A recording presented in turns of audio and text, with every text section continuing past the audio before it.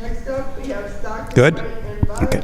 On deck, Dave Ellenwood and Roxy. Good morning, America. You got Elliot Roberts here in beautiful Afton, Wyoming. We're here at the fairgrounds. We're going to be looking at the second go of the intermediate cattle class.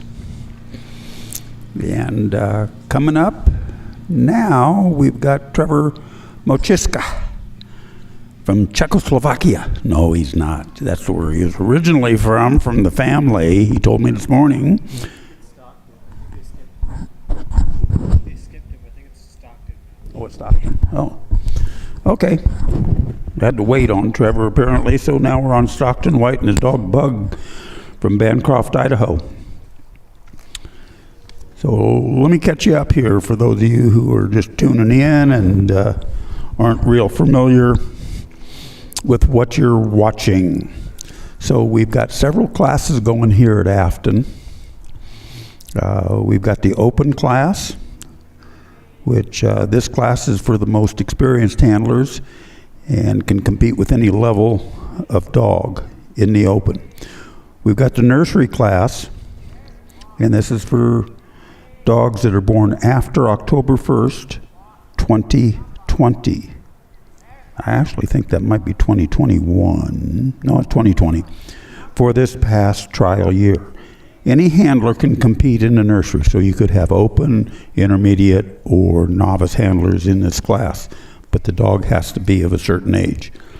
The intermediate class is for handlers that are not quite as experienced as the open, but are more experienced than the novice. And again, any level of dog can compete in the intermediate. Then we've got the novice class for handlers that are just beginning into trialing. Any level of dog can compete in the novice.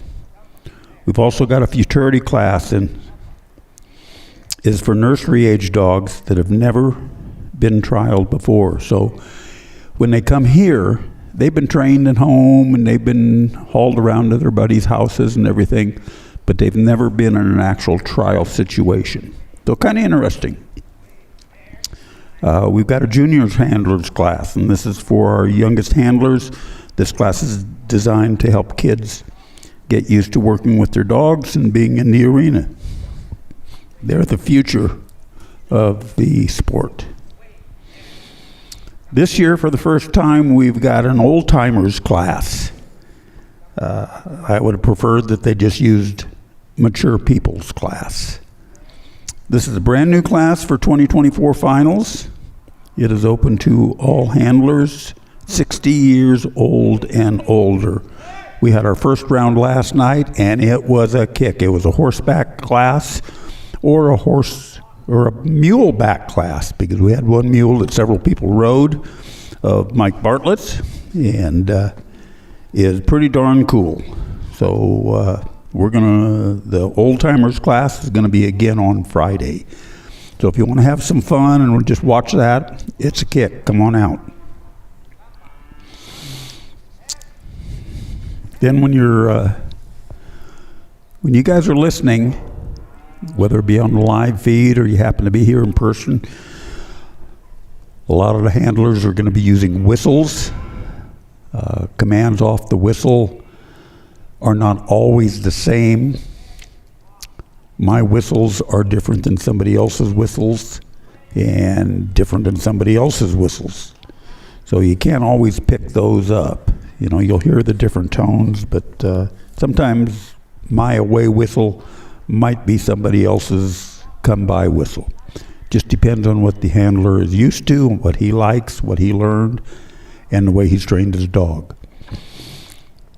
But if you listen closely to the contestants that are verbalizing rather than using a whistle, they use the commands in various, they use different commands.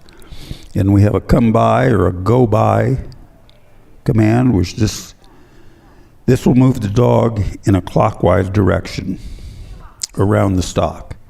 Away to me, or a lot of people just shorten it and say away. This moves the dog counterclockwise around the stock.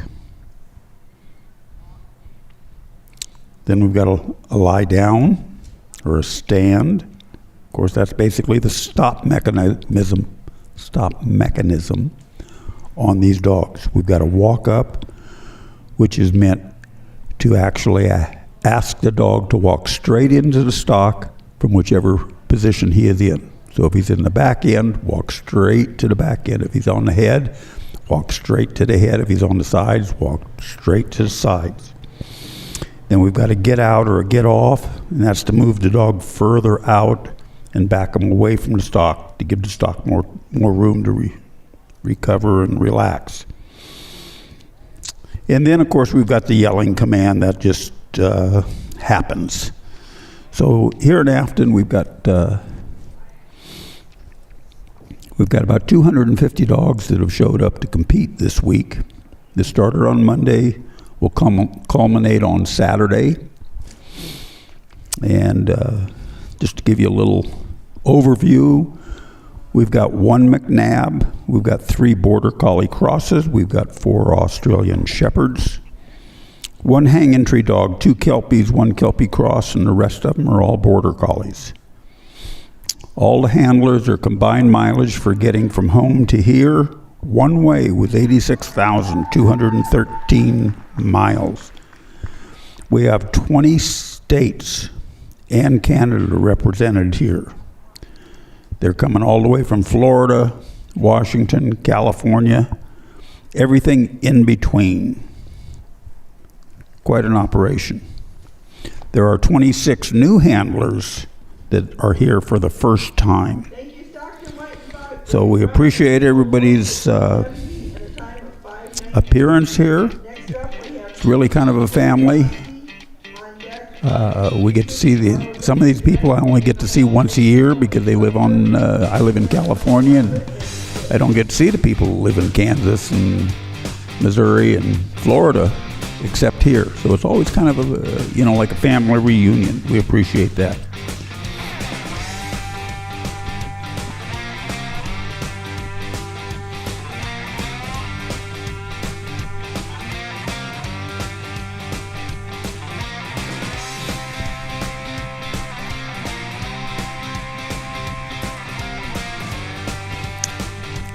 Okay, let's get started here. This is Shane Ellenwood and his dog Roxy from Banner, Wyoming. Shane won the first round of the intermediate cattle on Monday. And he's ready to call for his cattle. Cattle are going to be set out at the far end of the arena. So he waves, that gives them the idea that he and his dog are ready. And let's see what Shane and Roxy do. Cattle come out, Shane sends Roxy on a go by or a come by, stops them there, sends them again, goes all the way around, picks up the cattle. This is called the fetch. And that's fetch those cattle to me. They've got to come through this center obstacle. You're going to see it in a minute on your screens. Right there. The black one's going right through. And now they're all through. So he gets 15 points per animal that go through correctly. So there's a total of 45 points per obstacle. A combined total of 270 points in the course. So now he's got to come into obstacle number 2. There's 2 exits. There's 1 entrance, they're already in, and 2 exits. You can see that Roxy has gone around to that exit that they cannot exit and pushed them back. Now they're coming out the appropriate exit, and he is pointed on there. The clock is ticking, and this is a sport where we compete against with points and time. So we're always competing against the clock. Now he's going to push him up to obstacle number 3. Now Shane has to stand behind the handler's line. So he can move up a little bit farther if he wants, but he needs to direct that dog. The dog has to protect both sides. Going into this obstacle number 3, they have to enter where they did And there's places for them to escape both left and right, and then there's two openings, a right one and a left one. They have to come out the left side like they did. Shane's got a good run going here. Roxy's done a really good job of staying off these cattle, keeping them calm. Now she needs to kind of bunch them up a little bit. Now he's going to obstacle number 4, which is over in the far left corner of the arena. And you can see they're all walking to it, but this black one is kind of fading off, so Roxy is coming back to kind of turn them. You see what a nice job she does of just turning the cow's head and then leaving her alone. Don't pick a fight. Kind of bunch them up. When you get them strung out, the theory is direct the front one, go back and push the back one. So now they're coming down into the pin and the sword, obstacle number 5 and 6. Red one's kind of leading, but went off to the side and missed the opening. Okay, that black one at the end, run right through. So what Shane needs to do now is turn them all around and go back and load through the appropriate opening.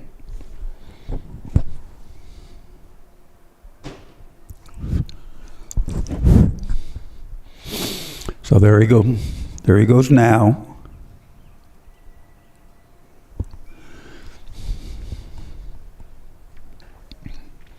I take him around the obstacle. Roxy's doing just a tremendous job of directing these cattle and staying off of them and not creating a fight. Once the cattle start fighting, she's going to have a problem. She needs to get up there. That red one just didn't want to go. Now she'll follow the other ones. They're all in. Now he's got a sword. He's got to set one. There's 2 openings. One where Shane is. One has to go out that side first. One has to come out the second one. And he has to turn this one around and come out the one on the left. And they cannot back out the side. Roxy's got to stay in her position and keep them from going out the back. Nice job, Shane and Roxy. That's a full score and a time of 4 minutes and 12 seconds. Roxy, full points of 270 and a time of 4:12. Next up, we have R.J. Newson and R.O.W. Jed. On deck, Ray Temple and Stryker. In the hole, Michael Bartlett and Sis MB. Getting ready, Lorena Collins and Sky.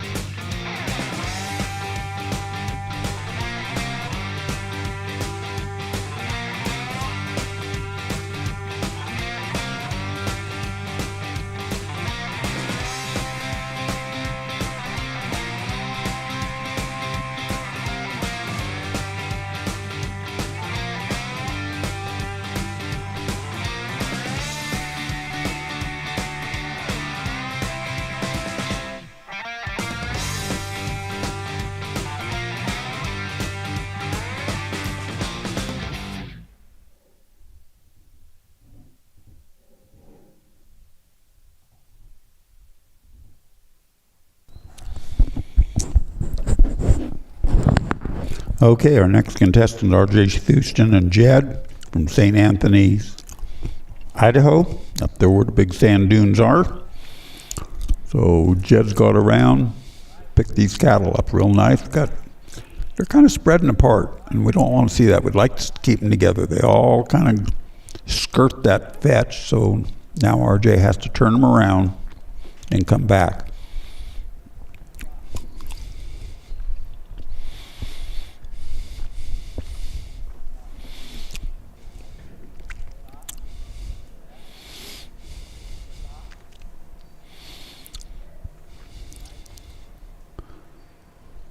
So I'm told from my really, really good handlers that one of the things that we need to work on is we need to identify these cattle as soon as they come out of the gate.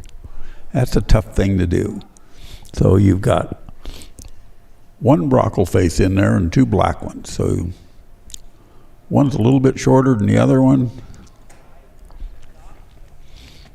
But identify their behavior right away. See which one's the leader. See which one's your troublemaker. Try to put your troublemaker in there so he'll follow the leader. Put him in the middle. Don't let him be out in front because he's always going to cause you trouble. So RJ's got him loaded. Jed's come around and blocked that hole that they can't come out of on the back side of that pen. But also kind of moves around when the cattle get stalled like they are right now. Now they cannot come back out to the entrance. So RJ's moved himself into position to block that. Got him out. Got them grouped up, and they're moving to obstacle number 3. Whoa, RJ, you're over the line.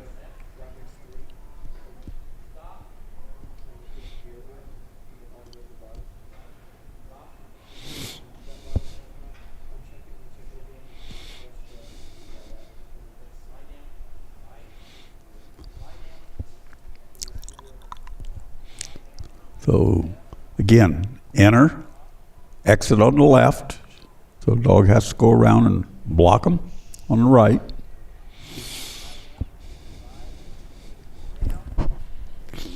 Now we're moving up to that far left corner of the arena. Nice and steady, sometimes slower is faster. Even though we're working against the clock, you can only make these cattle go as fast as they want to go. Dog gets in there and starts creating a problem, starts biting on them, irritating them.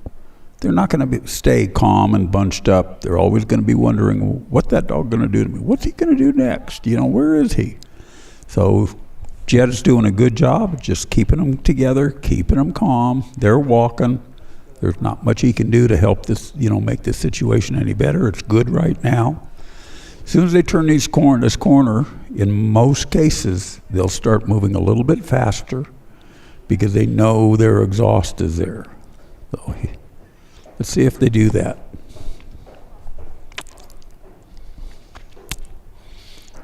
Yeah. Okay, you can see Jed's gone to the head where he shouldn't be. Turned them around, stopped the forward momentum of those cattle, and got into them just a little bit. But you can see that they're kind of trotting off, but they're still looking at it because they're not real sure where that dog's going to go. So good job, RJ. Lays them down, gets them into the sort pen. Once he gets in, he gets his points for loading. So right now he's at 225 points if the buzzer were to go off. That's what he would have because he would lose his sort points. So he's got to get one out this far hole. Nice job. Turn him around, let him come out this second hole, and one out the third hole. That's a really nice control sort. Good job, RJ and Jed.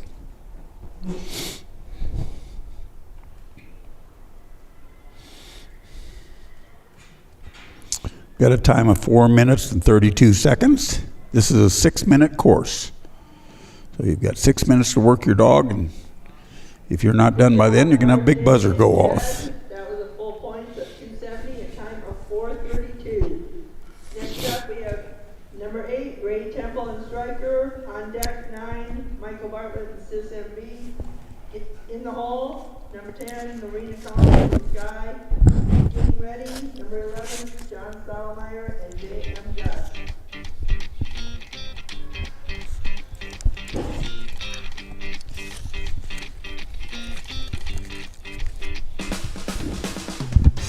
I want to give a big shout out to all our sponsors, our championship buckle sponsors, our Sheer Bliss, Weymouth Stock Dogs, West Coast Stock Dogs, Morrow Enterprises, JB Waterwells, Red Baron Drive-Ins, Best Burgers and Ice Cream in Town, Alpine Animal Clinic, and Creeper Border Collies from Thayer, Kansas. Most of these people, I think all of them actually, are participating here as dog handlers. So we appreciate their help. Our major sponsor is Nutrena. And they have helped us tremendously. Hopefully today I'm going to get an opportunity to sit down with the Nutrena reps who apparently had other obligations the first couple of days, and I haven't been able to see and talk to them, but they're a wealth of knowledge. I enjoyed talking to them last year. Picked their brain on animal nutrition, what's good, what's bad, what kind of foods dogs digest better, what types of food a lot of dogs are allergic to. Pretty interesting talking to them. So hopefully they'll be here later today and we'll have an opportunity to talk to them. Here we go with Ray Temple and Stryker from Lexington, Oregon.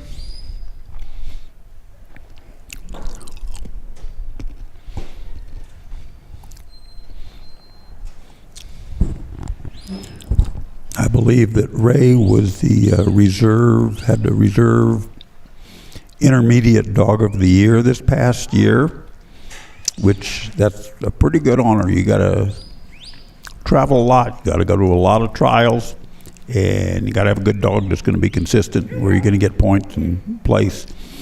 So this is Ray's last show as an intermediate. Because according to the rules of the Mountain State Stock Dogs Association, if you get the honor of being dog of the year, having the dog of the year or the reserve dog of the year in the intermediate class, you move to the open. If you were to do that in the novice class, you get moved to the intermediate. Just one way to keep things moving up, and it's a heck of an honor to get to the open or to the intermediate. So a lot of people think it's a hardship, but you know, when you're good at this level, you deserve to be moved up. You're good, you know, and that's a compliment. So you should take it that way. So let's see. Ray's got two of them in the pen. Now move the other one.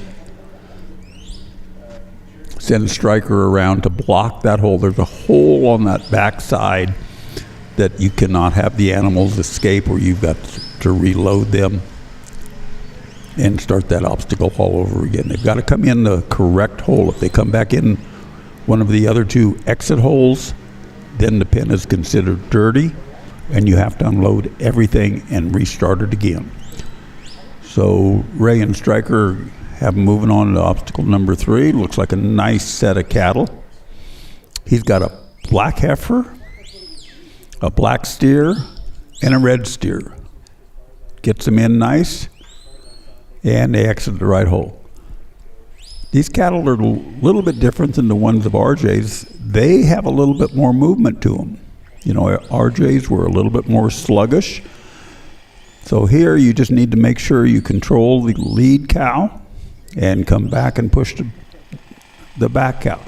They're all staying pretty much together. And I would look for these when they turn the corner on obstacle number 4, that they are headed down to the pen at a pretty good trot. So let's see what happens.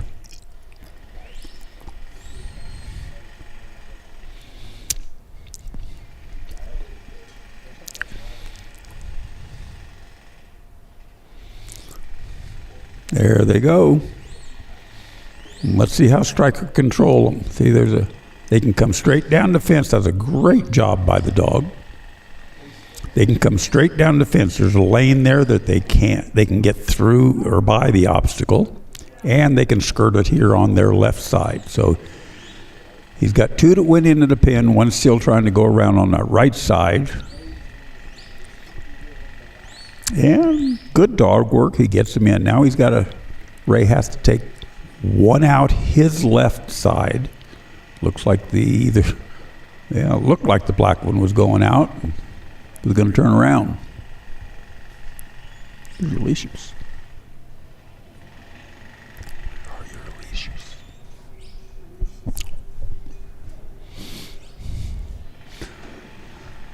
Okay, this is a wait and see situation. You know, if he gets them all up in front, they're going to want to kind of jam out and over the top of them. If that happens, because it's not the correct way to do the sort, he'd have to start it all over again, reload it, get them back in, start it again. So a lot of patience, a lot of wait and see. They cannot come out the back. So if Ray puts too much pressure on them, and one walks out like that one did, he's done. So he come back in the right hole, so he's okay. If he would have gone around and come in somewhere else or run off, you still got to bring him in. You got to have all 3 cows in the pen when you start your sort. So now he's got 1 out that side.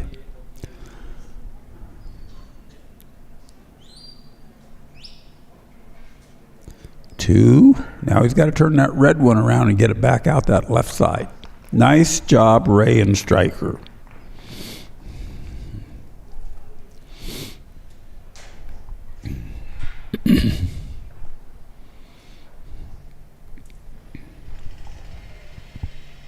Okay, thank you. Looks like Ray and Stryker have a time of about 4:58, I think it is. 4:58. Let's see the official clock. We have number 4:58. and Sis MB. On deck, number 10, Lorena Collins and Sky. In the hole, number 11, John Stottlemyre and Jake.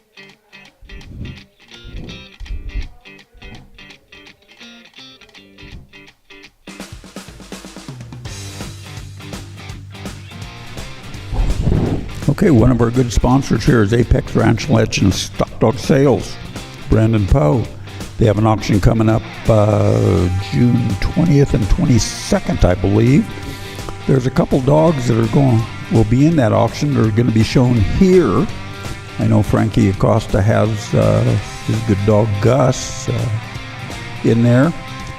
Frankie runs in the open. Gus is in the open. I don't know what other classes he's got him in, but I think there's a couple more that I'm not aware of. So take a look at them, watch them, give these guys a call.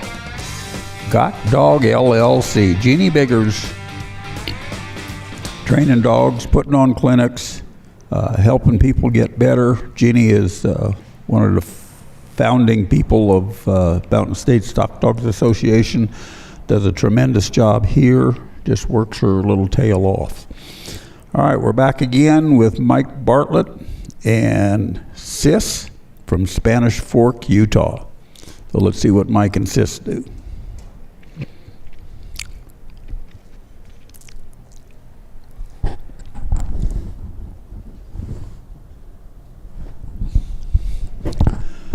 So the handler, when the cattle come out, the handler has a choice. He can send them clockwise or counterclockwise, away or come by.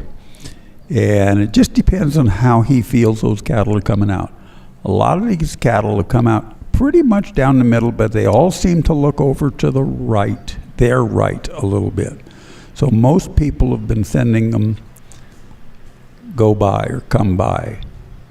You can see when the dog got over to their side, they started changing their direction and pushed out this way. So Mike took a little pressure off with Sis and got them to the back, and they're going. This is a nice set of cattle so far. We've got 2 black heifers and a Charolais heifer. A Charolais looks a little curious.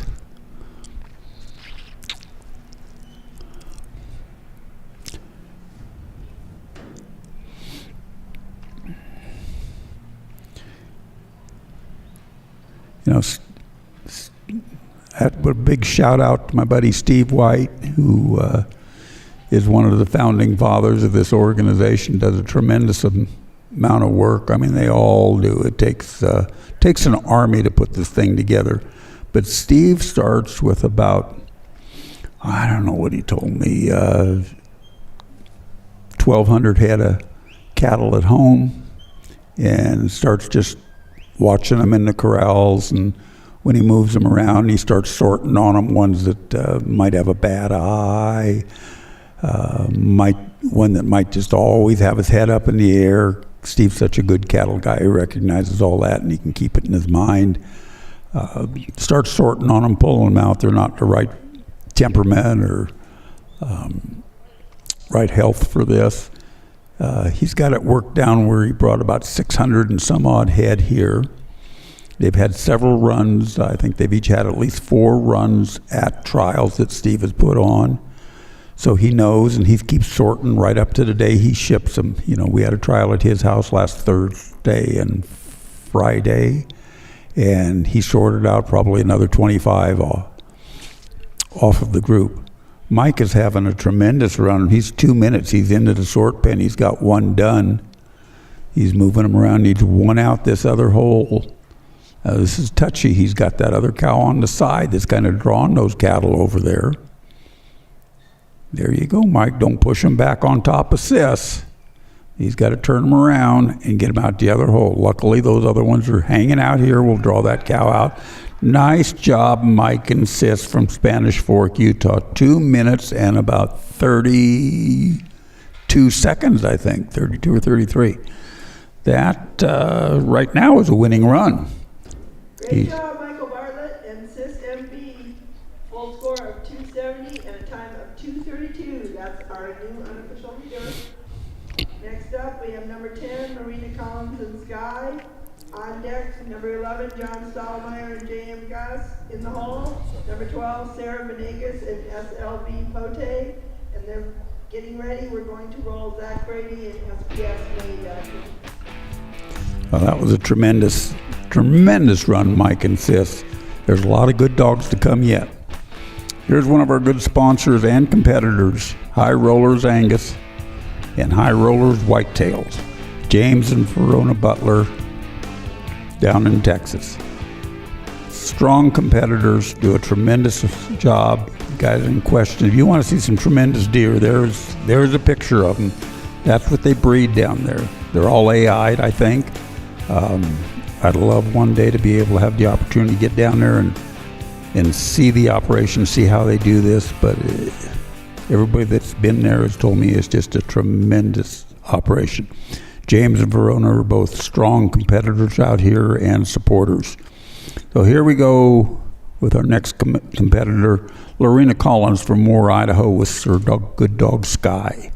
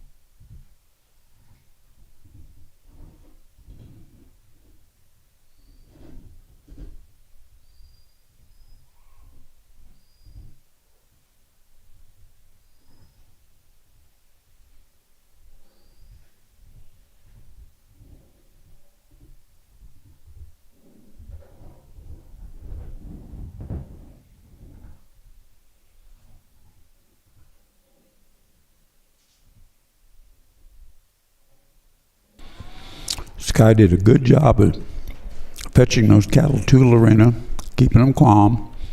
They're at a pretty good pace. You already eat your half? Okay.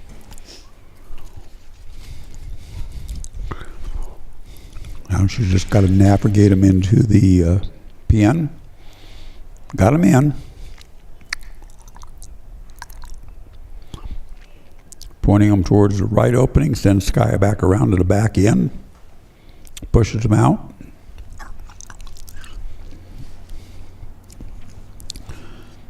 Now this would be a pretty easy set to identify. You got a red one, black one, and a white one. So let's see which one might be the leader, which one might be your troublemaker. They actually look pretty good.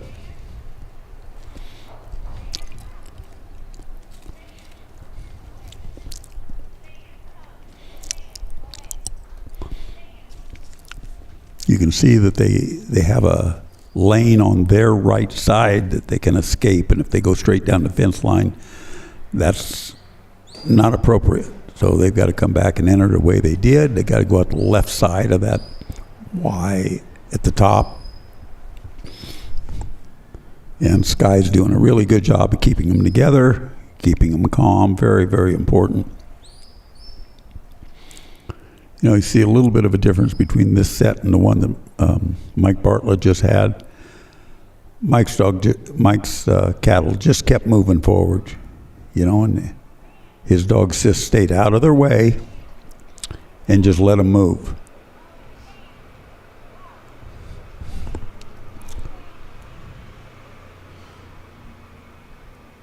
This group of cattle is a little bit looky.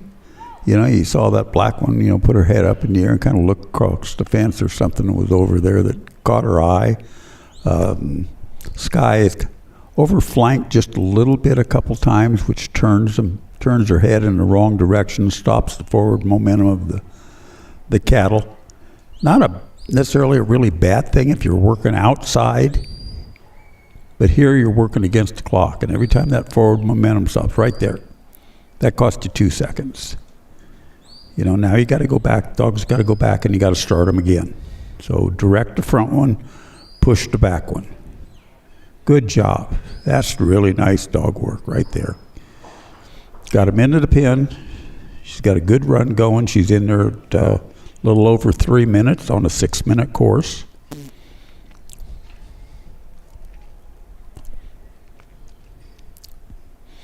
Got to have one out there.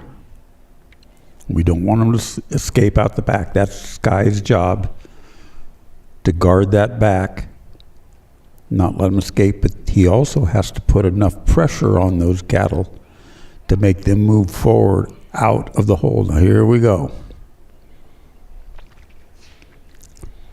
Okay, he's doing his best to keep that cow controlled. Gets him back in. Everything's still good. Went in the appropriate hole. And now she's just still starting her sort. Got to get one out the hole on the left. Ooh. This is chancy. Got one out the right. Turn the red one. Good work. Good work. Little over 4 minutes, 4.5 minutes or so. Let's see what the official time is. 4:33. Okay, thank you, Lorena Collins. So here come our horseback crew in to And a time of exhaust the cattle. Next, we're going to have number 11, John Stottlemyre and J.M. Gus. And I got to tell you, Sunday night before the Yes, May. final started on Monday morning, Followed by Steve had all the people that are involved with and this trial come to a meeting we're going to at the fairgrounds, and then I was counting, there's about 50 people in there. And you look around, I mean, there's everybody from the judges and the scribes and the timekeepers and all the set-out crew, the ones you don't even see, us commentators, you don't see them, but if you look on the backside where these cattle are coming out of, there's, I think, 3 or 4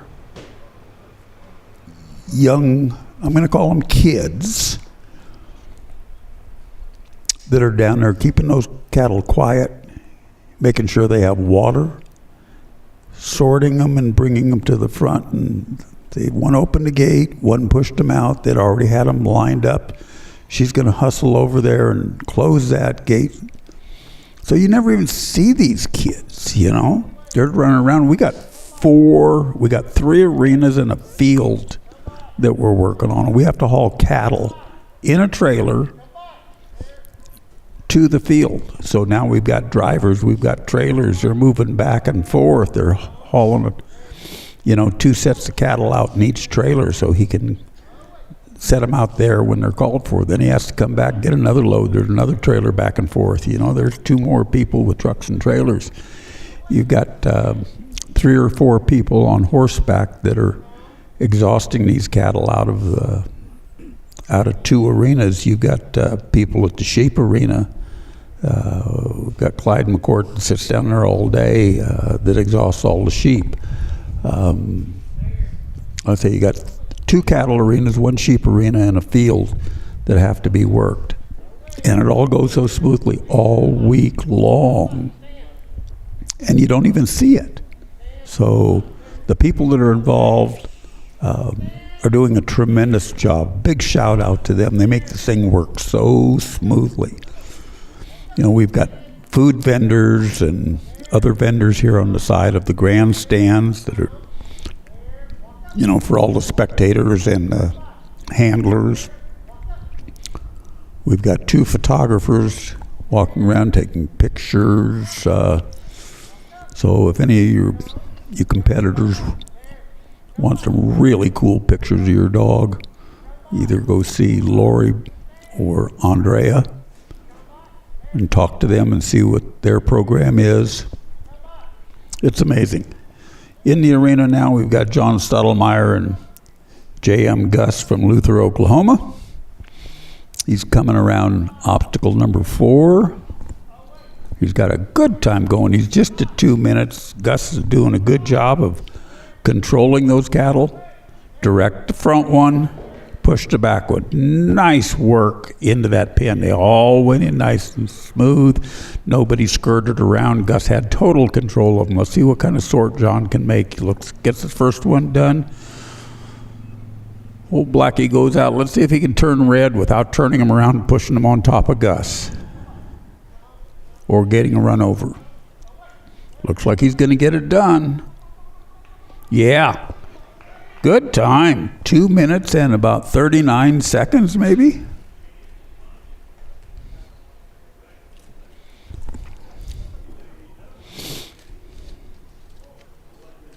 .243. Good run. Good job, John Stottlemyre and J.M. Gus. Full points of 270, a time of 2:43. Okay. That would unofficially be second place. Next up, we're going to have Zach Brady and SBS May. On deck, number 13, Dwayne Hayes and Jesse. In the hole, Dorian McCourt and MIS on Navy, number 14. And getting ready, number 15, Ray Temple and RCP. This is going to be a tough class in here. We've already had a couple of them in the 2 minute range. You're going to need to be 2 minutes to get a check in here. I don't think 3 minutes is going to get you anywhere. So these classes, we have 2 full rounds, and then they take about the top 20 into the finals, which will be, some classes will be Friday night and other ones will be Saturday. So they'll take the top 20 scores and times, and you're going to probably need full scores to, on both your runs to get into it. And they'll run them, I think they run from slowest to fastest, and that's always fun. We'll see who gets to be the champion. So here's my friend Dwayne Hayes and Jess from New Plymouth, Idaho.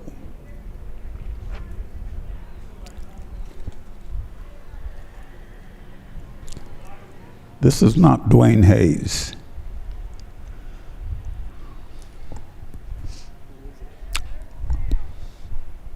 Can't see.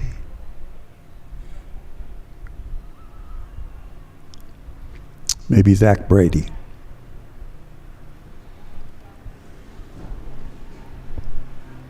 No.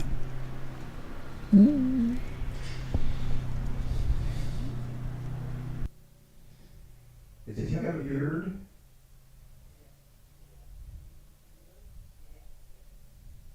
Zach Brady? I don't know. It's not Trevor.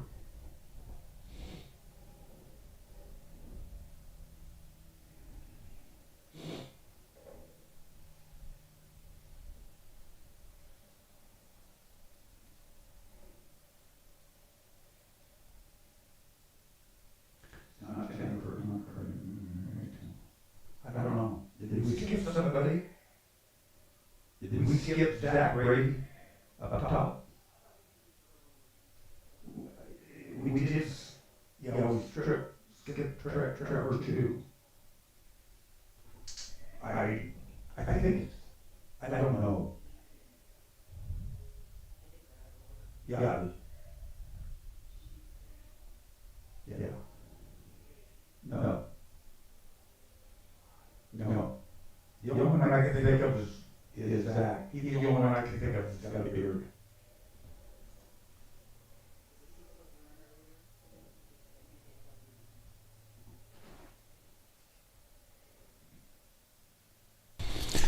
Okay, well, I think we've got Zach Brady and May out there.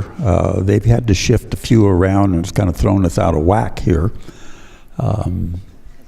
Because some of the guys are up in other arenas at different times, and they have to kind of drop them down a little bit. It gets a little hectic. So we're trying to work it out, and like I said, I think this is Zach and May. So they've got a heck of a good run going.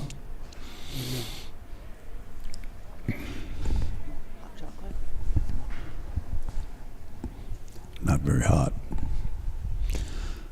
Okay, nice start on a sort, nice and calm. Just walks over there quietly. He's got to turn the head of that one. Yeah. Another 2-minute run. You know, I think we've got 62 dogs in this class, so there's a lot of dog power in here. And just about the time you think you're leading it, somebody else comes back and kicks your butt. You're not leading it no more. You know from experience. I know from experience. Yes, thank you very much, dear.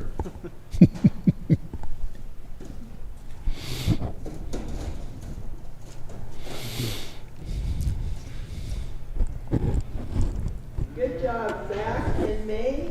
A full score of 270 and a time of 2:45. I believe that's unofficially third place.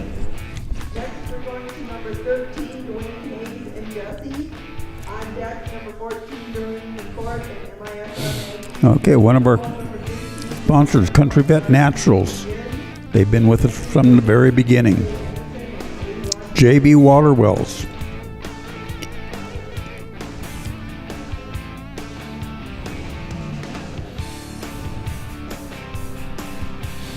You know, we appreciate all the help from all our sponsors. They make it happen. Okay, now we're coming to Dwayne Hayes and his dog Jess. Jesse. All right, take a look at Dwayne. He's a pretty good sized boy. You can tell why I knew that Zach was not Dwayne. We knew that much. Okay. I like this little dog of Dwayne's. Seems to keep the cattle quiet, works off the cattle. You can see the outrun that dog has had way wide. Hit the fence line, is still on the fence till Dwayne, he's still pushing them around.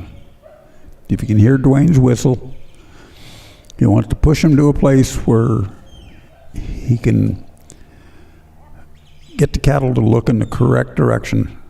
That one on the far left, was a little bit interested in the dog, but Jesse got up there and showed him who she was, I guess. So now we're walking pretty good.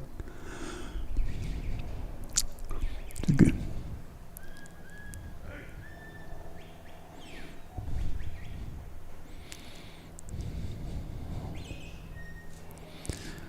Okay, we're through the fetch.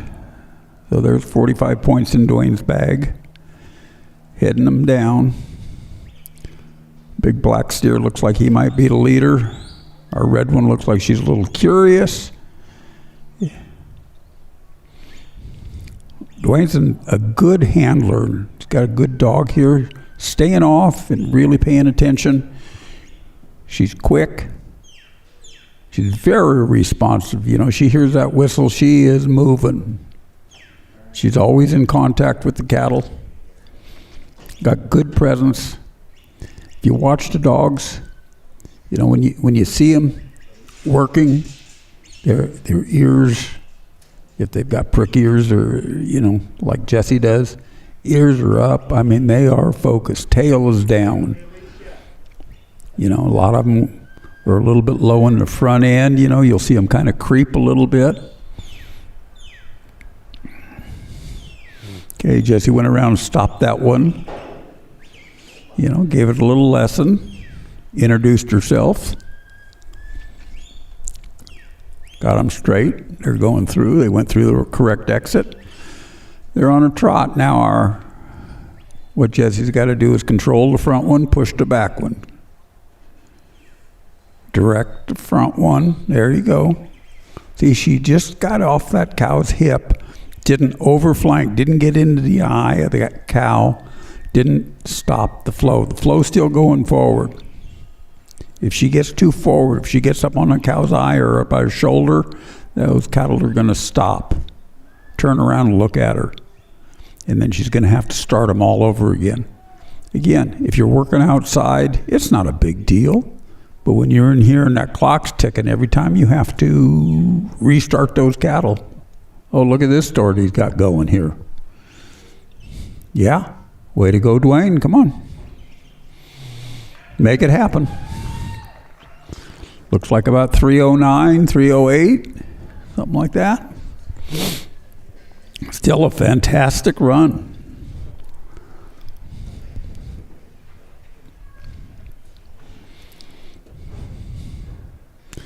So these cattle will get one run in this arena today or every day, one run up here, and then they will get one run in the lower cattle arena. But between now and then, see, when they exit here, they go back into the feed pens where there's hay and water, and they get to sit there for several hours probably until they go to start moving them. We'll take a little break here at that time where they got to move cattle from the upper arena to the lower arena, and et cetera, et cetera. DJ Anderson and A1 Jolie getting ready. Number 17, Clyde McCourt and MISR Spud. I'm in here. So entering the arena now in the intermediate cattle course in the Nutrena Loyal Life Arena, we call it the upper arena, is Doreen McCourt and MISR Maggie from Wellington, Utah. Doreen and her husband Clyde, who is down in the sheep arena now, working to exhaust all the sheep when they're done each class or each run, are one of the founding directors of the Mountain State Stock Dog Association.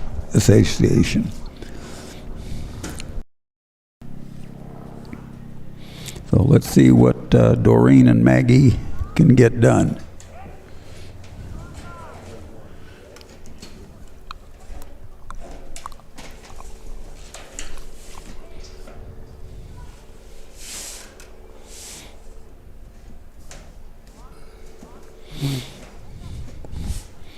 You guys ever get to Wellington, Utah?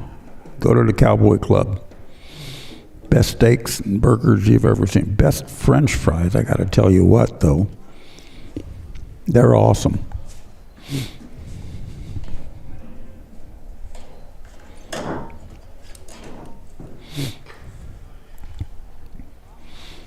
Good job, Doreen and Maggie, getting them through the fetch.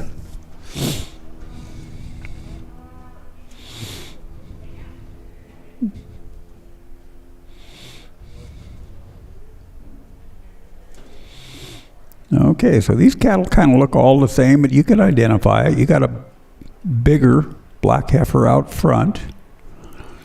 In the middle there, you've got that heifer that's got a little bit more brownie colored.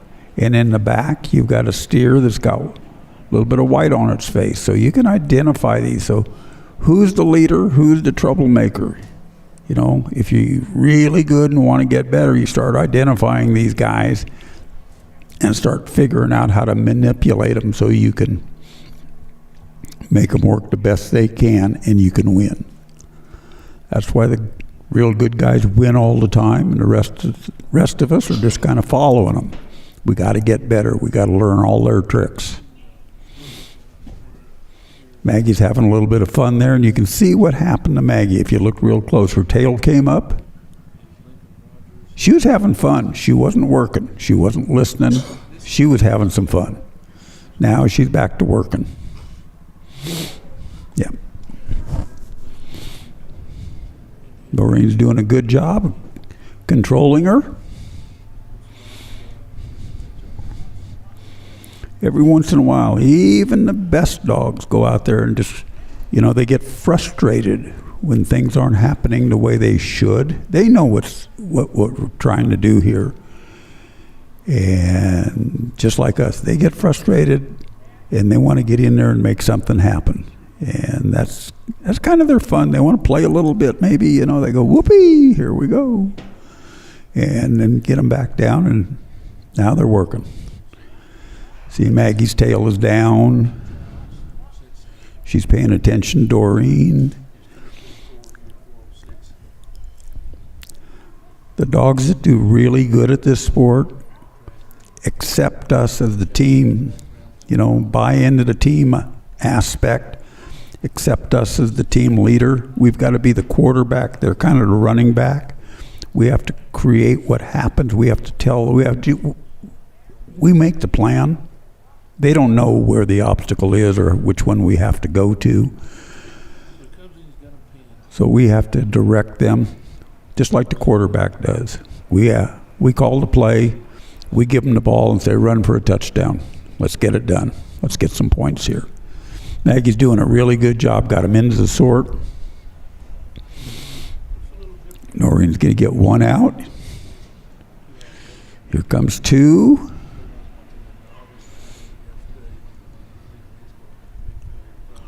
Turns that one around. Here comes three.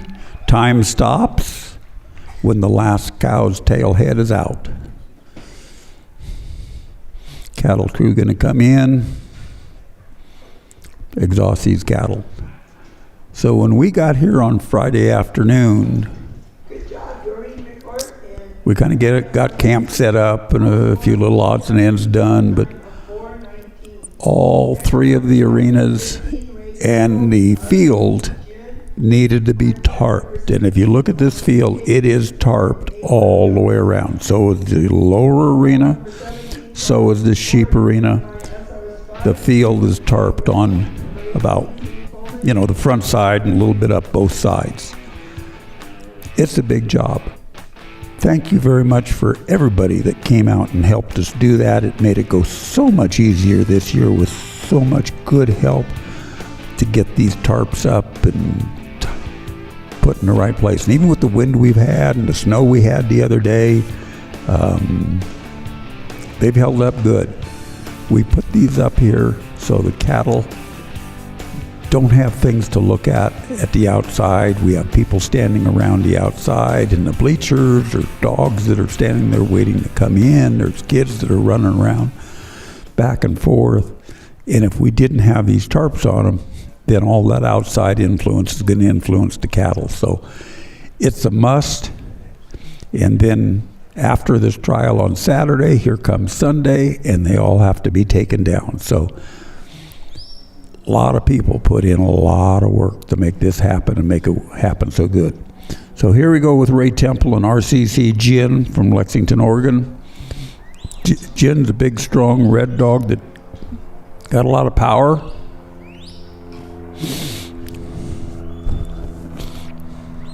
Cattle are kind of doing their own thing right now. They're just kind of wandering around, looking around, figuring. They haven't figured out what's really happening. You know, they're freelancing, as I would call it. But Gin does a good job of getting around, not turning the cattle in the wrong direction. Just directs the front cow, pushes the back cow.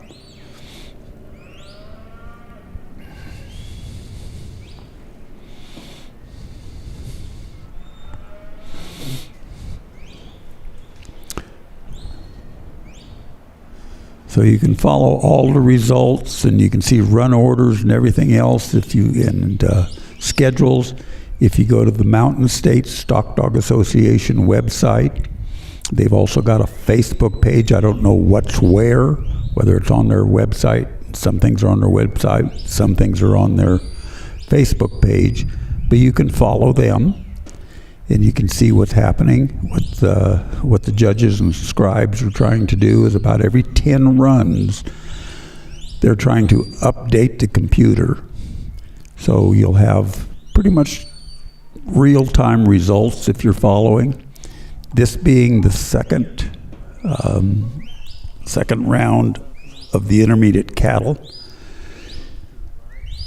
I don't know if they're going to update the totals, but after today, you'll be able to see all the results from the first round and the second round, and then they'll have a combined score, and you'll be able to see who's going to make it to the finals, because they'll only take about the top 20, I believe, into the finals.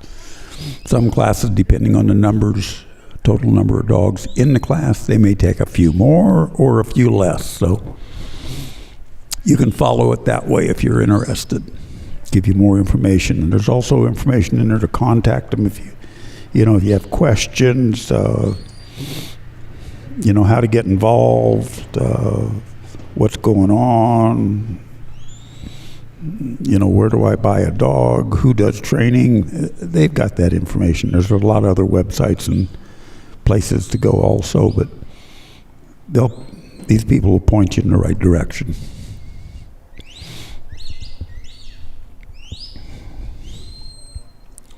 So I don't know if I mentioned or not, but Saturday is Kids' Day out here, and in this beautiful fairgrounds in Afton, they bring in face painting for the kids, bounce houses. They've got stuff going on. A whole bunch of people from the community come out and support it and have fun. And God, there's bunches and bunches of kids and families out here, and it really makes it cool, And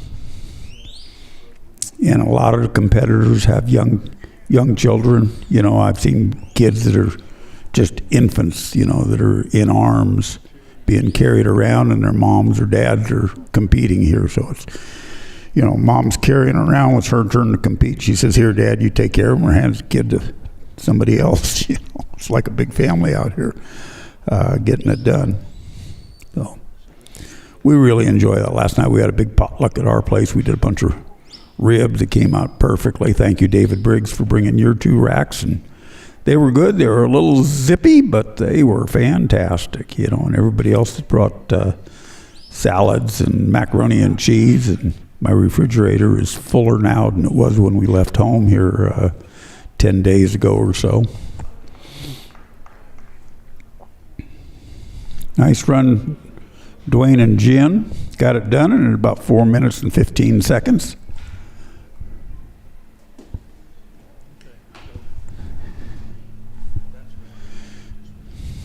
Good job, Ray Temple and RCC 10. Full points of 270 and a time of 4:14. Next up, we're going to have number 16, DJ Anderson and A1 Joni. On deck, number 17, Clyde McCord and MISRU Plus. In the hole, number 18, Steve Coleman and MISRU. Getting ready, number 19, Carol Griffin and LJL Phillips. Okay, well, there's our standings in this class so far. We've got Michael Bartlett at a full score 2 minutes 32 seconds, followed by John Stottlemyre, 2 minutes and 43 seconds. Zach Brady, 2:45. Dwayne Hayes at 3:08. And Jennifer Smith at 3:16. So you got to be pretty snappy. And there's probably... I don't know, there's a good 45 dogs left to run, so you've got 3 of them in 2 minutes. Your top 5 is probably going to be in 2 minutes. Okay, here's DJ Anderson and his dog Jolene from Allega, Utah. I hope I pronounced that right. DJ puts on some trials up there in Logan. He works for the university and puts on several a year. Good friend, appreciate his help and support. DJ, I believe, had the champion. Let me look here, see which dog it was. The dog of the year in the intermediate. So actually this year, DJ is now officially an open handler. This will be his last show as an intermediate.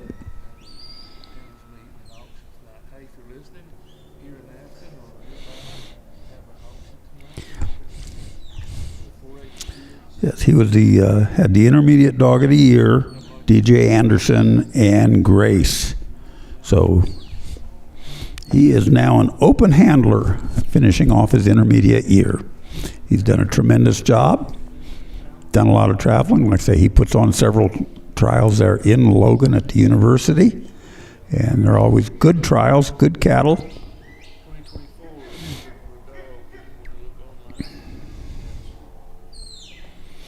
2024. DJ's got to hustle, and he's going to lose it. So what happened right there is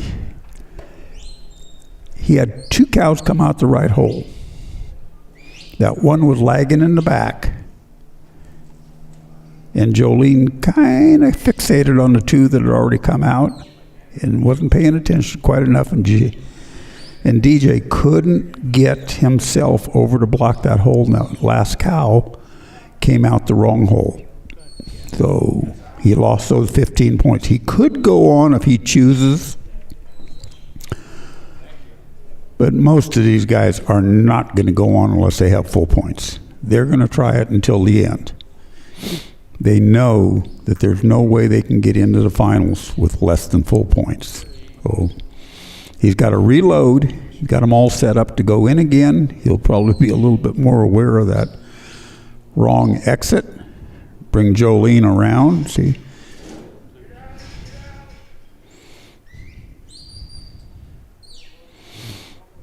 Right where he's standing, there's an exit. This black cow hopefully is going to walk out.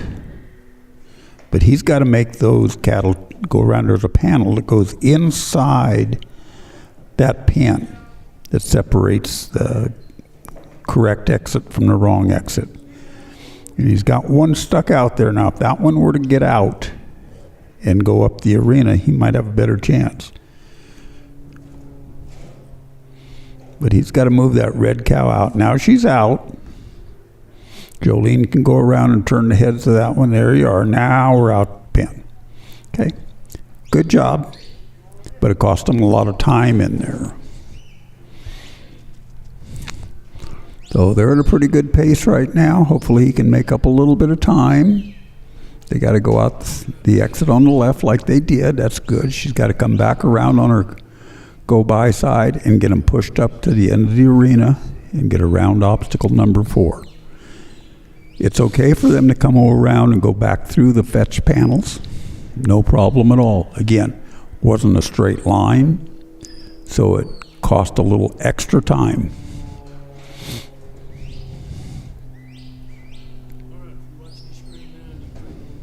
Okay, he's got them all 4 around, or all 3 around around obstacle number 4. They're a good pace if we direct them.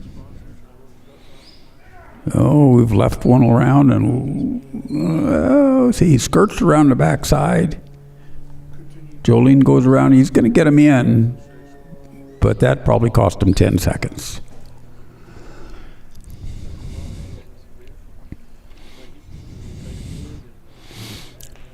One out the gate on the left. One out the gate on the right.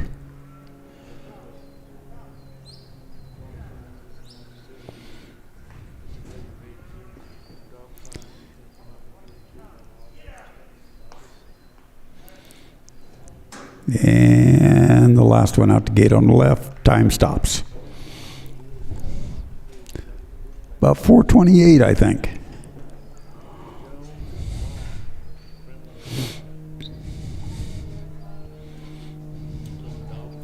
You know, a good run. We can see just a Good job, DJ. couple little On Jolene. mistakes, brain farts, whatever you want to call them. Cost them 2 minutes in there. You know, an overflank, not being able to block that hole on obstacle number 2, having to reload them. Just cost them time. One of our sponsors here and competitors, Lone Rider Stock Dogs, Bo Sir from Oregon.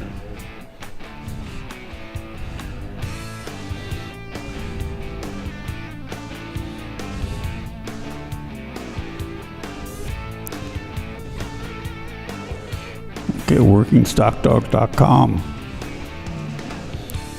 Here we go with Clyde McCourt and MISR Spud. Clyde again is Doreen McCourt's husband. They live in Wellington, Utah. They're one of the the founding directors, both of them are founding directors of the MSSA. I don't know if we talked about it, but the initials, the letters in front of the dog's name. So this dog's name is Spud, but his registered name is MISR Spud. And you'll see that throughout the day on the monitor. And that's usually MISR is Mill Iron S Ranch. And that's the designation that Steve and Sherry White, what they call their ranch, MISR, Mill Iron S Ranch. So all their dogs that are bred there at their facility have the prefix of MISR. So when you see that, you know that where it came from. So you start following that, and you'll see these other ones that have some initials, and they're all a designation of the breeder. So if you see dogs that you like, and just for instance, you're following a dog that is MISR, not only you can talk to the owner, you know, you could call the breeder, which would be Steve and Sherry White, talk to them about their program as well, and get a feel for what's available and what you like and what you might need on your ranch. So Spud is doing a good job of staying off these cattle and controlling them. They just don't want to see that hole. Sometimes that happens. Looks like he's got two of them in. All he needs to do is get this brown one in. There she goes. But they're all on the wrong side of that panel, wanting to come out the wrong exhaust hole. So Clyde's got to stand there and flop his wings and take him around. He's got it done, but it cost him a few seconds. Now we're coming up here to obstacle number 3.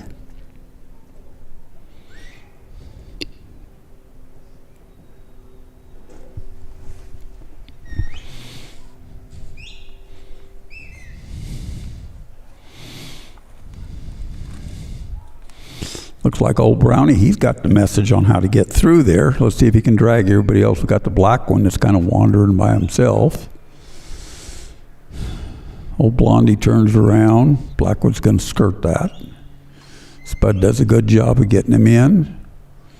Oh, wouldn't you know it, the brown cow's going to go out the wrong hole. This is the first one that I've seen this morning that's going out. Yep, all the way out. So he's got to bring them back and reload them.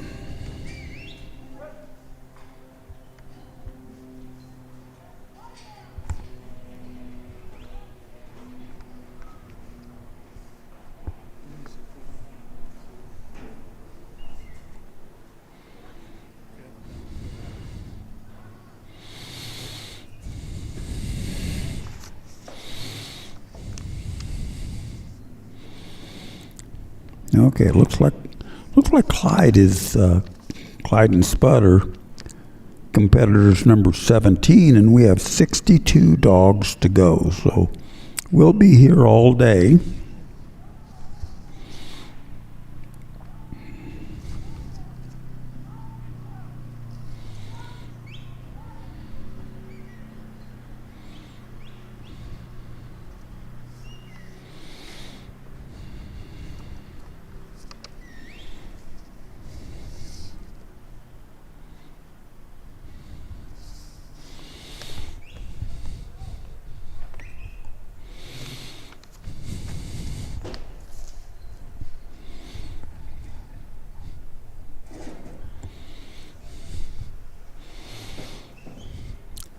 Looks like Clyde's got him kind of gathered back up again.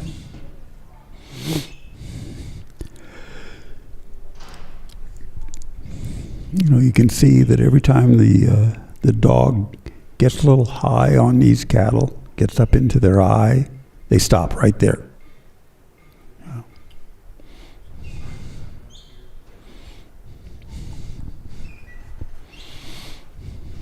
Seeing that the black one wants to go over where the brown one is. You know, she's dragging him over there. I think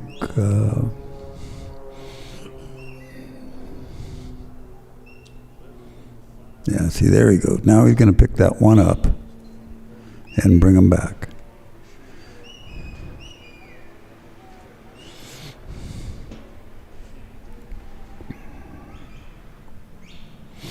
Now Clyde has to stay behind what we call the handler's line.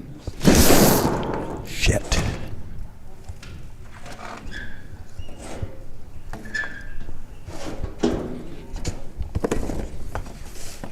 Let's not push that out so far next time. We didn't break anything, did we? I don't think so. All right. Okay, we just had a little accident. We're good. The control board that was sitting in front of me got pushed off the edge. Good try, 5 report, and MISR spud, scoring 90. Next up, we're gonna have number 18, Cindy Coleman, and MISR June. On deck, Carol Gershon and LJL Tilly. In the hole, number 20, James Nataroli and Diaz Quinn. And getting ready, number 21, Blaine Morgan and Storm.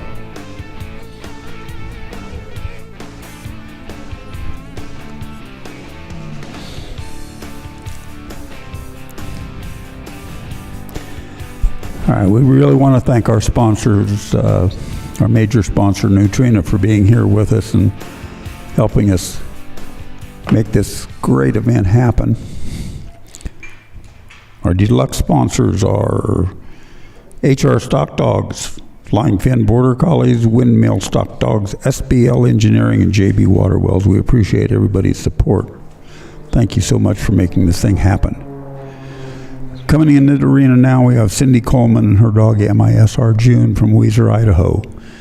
Once again, this is an MISR dog from Steve and Sherry White of Mill Iron S Ranch.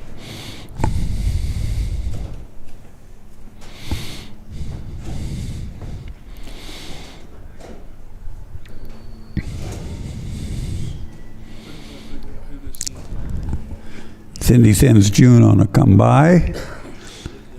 She needs to go all the way around those cattle. Good job. Got him moving. That probably was a not needed influence, but it was a good way to introduce herself. At least that cow knows who she is now and maybe won't mess with her. Just do what she asks. They've come through the fetch. They're at 45 points. Total score for the course is 270. We've got 6 minutes to do it in.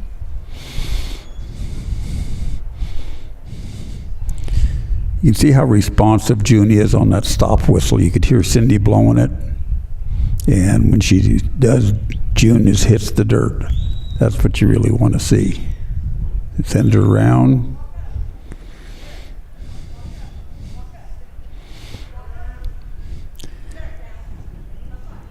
These dogs are just amazing the way they work. I like a dog that works like June, got his head down, got his tail down. Oh, that was not needed. That was just kind of a, thank you.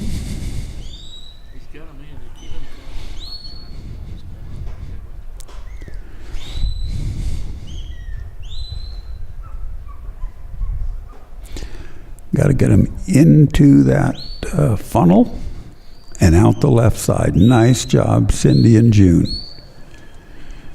Okay. We don't want to stop the forward motion. Just let them walk. Let them walk. Direct the front one, push the back one.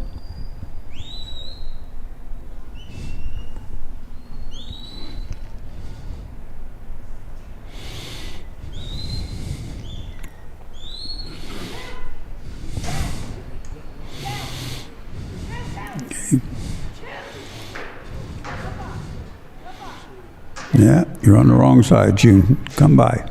There you are. See, not a big deal. She's going to get them straightened out, and they're going to go through obstacle number 4. But by letting them drift down here a little bit, now she's got to keep pushing on them to get them up to the top, to enter that obstacle number 4 on the top. And she's going to get it done But now she turned that cow around. She's got to come all the way around, turn them around again, get that forward momentum started, and now she's picking a fight. And that cow is getting a little bit upset. Now she's got him on the run.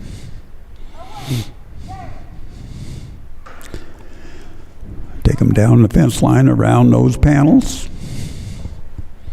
and head them to home.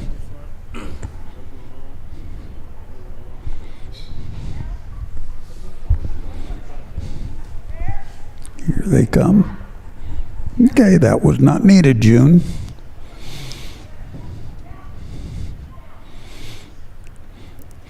See, she got the one in, but now we got two lagging behind. And they're just kind of standing there wondering what's happened, where they're supposed to go. They'll follow. They'll go right in. But again, it just cost her time. Okay, now she's got to sort them. One out the top. One out the bottom. Cindy's a good hand. She knows cattle. Good job, Cindy. A little less than 4 minutes. Full score. They'll combine that with her score and time from the first go and see where she sits in the average right now, and if she's got enough points and time to head to the finals on Saturday.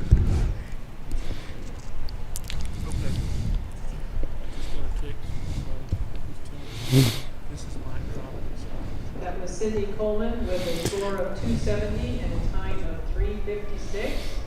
Next up, One of our good sponsors here this year, Next Level Dog Food. is 20, Brett Federal and Flynn. They've got a booth out here along the side of the grandstands. If you're around, go over and talk to them. Talk to Sharby. She's a wealth of knowledge. Ask her what's going on, what's good, what's better, why is this happening, what's better digestibility for a dog. You know, you got dogs don't all eat the same thing. Some of them are a little bit more sensitive to what they're eating, and there are certain products that are more digestible for them and some that are less. So just depends on the dog. Okay, here we go with Carol Gherkin and Tilly from Payette, Idaho.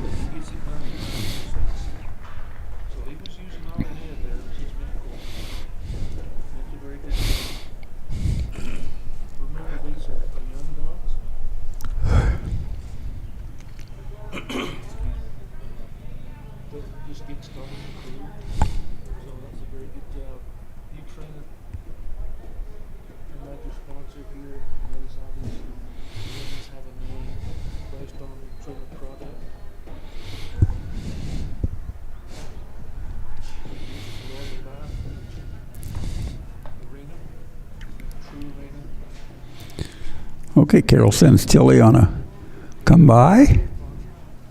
Cattle are set out. Like to see Tilly come all the way around them, right there.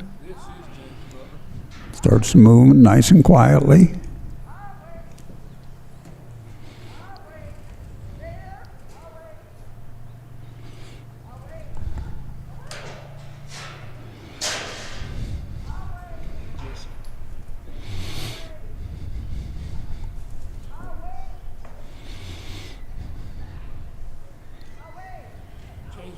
Okay, you can see that Carol didn't get Tilly around there quite in time to push that front one back into the middle to come through the fetch panel, so they went around the outside. So now she's got to get that one convinced that they need to go back and around to the middle where the fetch panels are.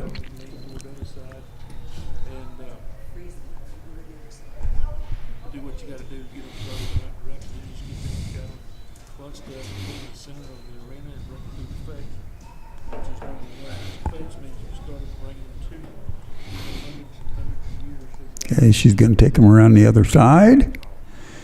And when all three of them pass the end of that panel, she'll send them around. Yeah, you didn't need to do that. There you lost that one. She can take them through the middle if she needs to.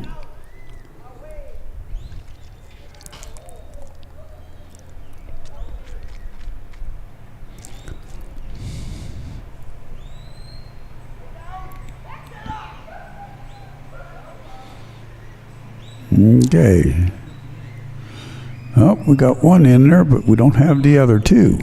So now she's got to get them all back through there again. Now she does have the option to move on since she pointed on one of them. But she'll lose the points and she has no opportunity to have a full score. And without 2 full scores, I don't think you're going to get to the finals.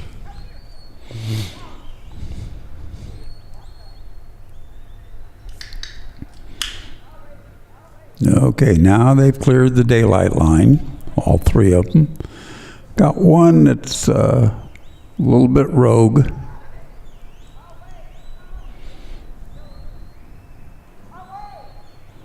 And her and Tilly keep having a discussion, and it's not going well. And these guys right here, this group, say with me,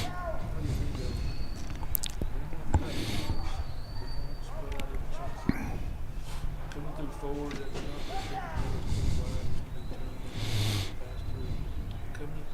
Here we go. Got all 3 of them through. Now we're on to obstacle number 2. That black heifer's at a high lope.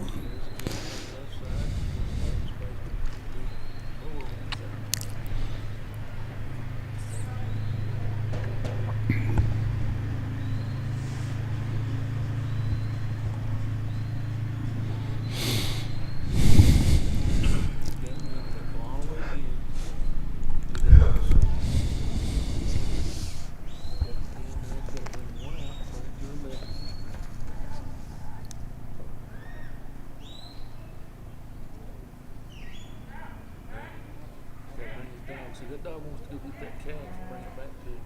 Gonna have control.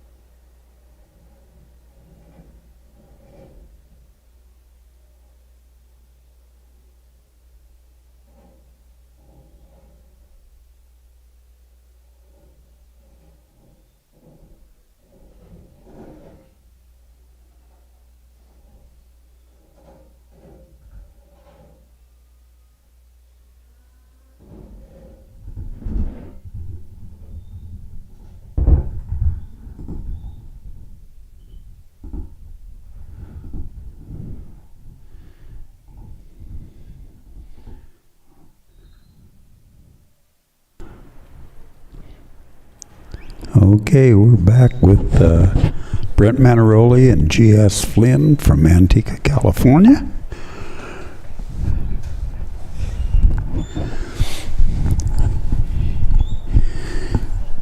You know, we talked about the initials or prefix in these dogs' names.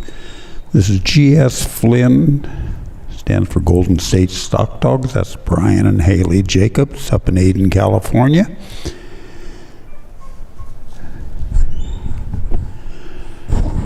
Brent's got them all cornered up in the obstacle number 2. Looks like he's got a nice set in there that sticking together. Not real trotty. Going to take a little more pressure from the dog to keep them moving, but as long as he can keep them directed, he'll be fine.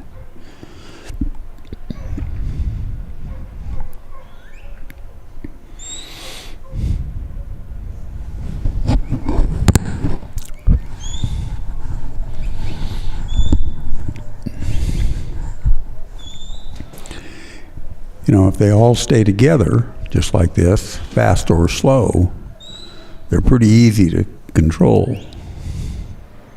It's when they get spread out is when we have a problem. You know, it's more work for the dog. It becomes more frustrating for us and the dog. So, like now, Brent needs to send that dog that side, get him bent. You'd like him up on the top side of those fetch panels. Come on back, get right behind him, just direct him in a straight line up above. Direct the front one, push the back one. You can see what happened. Flynn got up there a little bit high, got the eye of that one, just stood there and looked down. She's curious. You know, what are you going to do? What are you over there for? And see, she wants to keep coming this way, so he needs to get up there, just bend her head. Got up there a hair high, the other one's bent. She wants to turn around and look, so, okay. That gave her a lesson. Send them away, bend them into that obstacle. All they got to do is come around the corner. As he said, we use the dog on the top side to bring him back. Sort of to lift him screen. Okay. You know, this is one of these sets that, you know, they're sticking together. They're a good set of cattle. There's really nothing wrong with them. They're just not moving forward consistently like they just started to do. You know, they're just kind of sluggish. They're a set you're going to get by, but they're not a set you're going to win on. And the ones that you can't win on, you just need to get by. Do the best you can. Don't make many mistakes. Don't make any mistakes. And get them in there. Just keep them going straight. You know, you'll get all your points. And you can make up some time when it comes to the second 2 goes. The second and third if you make it into the high teamer. But, you know, you can never make up the points. Because everybody's going to have pretty much the same amount of points going in. Everybody's going to have pretty much 2 full scores. There might be a few that are on the back side of that 20 going into the short go that are down. Maybe they didn't get the sort, so they're down 45 points. You're not going to be able to make that up to get into the top 5. Okay, good job. He's got a sort going on. Flynn's kind of left now. If that cow goes out that back, he's got to reload. Finn got around there just in the nick of time. Didn't have to be that close. He just told the cow that you can't come out here. So Brent's going to have himself a full score with about a 544. That was Brent and Flynn with a full score of 270 and a time of 544. 21 Blaine Morgan and Storm are up next. 22 Andy. So, you know, we all want to be the winner. And 23 You know, Storm. but if we allow that to be the most important thing, we're not going to be happy campers, you know, because you are not always going to win. So, like myself, I'm as competitive as the next guy. I go in there wanting to win, thinking I can win. You know, if I make a mistake, my dog makes a mistake, I don't draw the best set of cattle, and I don't win, I want to come out of that arena knowing that I made the no mistakes or the fewest amount of mistakes that I possibly can, and that my dog worked good. If I don't win, or whether I do win or don't win, if somebody walks up to me and grabs me by the shoulder and says, "Hey, I really like the way you worked your dog. Your dog worked really well," I'm really happy with that. That makes my day, you know. So winning's not everything. It's our goal. So all we can do is try to get better, try to learn from those that are helping us and that are better than us, and try to move on. Always try to get better. Okay, here we go with Blaine Morgan and Storm from Oral, South Dakota.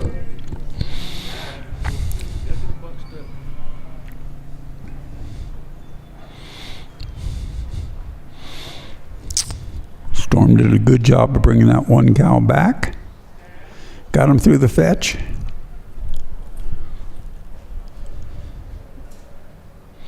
And where are we at? So when you talk about identifying cattle, okay, here come 3 black cows out here, 3 black animals. And you think, how in the heck am I going to identify it? Well, you got that one right there that Storm's having to deal with. Got a lot more brown on them. Then the other 2, they're about the same size, but guess what? Look close. One's a steer, one's a heifer. Okay? So now you've got them identified. That's the first step in getting better, I'm told. Identify them. Now start identifying the leader and the one that's going to cause you a problem.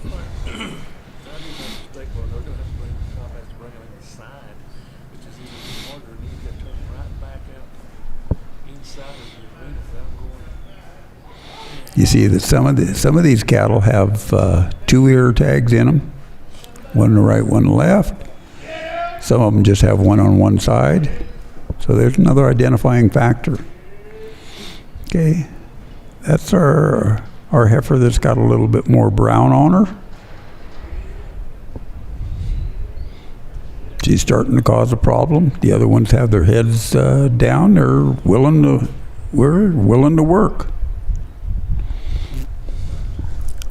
Now let's see if old Brownie can just lead him in. But nah, she's going to go off that side. She just needs a little bit more pressure to keep her going.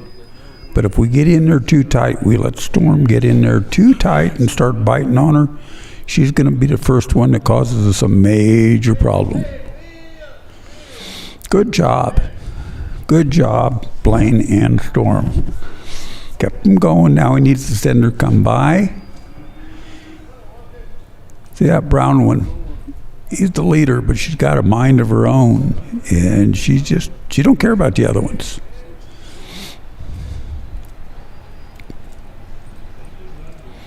She's going to go up there and read that neutrino sign is what she's going to do. She's going to see what's going on with that. Storm gets those other ones directed. She goes back and pushes the back one. Let's see what old Brownie does, just for the heck of it. You know, she was the last one in. And let's see if she trots off in front of them and leads them into the sort.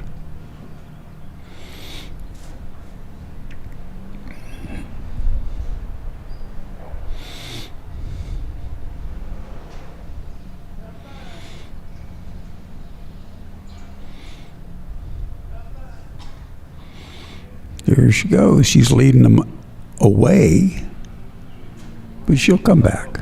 Storm will get her.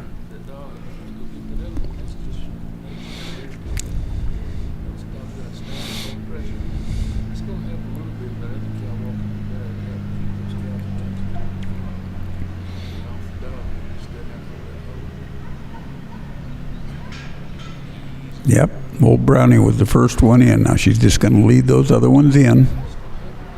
Oh, this guy's got a mind of his own. He don't want to go in there. She don't want to go in there. There she goes. Come on, Blaine, you got lots of time. Let's make a good sort. One out that top side. Here you go. Now one out the other side. Don't get in front of that brown one. I think she'd run you over. Gonna make it happen. Here it goes. Time right there. Nice run. Looks like about 4.5 minutes for Blaine Ann Storm from Oral, South Dakota.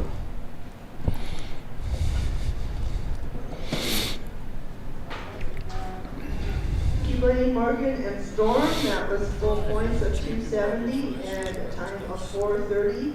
Next up, we're having 22 with Eddie Reynolds and Kel. On deck, 23, Trevor Motishka and /J Storm. In the hole, 24. So we really want to say thanks to all our sponsors, Next Level Dog Food.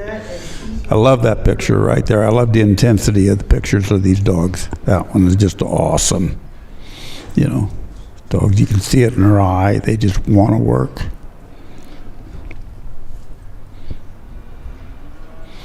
So with the Border Collies, you know, every dog's been bred for a purpose.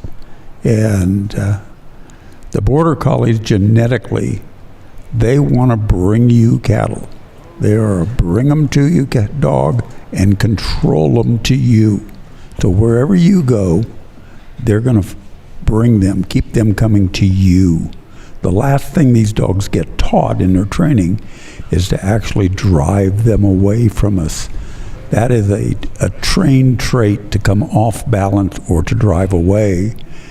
And it takes a while. Some dogs just don't pick it up because they always think when we're going the other way, they're getting away, Dad. They're getting away. I need to get over there and bring them back to you. Okay, here comes Annie Reynolds and Kel from King Hill, Idaho.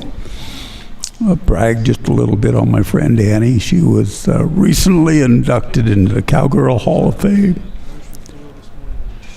What a deal. What an honor. She's been in the rein cow horse industry, she says, ever since she's been a little kid. Kind of dominated over the years in the past. Now she's gotten into the dogs. She's still got a nice ranch there in King Hill and is still very involved in the breeding and training of reined cow horses. So if you need any information or just want to talk to an interesting lady, go talk to Annie. Tell you who's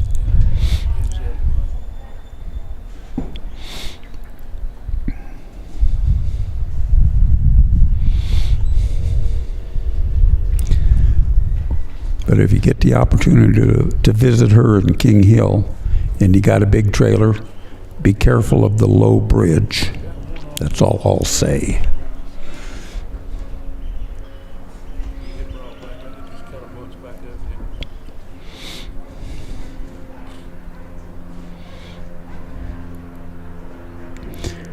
Okay, Annie's got two nice dogs here that she's showing. One is Kel, and the other one is Bright. I like both of them. I think that she got them both, and they're trained by Annie Tejan.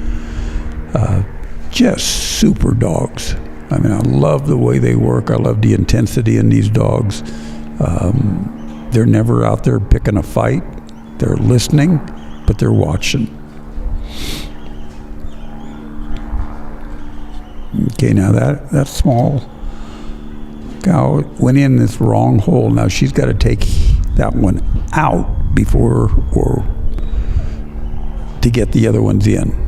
She can't bring the other ones in without having to exhaust them all. So now she's cleared. Now she can turn them around and bring them in the correct opening. You can see Kel's getting a little bit frustrated with these cattle. That one wants to kind of take off, and you know, these dogs they're controlling. They want to control them, so they're going to do whatever it takes to get them controlled and get them back.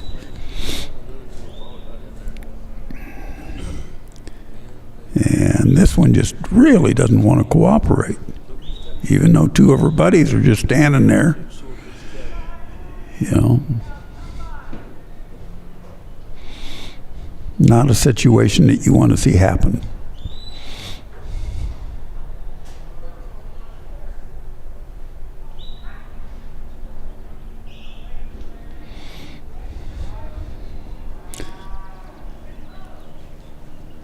I think that one might have gotten up on the wrong side of the bed this morning and just doesn't see any reason to be out here.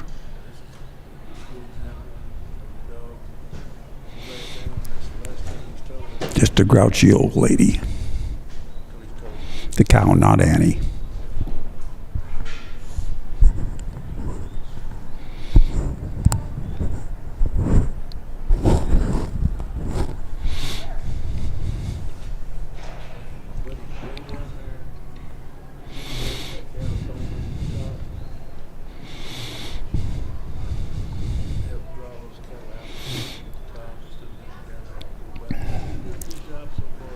So she's got a choice. She can move on with 2. You know, she's basically going to drop 15 points for every obstacle she goes to. But she, you know, you don't want to see this, but she'll get something good out of her dog, and that's what we're all here for.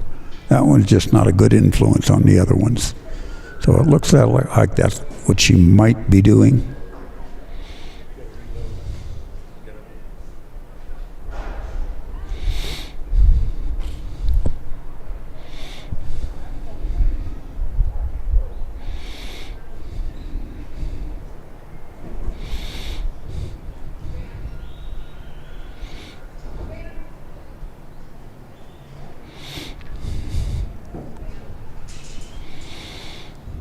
Okay, so that's what Annie's doing. She's just going to leave that one alone. She knows she can't win with this set of cattle, so she's going to go on, get as many points as she can, and get her dog to be working.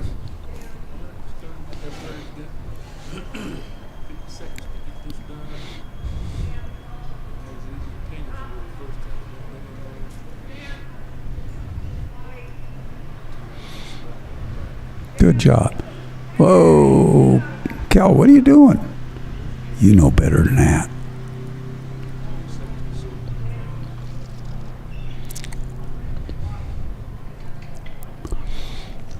Okay, now when she's done with this obstacle and she pushes these 2 back to that back fence where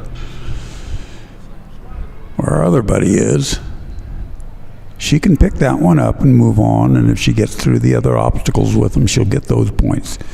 But instead of having 45 points on obstacle number 2 and 3, she's only going to have 30 points. And there goes her times. So she'll go back, have a glass of wine this afternoon, and regroup. Here comes our horseback crew in to exhaust the cattle. They've been doing a fantastic job, and will do a fantastic job all day and into the late afternoon. Thank you, Andy, Reynolds, and Cal for 105. You know, I don't know for sure because I'm not the one that had to say so. But probably that black heifer up there is probably going to get cut out. This might be her last run for the week.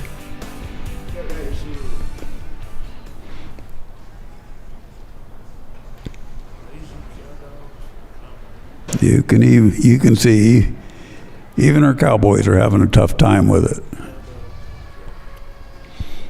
It's up in Oregon.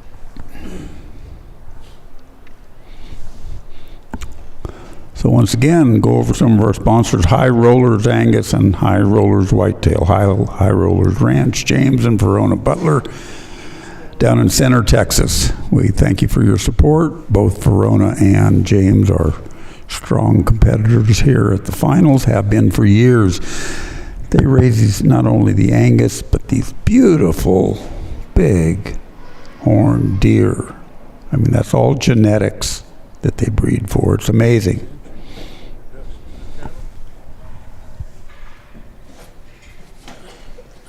That one, let's look away.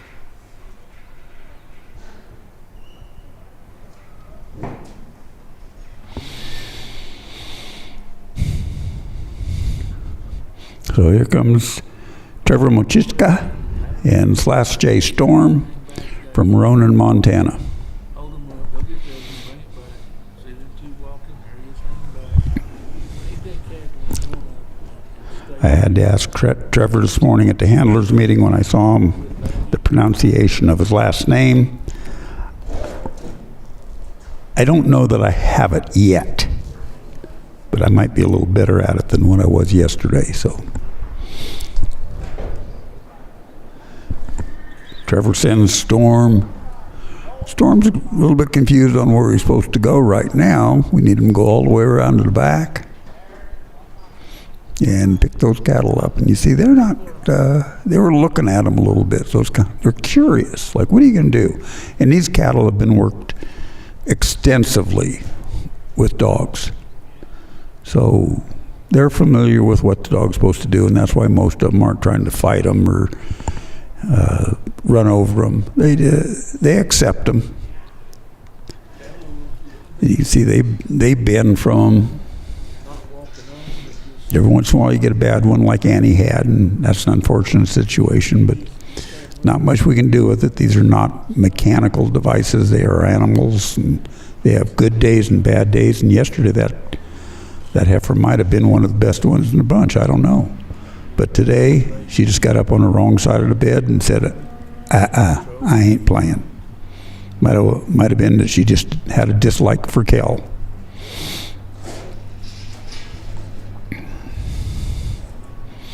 Okay, Trevor's coming over here and helping Storm a little bit. He can come from side to side on this arena. He just can't go forward. Right, he can go a little bit more, but not too much before he crosses the handler's line, and then he'll be called on it, and he'll be given a warning if he gets out there. And if they have to warn him again, they'll take his points away from him. So he's right on the line right about now. So that's why you see him, we're told we cannot go there until after we finish obstacle number 4. Once he finishes obstacle number 4 that he's headed to, then he can go anywhere except into an obstacle. You're not allowed to go into or walk through an obstacle. So on a lot of local trials, we might be able to move with our cattle a lot earlier. Here, since we're dealing with, dogs and handlers from all over the country, we've got the best of the best in here. And handling your dog from a further distance away is a lot harder than being right close to your dog. That dog has to listen, he has to respect you, he has to do what you ask, and you have to be able to see what's going on to move your dog around. Like the way this dog is working for Trevor, he's staying way off, just enough to influence the cattle. These cattle all have a bubble, and you need to stay off of that bubble, right outside. You come inside and you start creating problems. And moving these cattle is just like riding a horse. It's pressure and release. You put in too much pressure, you don't release it, you're going to have a problem. You don't put on enough pressure, you're going to have a problem. So it's that fine line, pressure and release. You got to know when to put the pressure on, when to release the pressure. And that's what makes the difference between the novice and the intermediate and the open handlers. It's just a little bit more of a learning curve. You get better as you go along. The more you learn, the more you watch, the more you start to understand. Nice going, Trevor and Storm. Good run. Right at 4 minutes. 3:59, I think. Good run. He's not going to be the winner, but he's got a full score. I think he had a pretty good score yesterday. Okay, Full score. Good job, Trevor Motishka and Slash J Storm. That was full points of 270 and a time of 3:59. Next up, we have number 24, R.J. Thusen and Ace. On deck, number 25, Richard Bisnet and C.D.A. Kirby. So I think we're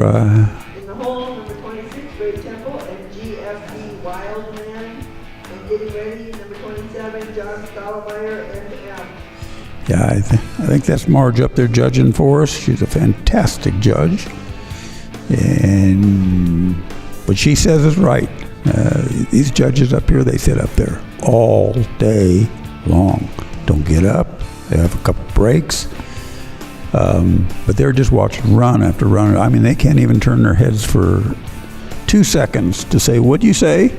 By the time you look back, things have changed and you go, where'd that cow come from? Was he in? Was he out? I've done a little bit of judging at some of our more local trials, and it's tough. So my hat's off to all the judges and scribes that sit up there all day long and do such a fantastic job. We really appreciate you. Okay, here comes RJ Thuston again with his dog Ace. RJ is from St. Anthony, Idaho, up there by the big sand dunes. He owns a Les Schwab tire dealership. So if you need some tires, by God, give him a call if you're up in that area. Or batteries. I had to call Les Schwab when I was up in Aden last week. My batteries went out in a trailer. They had to come from Alturas, 40 miles, I think it was, put new batteries in there, and was really good about it. Appreciate them.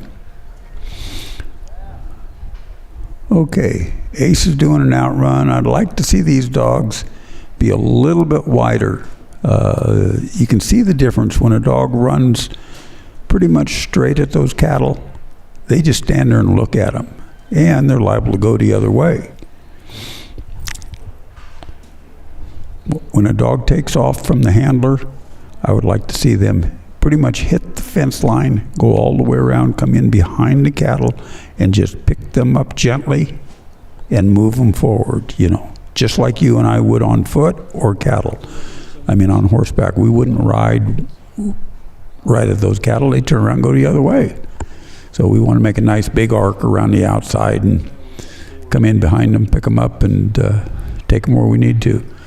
Okay, we're Arjo and Ace were a hair slow there. Got a little bit out of position, so we lost two of them out that wrong hole. We just got to bring them back in and stuff them back into the entrance. Be nice if that other one just calmed down and stood there. That would draw them in.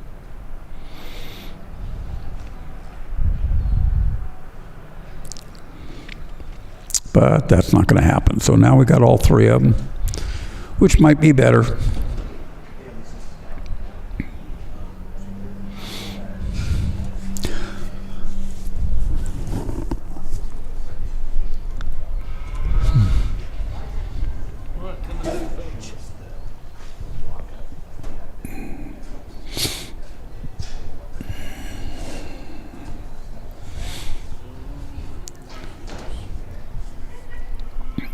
Okay, we got cattle trotting everywhere here.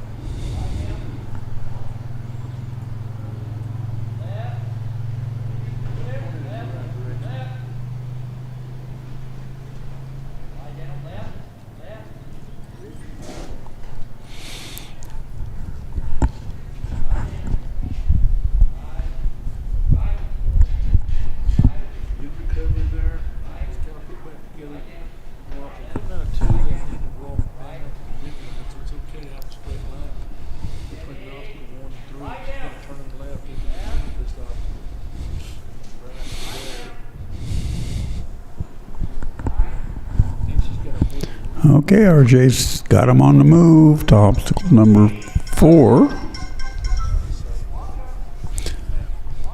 straight, she's gotta bring that one back down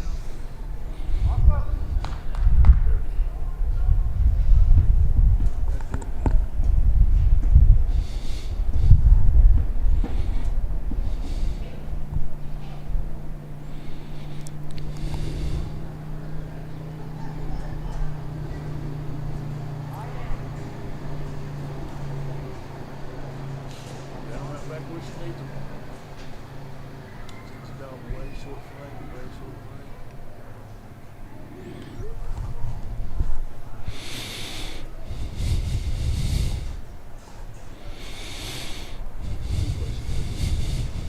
Doesn't know what that open is, it's gonna be a hard one for this puppy. Gets it done. Okay, we've got him into the pen.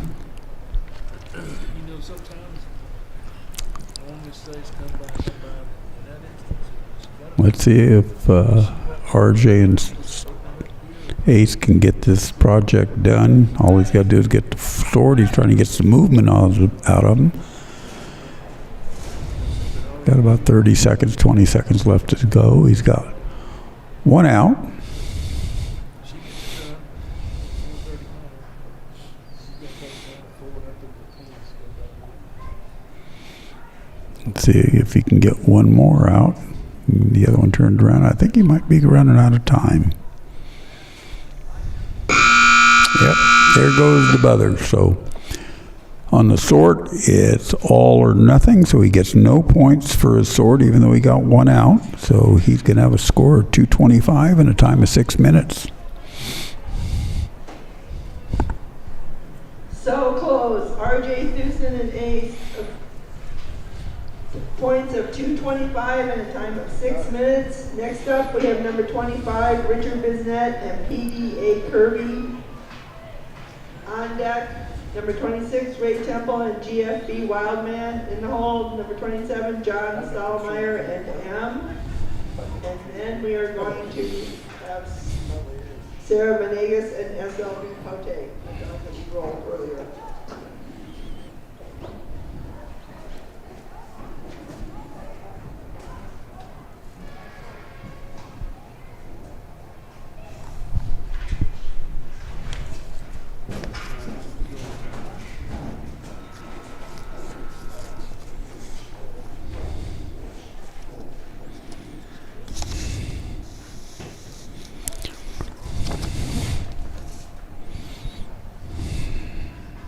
Windmill start now. This Mike Thompson, Mexico. 4 straight, 4 5, 7, 7. Okay, here comes my good friend Richard, or Reb Bisnet, PDA Kirby from Wilton, California.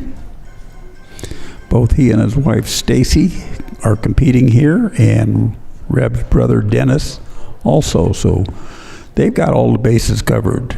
Dennis is in the open, Reb's in the intermediate, and Stacy was in the novice, and she's in the novice for this event.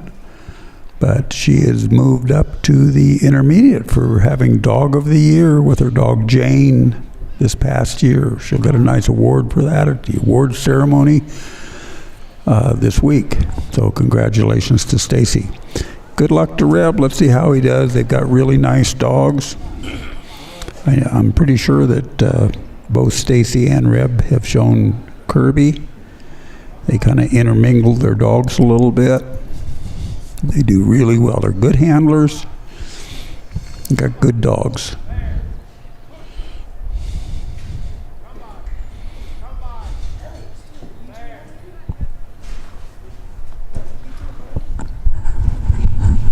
You hungry? Huh? You guys hungry? Oh, I'm not. I'm good. Thank you. Maybe Stuart, but thank you. You checking on us? Yeah. Yeah, don't let us die for lack of food. Yeah.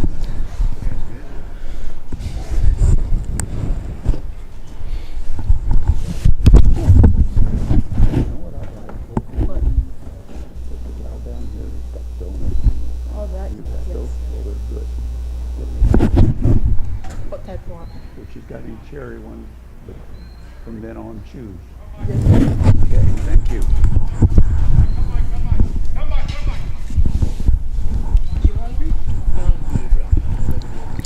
So Rep just lost that cow. Not a big deal, a little bit of time. He's going to bring him right back in. I headed up them burritos, I'll start changing next night. Doing a good job keeping them all together. Alright. If anybody's watching, they can text us or got my phone number. I guess you can tell that. Okay. Nice clean little heel bite by Kirby. Got him moving. Got a little respect.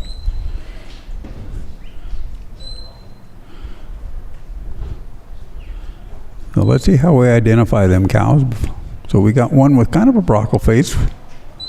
That's the heifer. We got a black steer in the middle, and on the other side we've got a little one that's I'd still call a brockle face, but it doesn't have white all the way down the face, just on his forehead. One of them has red ear tag in the left ear, one of them has it in the right ear. So lots of differentiations in there. You got some steers, you got some heifers, you got some that are a little bit bigger than others. Just different ways to identify your cattle so you know which ones you're dealing with. And like I say, as you get better, that can be a big benefit to you. Oh my God. Thank you. One of the fantastic 4-H young men that are around here just came up and made sure, checking on us up here in the booth, that we're not dying of hunger, and he brought me some of these fantastic little, I don't know what you call it, little pastry things that one of the ladies, I think Dwayne Hayes' wife, is making. And my gosh, they are tremendous. So if you're around here, go get some of those if you got a sweet tooth like I do. Okay, Reb and Kirby are now into the sort pen. -2, well, -3, that one escaped.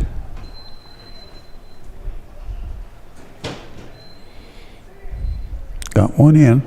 Now they all have to be in the pen before the first one goes out. You got to get them penned before you start your sort, which means the last one in, his tail head has to clear the entrance before the first one's tail head exits. So even if they're running through, you can't have that one exit before you get the last one in. So he's all loaded.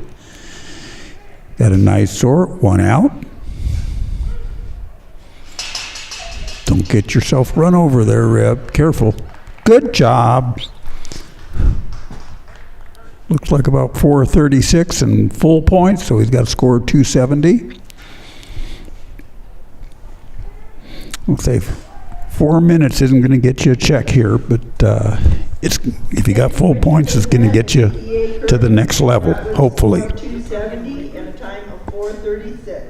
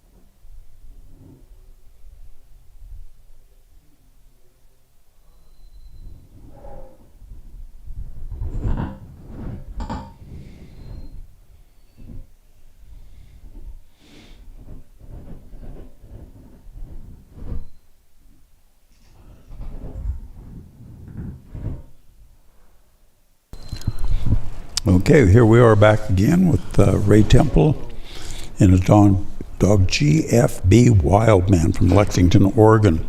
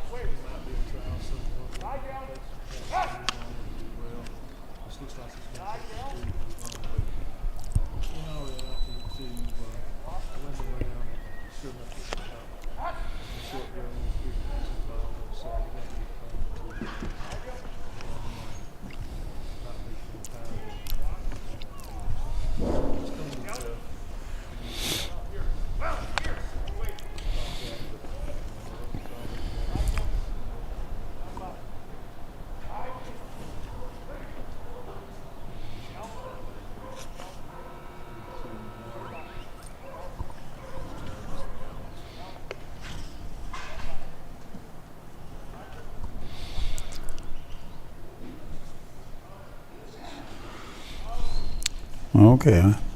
I'm not 100% certain, but I think that Ray is the reserve champion handler with one of his dogs. I don't know which one of the intermediate, which means starting the new year, which has already started for our point year, which started actually May 1st. He is now in the open. Congratulations to Ray. So that's how we move up. Ray was, right behind DJ Anderson, I believe, in points. So it's quite an honor. So this will be his last showing in an intermediate class for Mountain State Stock Dog Association. And let's see how he finishes up here. Both he and his wife Roberta are showing dogs here.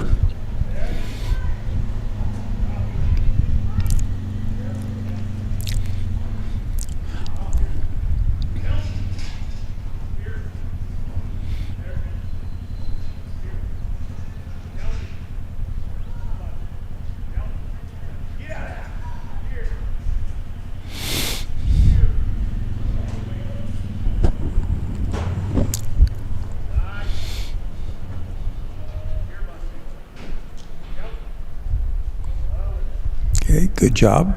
Funnels them all in, turns them in the right exit. Now he needs to send them come by. Wild Man crawls underneath the panel. I don't think you want to piss Wild Man off, one of these cows. He will take an aggressive bite. And the cattle are instinctively feeling that. He's got a lot of presence to him. He doesn't need the bite to move these cattle. Just his presence is enough to have these cattle moving at a nice, even speed. Well, there he's getting them into the obstacle. Gotta send them away, Ray.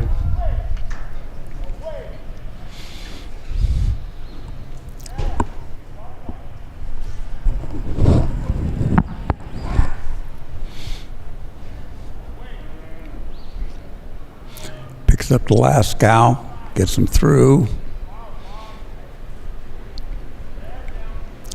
Now they head down to the sort pen. Let's see if we can get them pinned and sorted. He's still got a little less than 2 minutes to go. We're into a 6-minute course.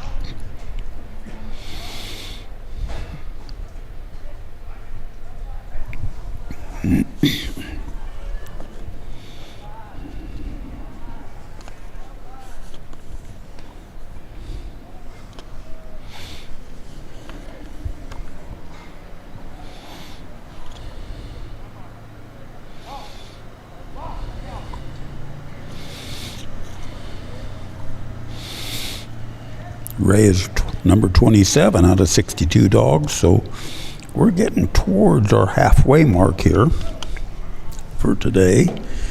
We started here a little after 8. We had our handlers meeting at 8, so probably our first dog kicked off between 8:15 and 8:30.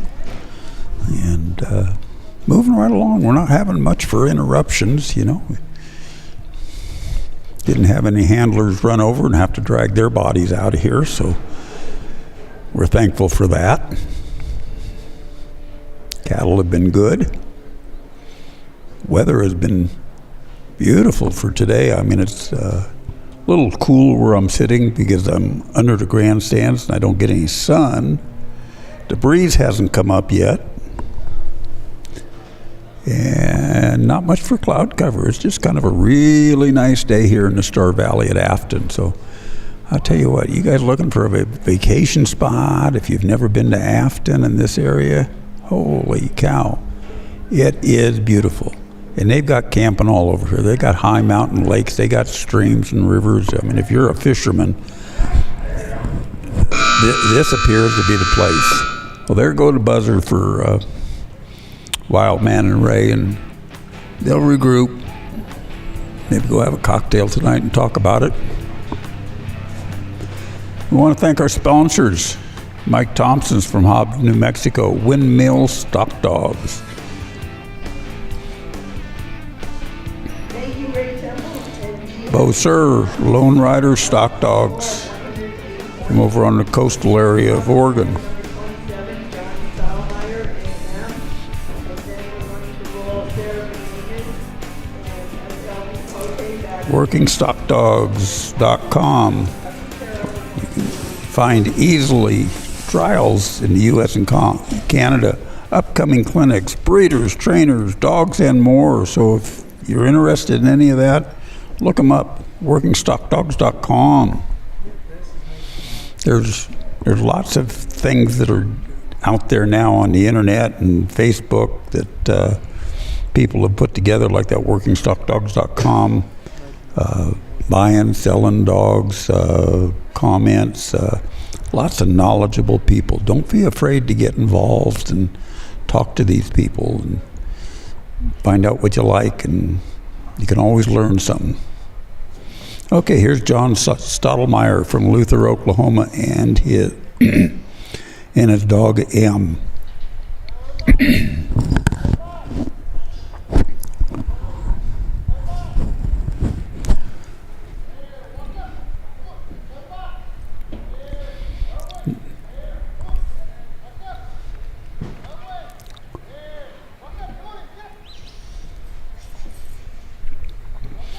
You know, we talk about this being a family affair. I'm pretty sure that John's wife is also showing a dog and traveling in it. It's pretty neat. I know my wife and I, we do that too. Sometimes it gets a little cramped, you know, we get a little cranky. And, you know, we've been on the road since, when did we leave home? Yeah, about the 6th. Yeah, about the 5th, 6th of June. So, you know, we've still got almost another week till we get home. So we'll be together, squeezing that trailer and taking care of the dogs and showing, and she's got her responsibilities and I've got mine. And, you know, we really enjoy it. Last night we had a big potluck over at the trailer. You know, had a bunch of friends come over. We had ribs and macaroni and cheese and some tremendous food. Couldn't eat it all, but our refrigerator is plumb full. And tonight we'll have the scholarship auction, benefit auction, and nice dinner. And again, get to be with our friends and talk about dogs and travel and horses and cattle and everything else that we like to talk about. Okay. John and Am are doing a good job of controlling these cattle. Just sometimes a step or two make a difference. There you go. You got them in. Now, M's got to go around and block that other hole. There she goes. A little bit more, M. A little bit more. John's trying to make something happen. There you go, M. Hey, just a few steps.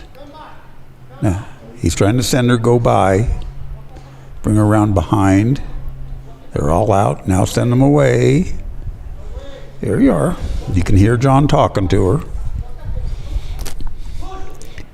Yeah, he gave him a little push command, and she responded. Kind of a training mechanism for the cattle. Okay, so if you do what I want, I'll leave you alone. If you don't do what I want, I'm going to have to take other measures. Kind of like bringing kids up, I guess. You know, just do what you're asked to do. Pretty simple. Listen, do what you're told, use your head. 1, 2, 3, no problem. Cattle moving good. They're all sold up right here. What you want?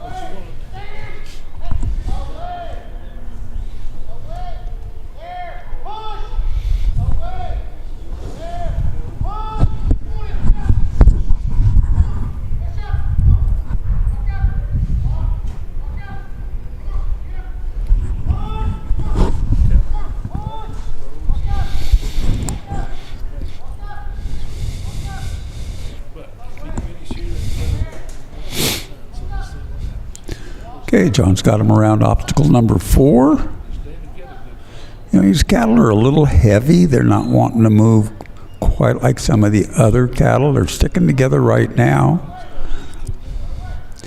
All we're trying to do is direct the front one.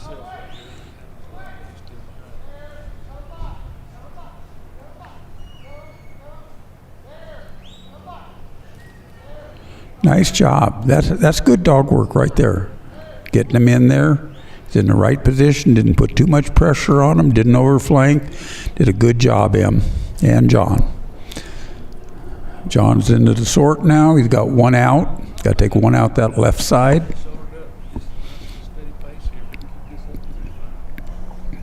Only one out the next side. He's got to go back and do the other one. So he's got it done. Good job, team. Good job. Looks like about 4:53. Full score for John Stottlemyre and M from Luther, Oklahoma.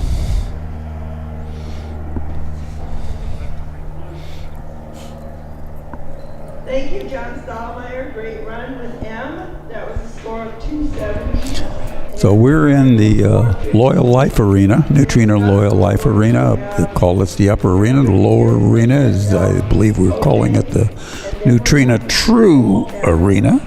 Then we have the Sheep Arena, which is also sponsored by Neutrino. And then we have the Ultimate Field for the dogs. And we were running them yesterday and today. I think they also run tomorrow. It's quite a thing. I don't know, but we have truck cattle out there, you know, truck and trailer cattle out, set them out. I don't know how far the outrun is, but it is a distance, you know. You know, this outrun here is probably, you know, it's probably only about 60, 80 yards out there. It's probably a couple hundred yards or more. So it's a pretty good field, pretty good size. The field is bigger. They just set them kind of in the middle of the field. You know, we've got live feed out there, so, you know, if you're tired of listening to me and want to look at something a little bit more interesting when you get out in the field, you know, and these guys are a long way away from their dog directing them. Take a look at it. Just switch channels. Here we are with Dylan Sigger and Bo from Plymouth, Utah.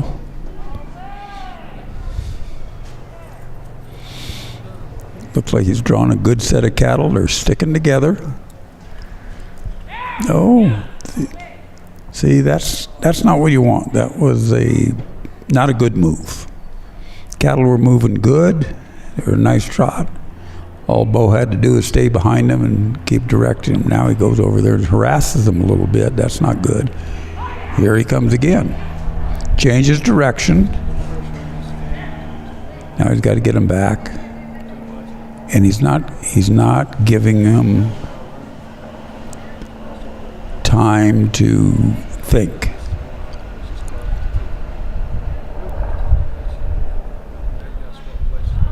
You got to give these cattle time to think and do what they want to do with our direction. And you can direct these cattle from a far distance away. You don't need to be right on top of them. You know, of working cattle with a dog isn't any different than you and I on foot or you and I on horseback or anything else. We don't need to get right in these cows' faces every single minute. We want to give them the opportunity to do the right thing. If they don't do the right thing, that's when you need to have some sort of correction.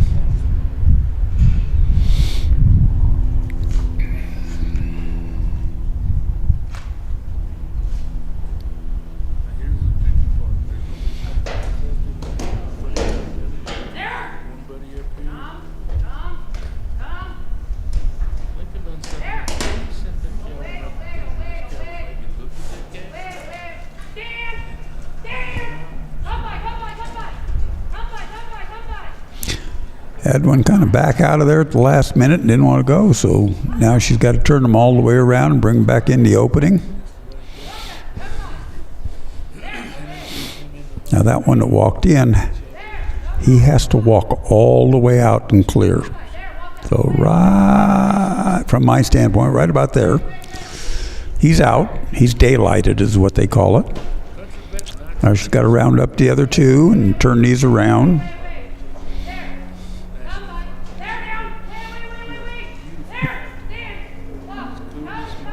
Okay, now the different styles. You need to be aware of these when you're watching. Everybody's got a way they work cattle and dogs. I'm not saying anybody's right or anybody's wrong. Some I think work better than others.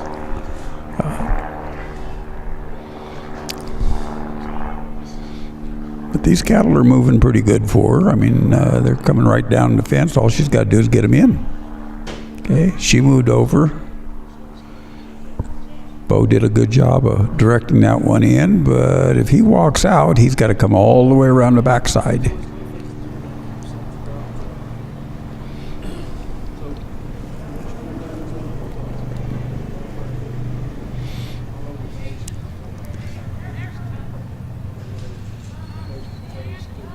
Okay, so that went in the pen, drew the other two in there, so now she's ready for her sort. She's got her load points. One out her left side, second one out the right side, the third one out the left side. That's the way they've got to go.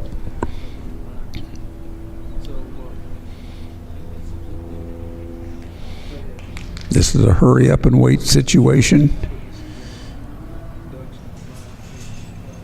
Sometimes you got to just jump in there and take a chance you don't get your little butt run over. Now she's got to push them around to the other side. Bo thinks he ought to go after the other one. She calls him back.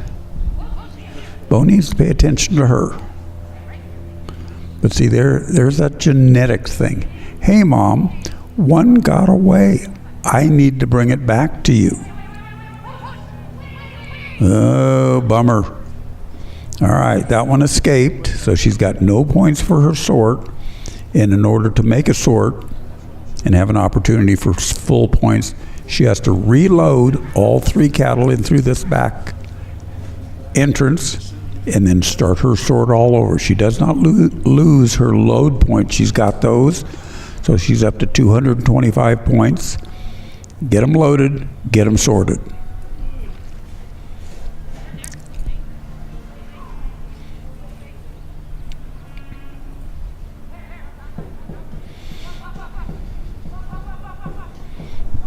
Okay, she's about to run out of time. I don't think she's going to get her sort. She's going to wind up. There goes the buzzer. Dylan and Bo going to wind up with a score of 225 and a time of 6 minutes.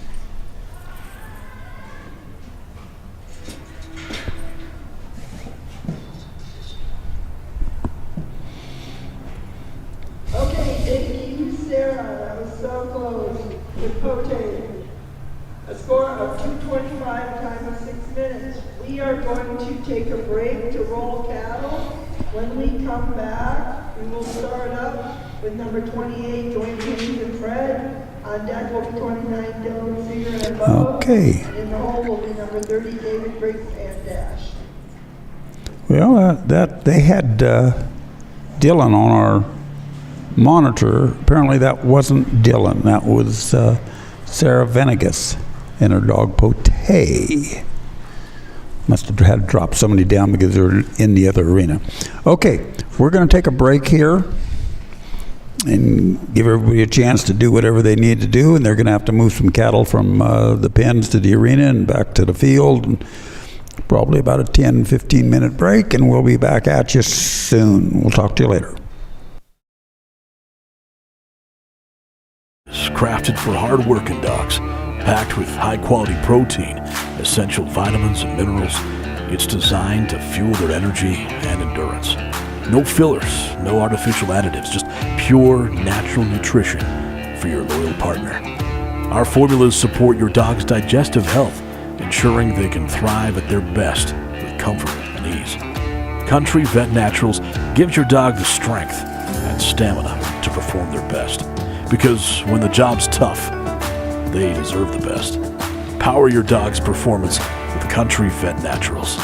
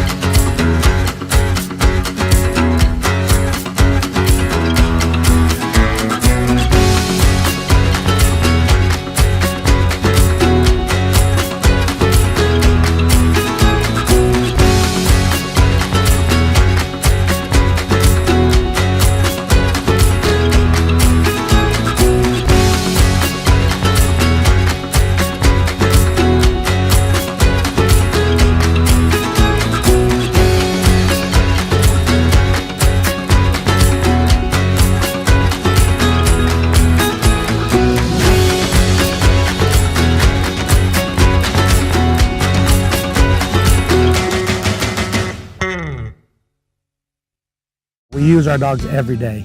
You know, on the ranch, we run a lot of cattle here that would take 7 or 8 full-time cowboys, and we have no full-time cowboys. It's just me and my family and one hired guy. These dogs come out and handle these cattle and pen these cattle. We move 500-600 in a group at a time with 1 or 2 dogs quietly. We breed and strive to breed working cattle and sheep dogs that are versatile enough and that have enough trainability and are biddable enough that you can work both stock with them. I think that we really focus on the health of our dogs. We health test all of our dogs. We really try to push to create the best dog with the best genetic background that we can, both health and pedigree wise. If you want to get a hold of us, go to milliron-sranch.com. You can get a hold of us. We'll always get back to you. If you have any questions about anything, it's not even about purchasing a dog, about a dog that you own that you need help with, please feel free to get a hold of us. Go to the website, milliron-sranch.com. Thank you, Charlie. Thanks, Rocky. Thanks, Cooper. You too, Toby and Jody and Daisy and Sadie and Gracie. Your loyalty means everything to us, which is why we perfected the recipes behind our food and included special support for mobility and immunity. Find premium nutrition near you at nutrinaworld.com/loyallife. Nutrina, what's inside counts.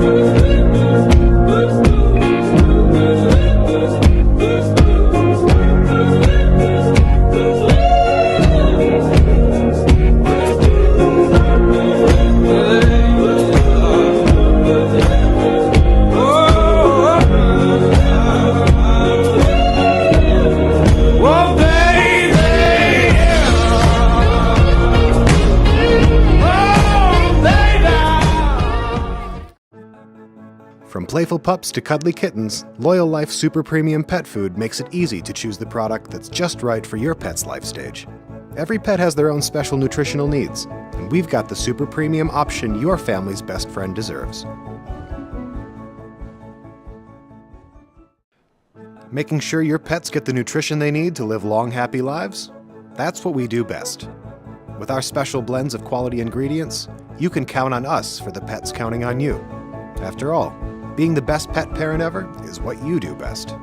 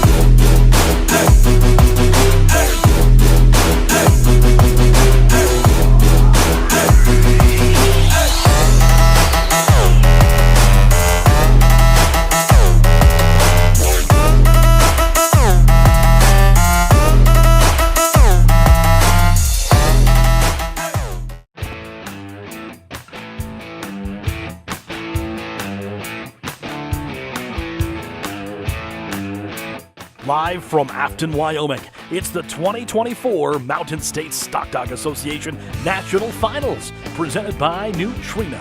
What's inside counts.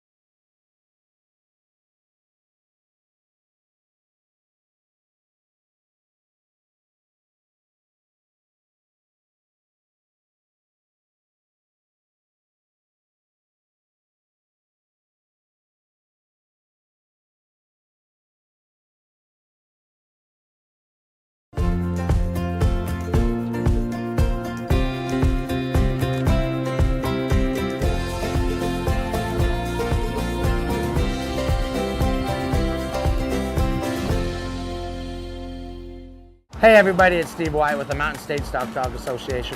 Probably the number one question we get asked is why did we choose Afton, Wyoming as a spot to host our national finals? You know, we can be able to come here, it's cool days and cool nights. It's absolutely beautiful. The handlers love to come here. There's so many good places to eat. The women love to go shopping.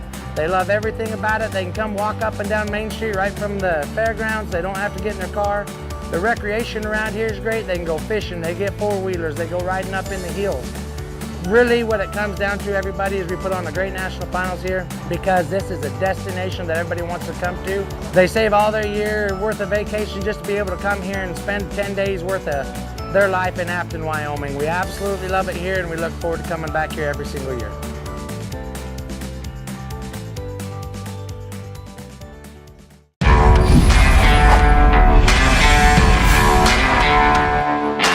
We are so excited to launch our new line of super premium pet foods. We built it with passion and purpose, with everything we have, to create science-driven, balanced nutrition that makes a real difference in an animal's health. How do we know this? Because we've done it before. Now we're doing it even better. We've created truly next-level formulas. We choose our ingredients based on what's naturally important in an animal's diet. Our omega-3s are higher, our calcium levels are controlled, our palatability is greater, and our consistency is hands down superior. We've built our manufacturing facility from the ground up, the right way, to guarantee we'll deliver the very best quality food possible. And we'll do it consistently from bag to bag.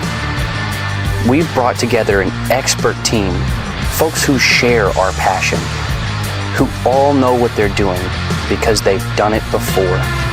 We make food your animal wants, with nutrition their whole body needs. That's next level pet nutrition. Next level. Science is in the bag.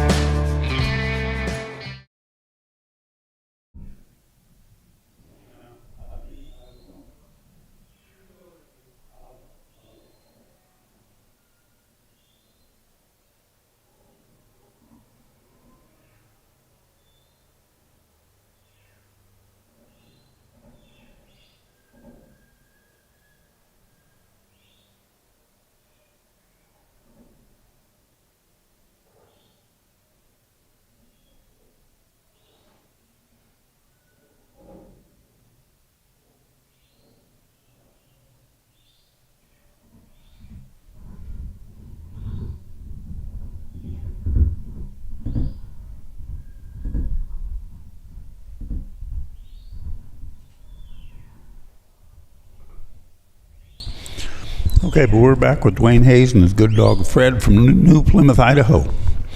They're moving through obstacle number 3. Dwayne's got a nice set of cattle here. He's a good handler. Fred's doing a good job of keeping these cattle together up until that point. But he's going to put them back together. Push the back one, direct the front one, direct the front one, push the back one. Got them all back together now. That's a nice pace. Picked up a little extra time there.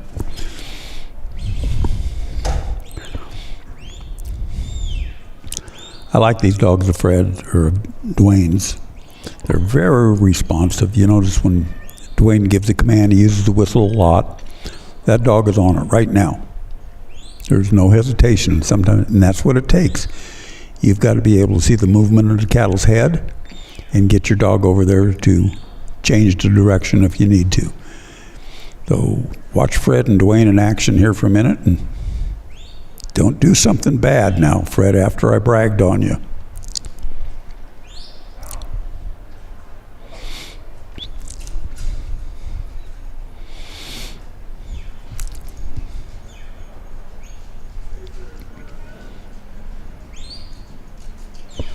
Okay.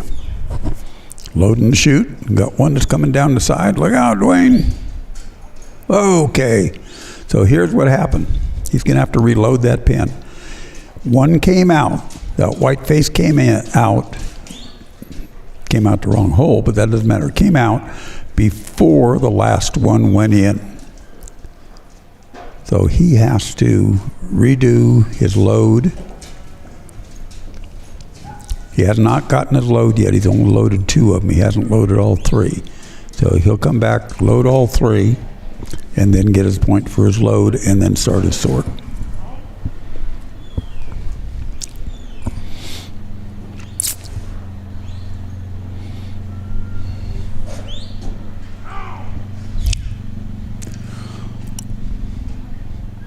That happened again, so he's having a little tough time with his timing. And when things start going wrong, we start losing our cool. Not saying Dwayne has, but I probably would about this time. And you start making mistakes. Things start happening, and you're thinking, why is that cow going in there? There's nothing stopping them. Okay, now they're in. So he got his 45 points for his load. Now he's looking for another 45 points for his sort. He's got about another minute and a half to get the sort done. He's not going to get a check in this round, But by golly, he's liable to get a full score. Ooh. Don't go out there. Yeah, that's what happened. All right, so now he's got to reload again. So now he's down to a minute. Dwayne's having a tough time, and you can see that everybody's adrenaline level is getting raised. No matter how cool and calm and collective we try to be and think we are, when things start going to the black side, to the dark side, our heart starts going a little faster, our blood pressure goes up, we start getting excited, our voice gets raised, our whistles change, our dog feels that emotion, and they start changing. You know? Fred's doing everything he can to control these cattle. It could be a matter his timing's just a hair off.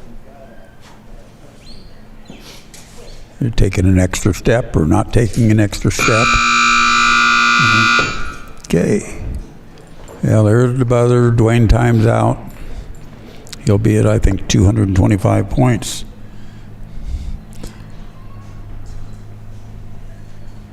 Okay, thanks some of our sponsors here again. We can't do this without them. Next Level Dog Food. And their score of 225 times 6 minutes. Next up, we have number 29, Dylan Seeger and Bo.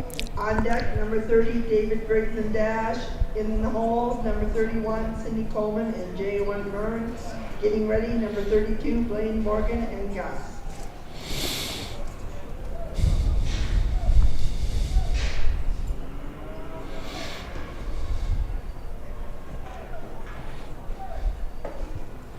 Okay, here we go with Dylan Seeger and Bo from Plymouth, Utah.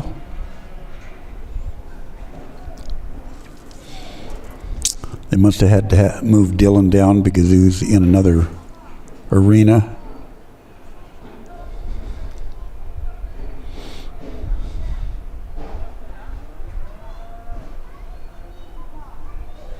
So he's going to get Bo set up. Watch for he raises his hand to signal let the cattle out. Our cattle setters let the cattle out. All three of them at one time at a nice cool walk. Those cattle setters are so important to making this thing happen well. They're back there all day in a pen of cattle.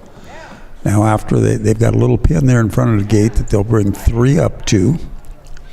After these cattle get down, they'll sort 3 out of the bigger pen, put them in there and hold them so they're ready for the next contestant. Let them settle, let them get together. And you notice how every set kind of comes out the same. You know, they open those gates, they come out straight, they're not running, they're not going to the fences, they're not causing a problem. So, okay. Dylan got him loaded, but old Red decided to take the wrong path. He's got to come back and reload. So let's see if Bo can get him in. If he goes in one of these side holes, like, yeah, he's good. If he goes in that hole right there, everything is good. Let's see if those 2 black ones can draw him in.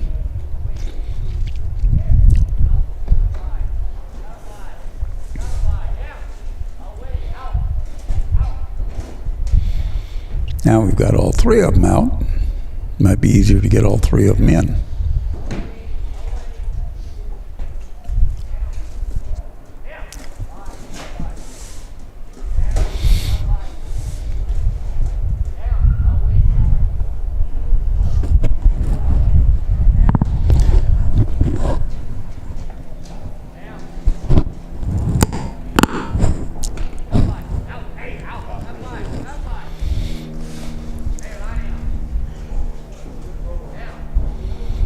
Okay, we got a cow went in the wrong entrance. So now they'll all have to come out and then be reloaded again.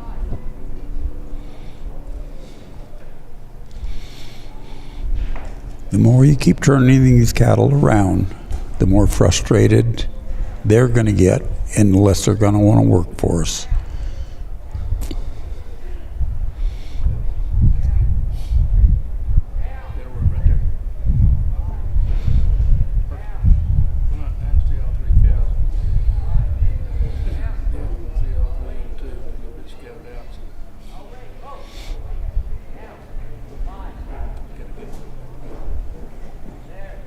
Okay, now it looks like, well, Red just doesn't want to go in there.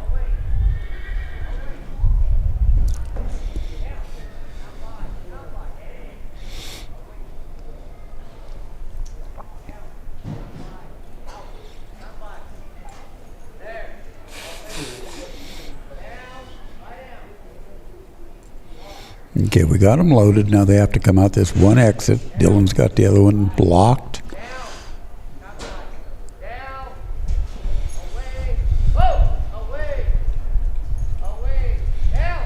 Okay, he's got him entered. He's got him exited out the right exit. Now all he's got to do is drive him up to the far fence and around those panels. They're trying to make up some time here.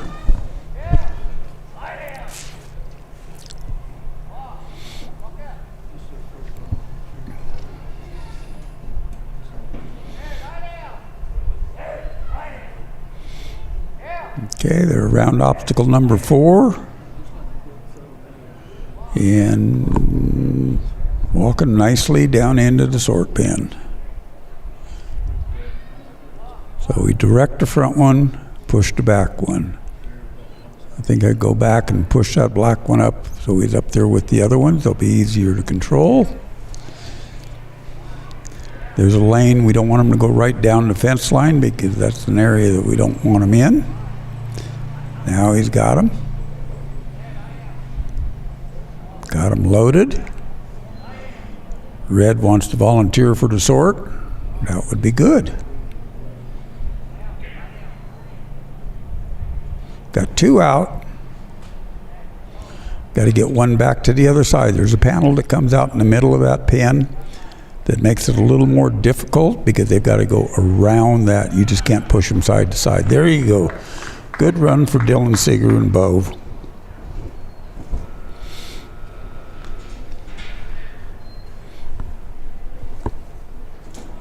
$4.45.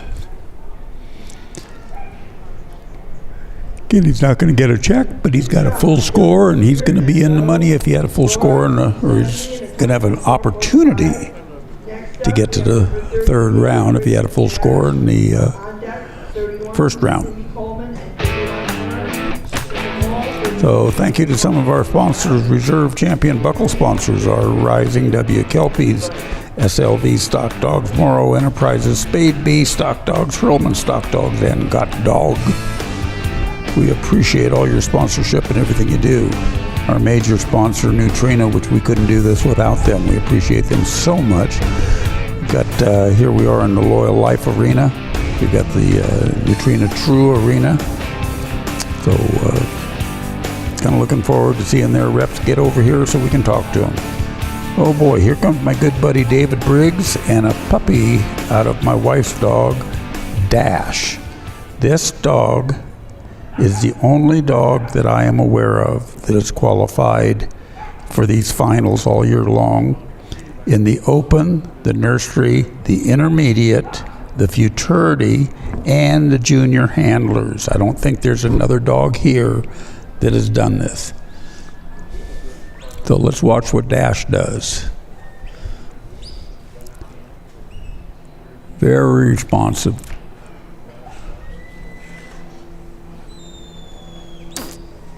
Brian Jacobs has been instrumental in helping David with this dog. He's shown him in the open and the nursery and done very well, and traveled with him quite a bit. So David's handling him very well. Dog has a lot of power, is fast just like his mama, white-headed like his mama.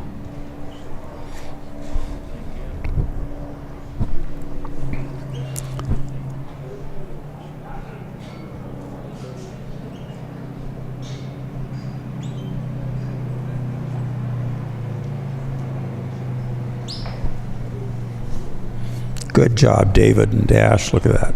Nicely done, nice and smooth. We don't need to hurry him. We just need to keep moving forward.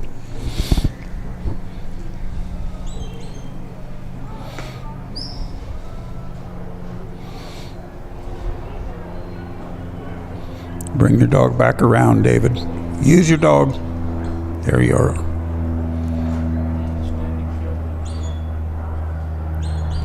Flank them. There you go. Oh, this is not going to be good right there.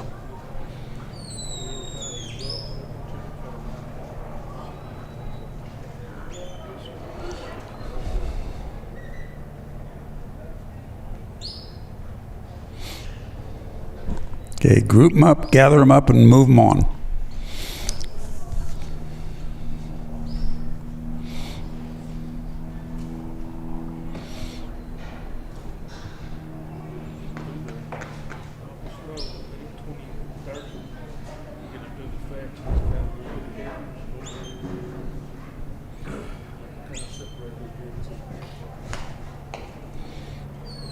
Okay.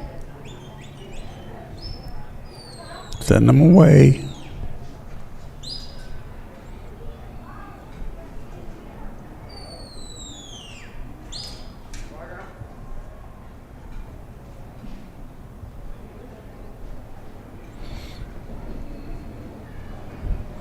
There you go. Okay. A little more. There you go. Direct your front one, push your back one. Come over here and push the back one. There you are. Nice job. Okay. That big one in the back, he's a little sluggish. He just doesn't want to move with the other ones. Doesn't see the need to be a team player. But Dash is going to get him there. Okay, direct your front. Good job. Direct your front, push the back. Where are you going, Dash? Where are you going? Where are you going? That's not where you want to be. All the way around. Away.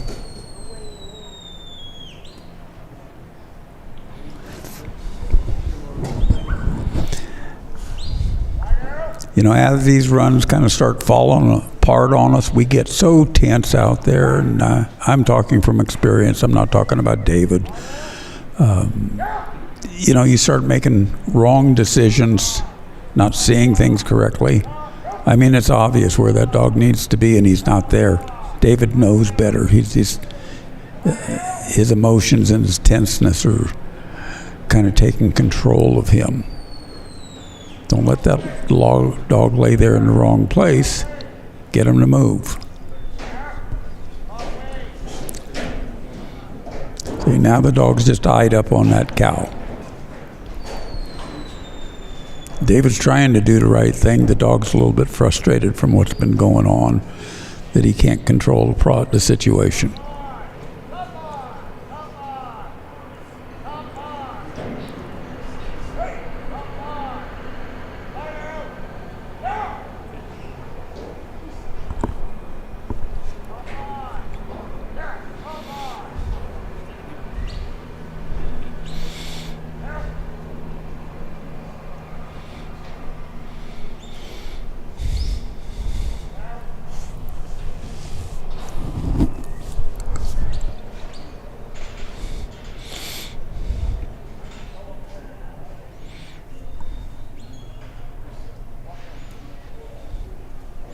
Okay, they've cleared obstacle number 4, so after obstacle number 4, the handler can go anywhere he wants to help the dog other than going into an obstacle. So David took the opportunity to go down there and help the dog, and now he's backing up, so he'll be able to block the exits of the fetch if he gets them in there.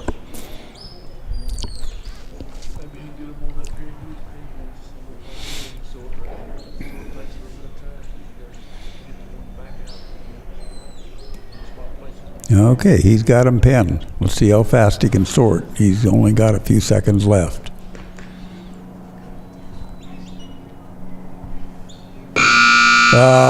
Didn't make it.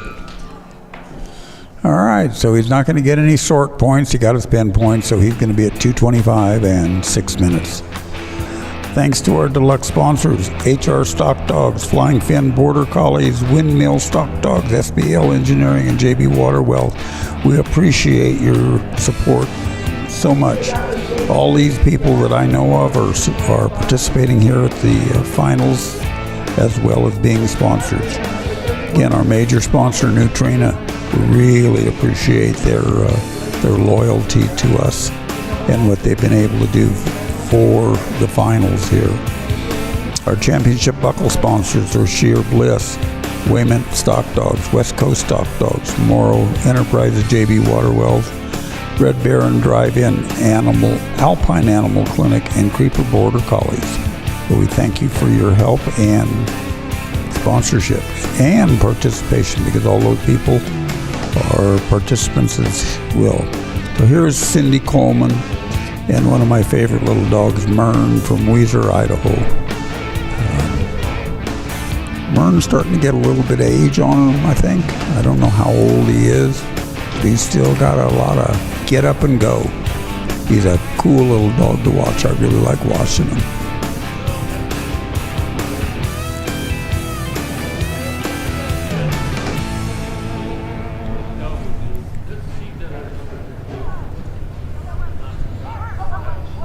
Did you do anything with insurance? No, I don't have a security dog this year. I had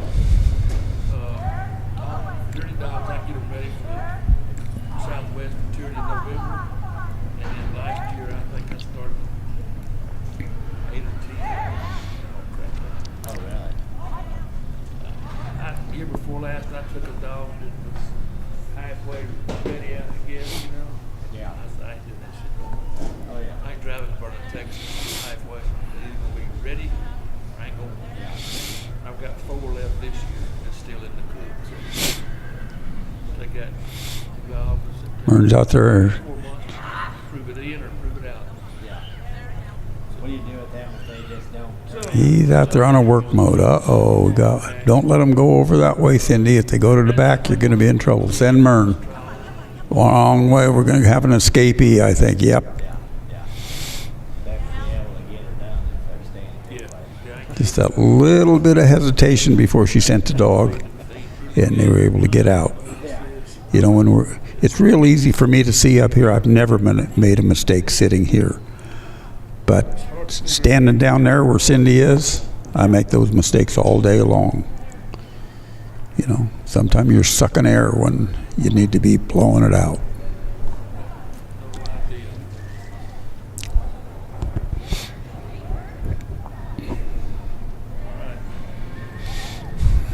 Mern's going to get them all corralled up and convinced they need to go back into that pen.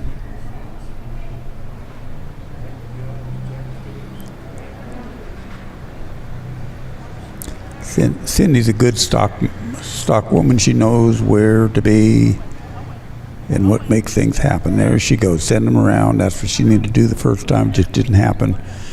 Perfect. That's the way to work that obstacle right there.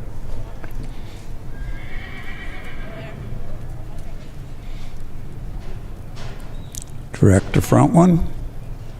Push the back one.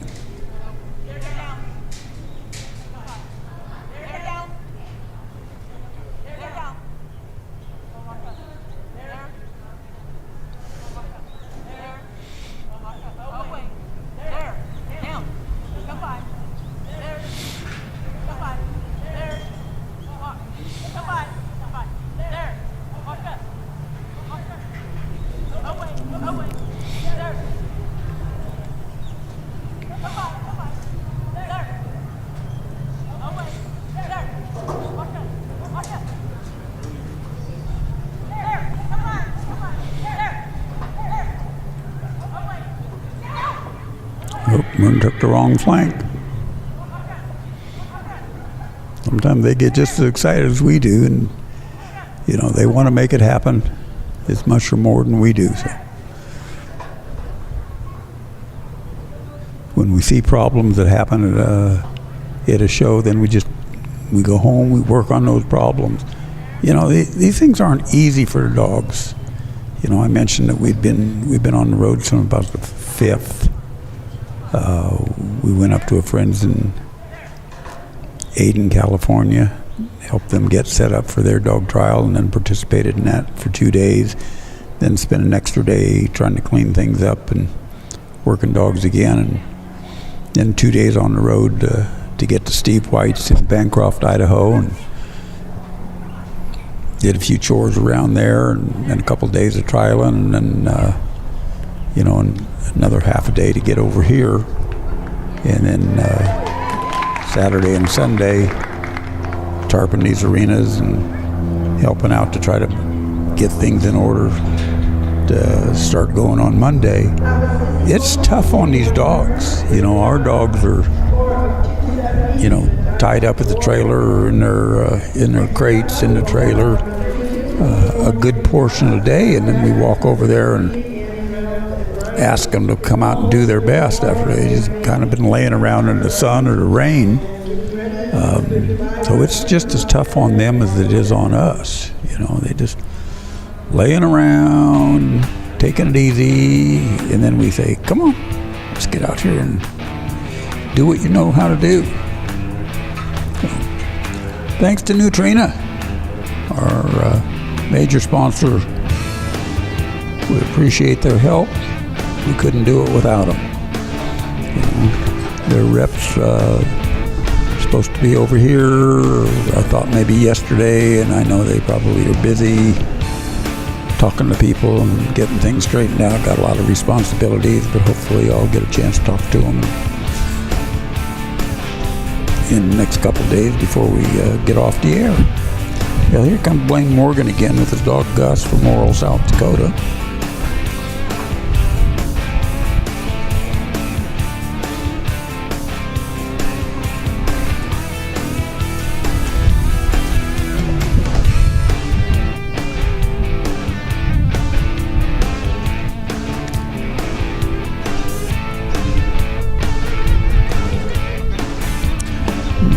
Blaine's getting Gus set up for which way he wants him to go, and he sends him to come by.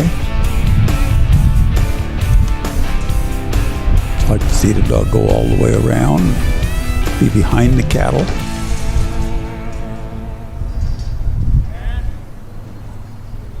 Blaine is number 34 out of the field of 62, so we have just past the halfway point. So we started this morning probably around 8:30.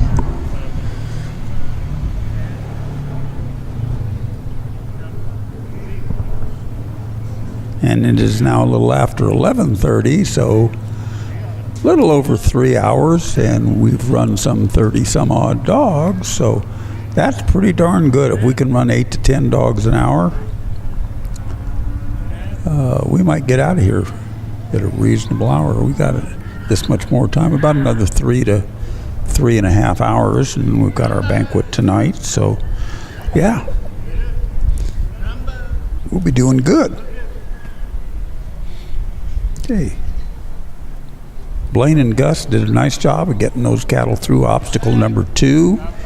He's now moving on to 3. We're going to get ahead there and get that one. Yeah, you see, not quite far enough, fast enough, so get them back, send them away, turn them in. You got to get that one little brown one back.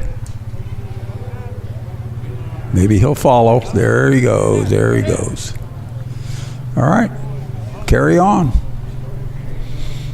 Up to the corner. Nope, other side. Other side.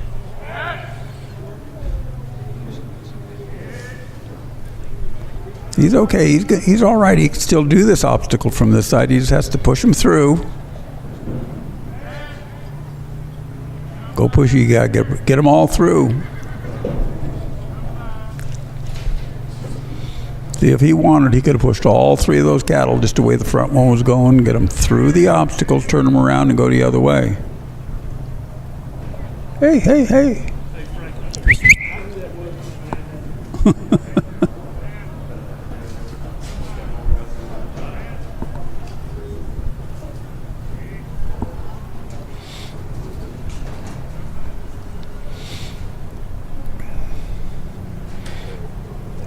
Okay, Gus got him going the way he wants now. Gets up behind him and pushes on him just a little bit. Don't get too high, Gus. You're going to stop him. Now you got to come back this side. Good job. Get up there.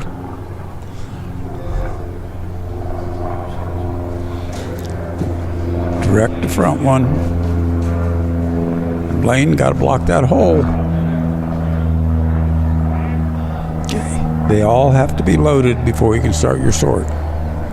You got a good run going. He's just a little over 3 minutes to make their sort.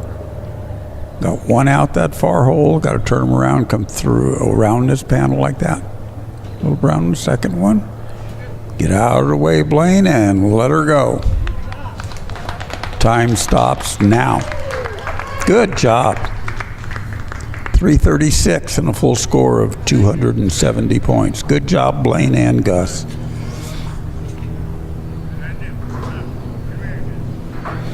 Good job, Blaine and Gus. That was full score and time of 3:36. Next up, we have number 33 and Hamilton Bright. On deck, number 34 and Sri Arthur. In the hole, number 35 Weston, Allison, and Walker Texas. And giving you number 36 Adam Walsh and Flynn.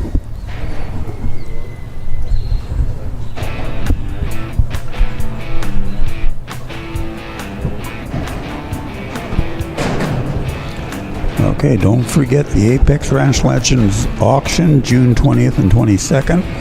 A lot of good stock dogs in there. Look them up, look them over. Apex Ranch Legends stock dogs.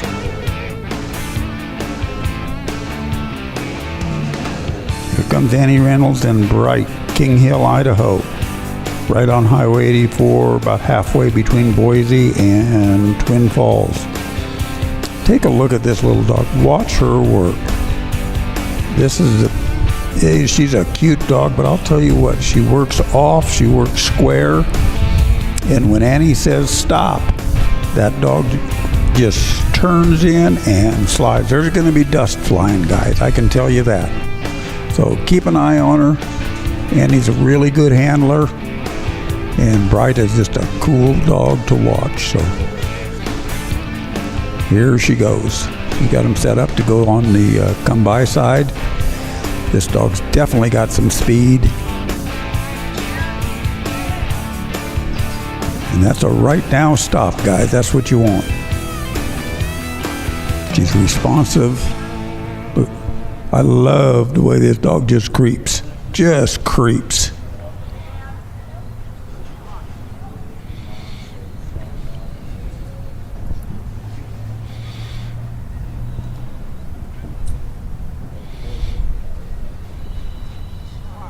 She's so intense. Tail down, just drag it on the ground.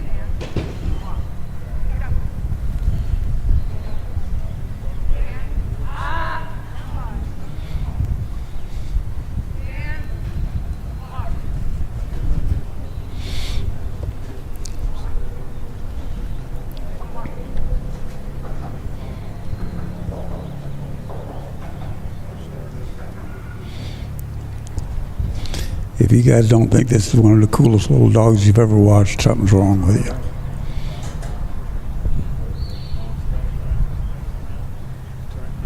Good job. Send her all the way around. Turn those cattle. Nice job, Annie.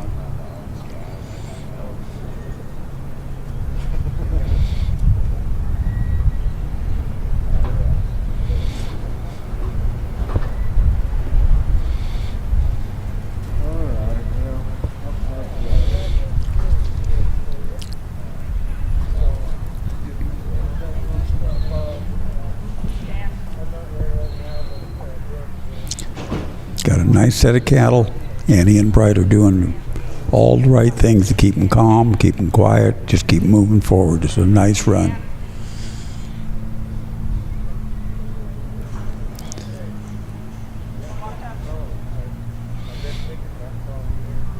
Trying not to stop the forward motion of the cattle. Whoop, there was a mistake there, but she can correct. Took the shortcut, went through the middle, that's okay.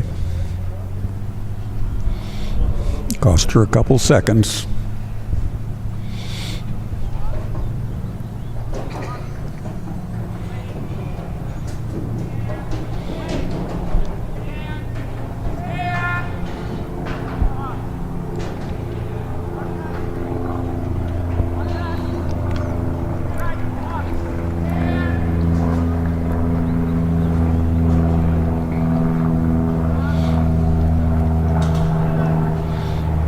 Okay, they're in good shape. They got a good run going. They're just at 3 minutes coming into getting ready to come into the sort.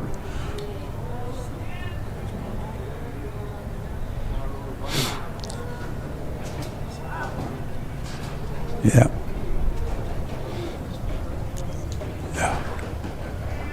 Okay, so that cow came out the right hole, but she didn't have all 3 of them loaded, so that does not count as part of her sort. She's still working on her pen.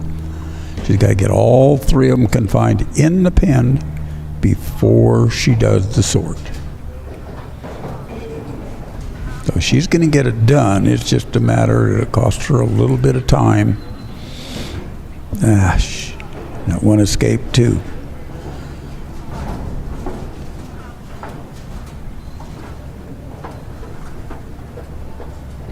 So here's the little things that we can see outside that, you know, we're just not able to see when we're down there on the floor, you know, I mean, just so much different down there than it is up here. Okay, now we're penned. So she's got her pen points, and now she's working on her sort. And I think she's going to get it the way they were looking. Got one out. One's got to go out that left hole. Then one's got to come out the right. Got a volunteer. And he steps over and blocks that hole. Uh-oh, Bright, get back and guard your position right there. Turns that one around.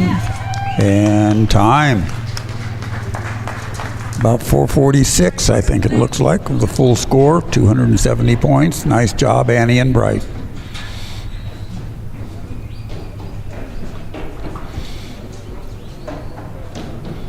Yeah, Bright's pretty sure of herself. Pretty happy with what went on. You see the way she ran back to Annie, her tail's up in the air, it's wagging. She's, oh, we did it, Mom, we did it, got it done. So.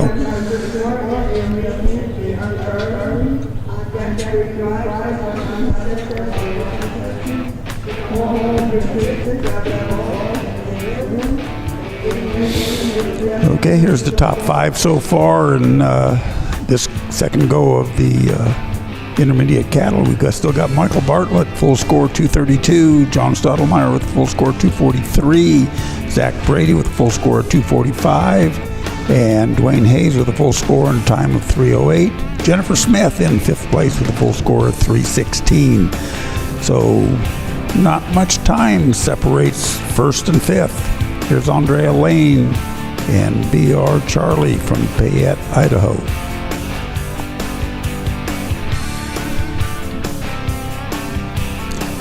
Andrea is one of the photographers here. Takes some cool pictures. You know, if you guys want pictures of your dog, go over and talk to her and see what kind of projects she offers.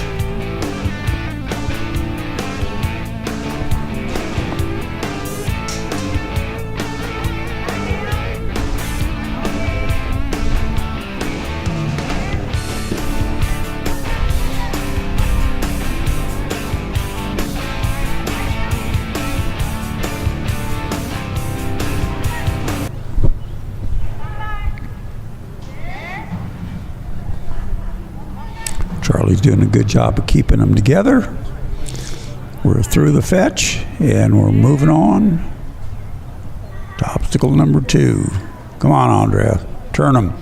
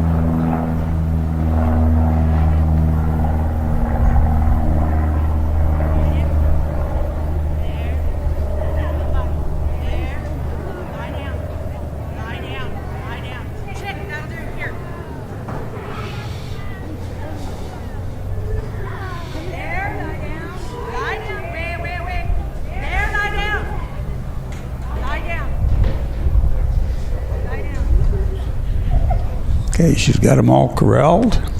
Just got to push them out, right gate. I think at this point I would send my dog go by just like she did. You know, hopefully create a little bit of movement.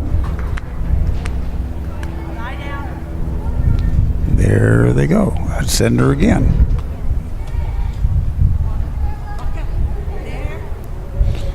Send her the other way.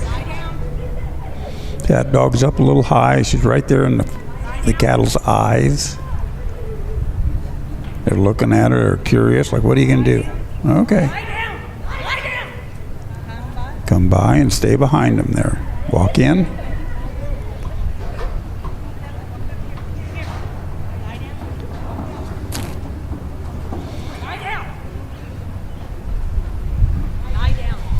They sit here and look at this situation and you think, why wouldn't they just walk out? I don't know. But they did.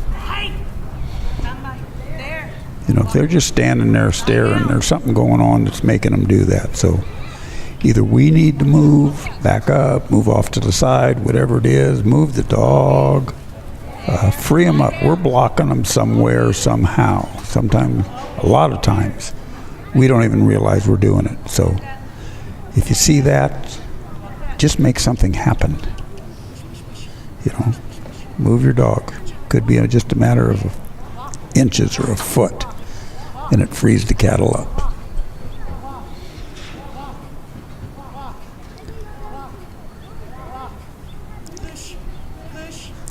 I think if I was Andrea, I'd just walk over here just like she's doing.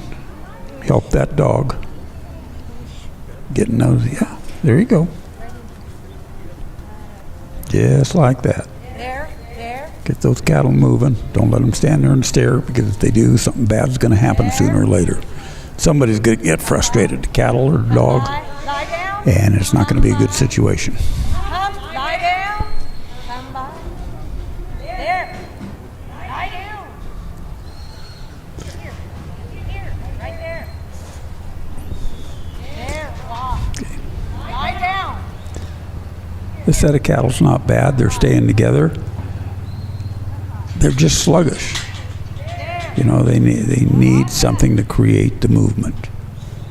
You know, she was a little slow on her go by command to direct them into the obstacle, so they went by. Now we've got to get in front of them again and back them up, and we've got the same problem that we had in obstacle number 2. We've got kind of a standoff. You know, the cow says, let's see who's boss here. Let's see who's boss. You know, now's the time you ask for that nice, clean bite. Just one bite, turn the cow around. Just a little cow training 101. But it's got to be a good, clean bite.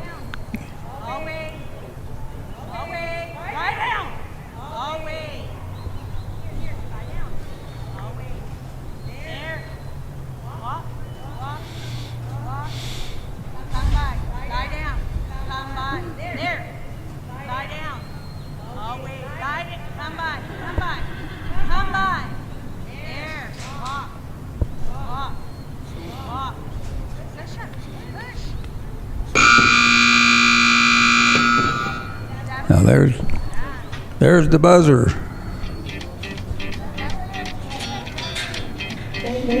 Okay, one of our sponsors again is Got Dog LLC.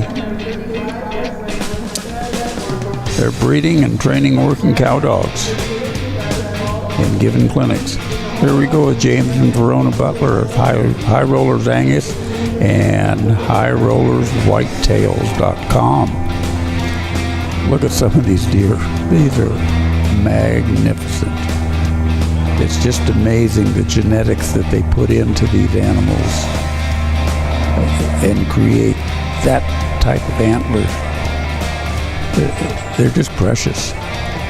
Mill Iron S Ranch, Steve and Sherry White. You guys want to know anything about trialing ranch dogs, trial dogs?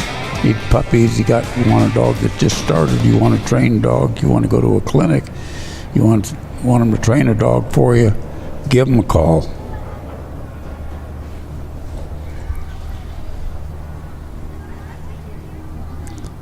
Here's Weston Helsted with Walker, Texas.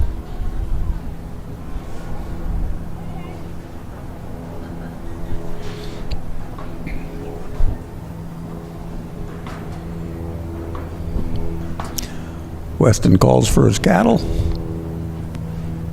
They open the gate. He's got 2 Charolais and an Angus. See how well they get together. Sends his dog on the away side.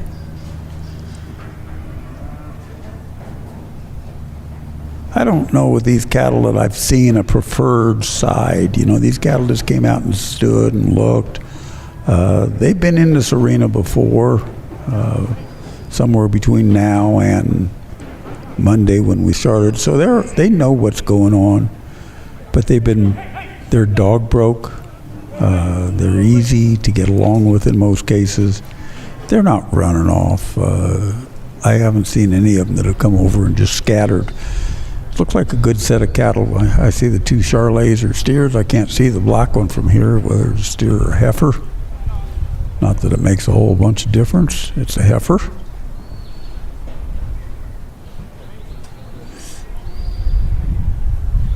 You know, as long as they all get along and want to stay together.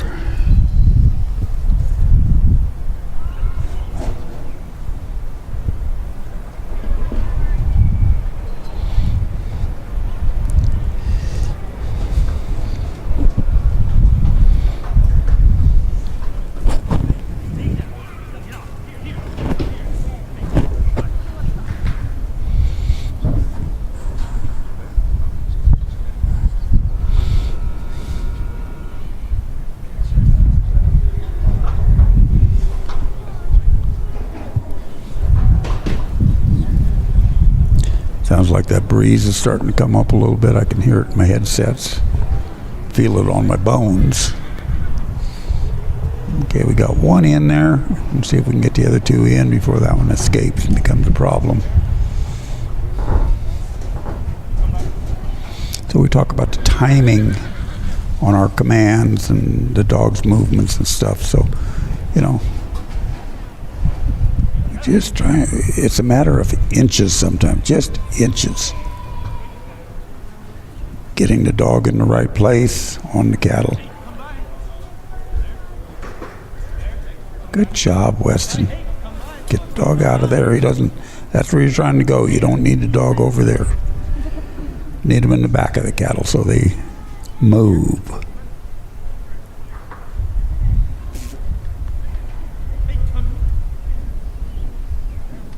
There you are.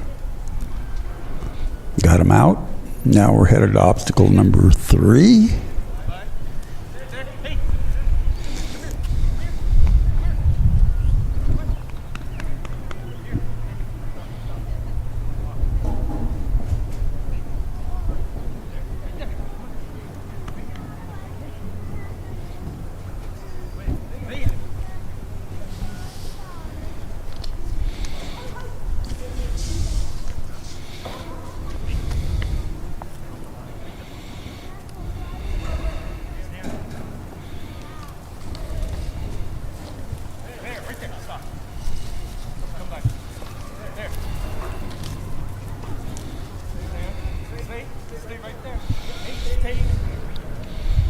Okay, now Weston can come all the way over here to the fence. He can come around behind them, and that's what I would be doing right now.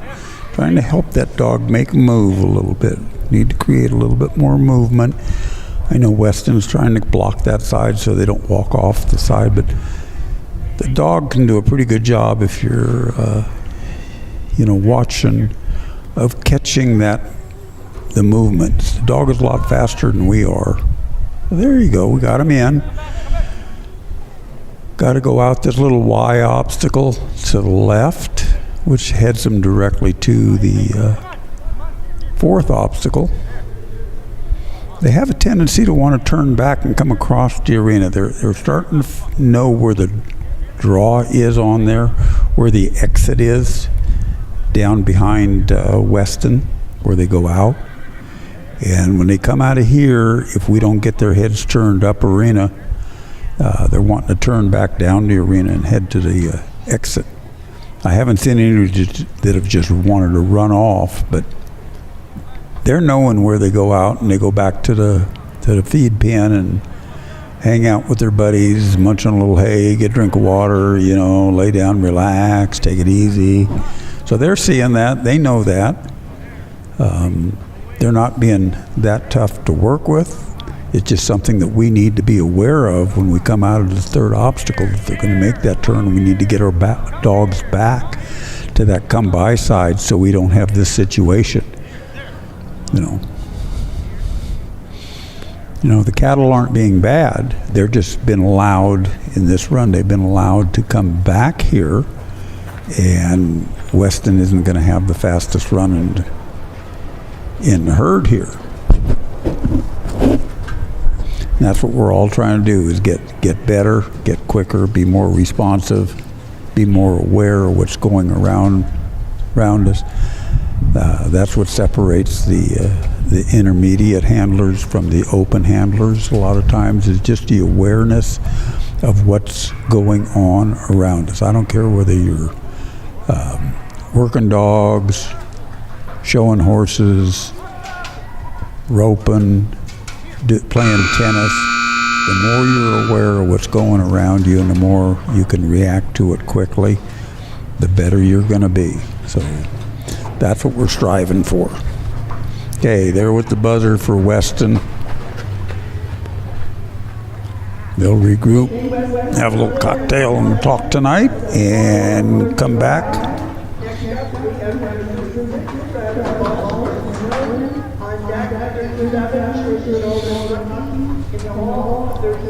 RJ Jason and John, and getting ready 39, Richard Duvet and LVP Jamie.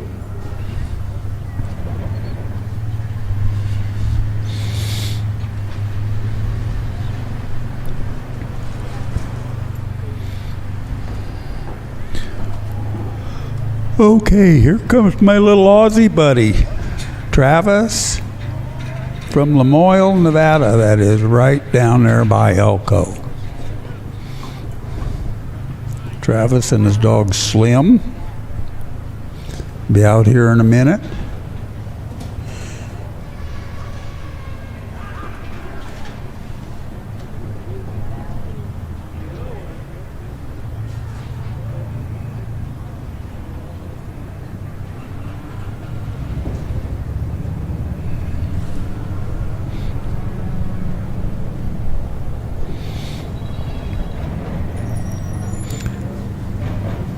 Travis and his partner, buddy, Brett Caber, put on a real nice trial there in out of Elko Spring Creek, Nevada, last year.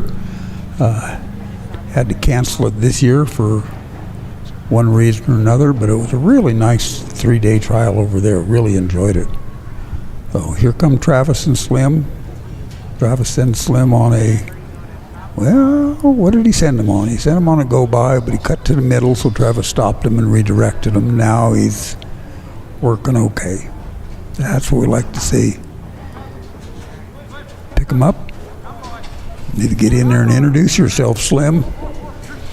Tell him who you are.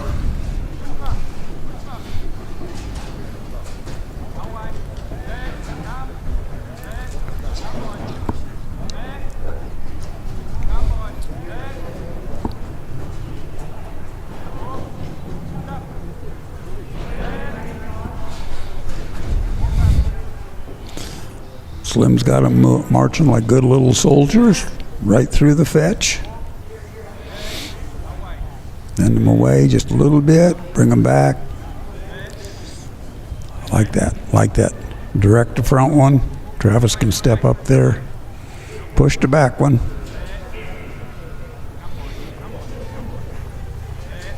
Direct the front one, push the back one.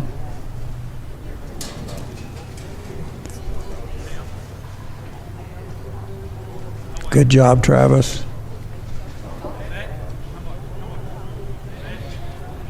Good job. Good job. Travis stepped up there and blocked the other hole. Slim put a little pressure on him from behind. They got a good run going here. Cattle are moving. staying together. You know, they're not real sluggish. They're not real trotty yet, so they're easily handled. Nice job. Come on back. Good job. Good job.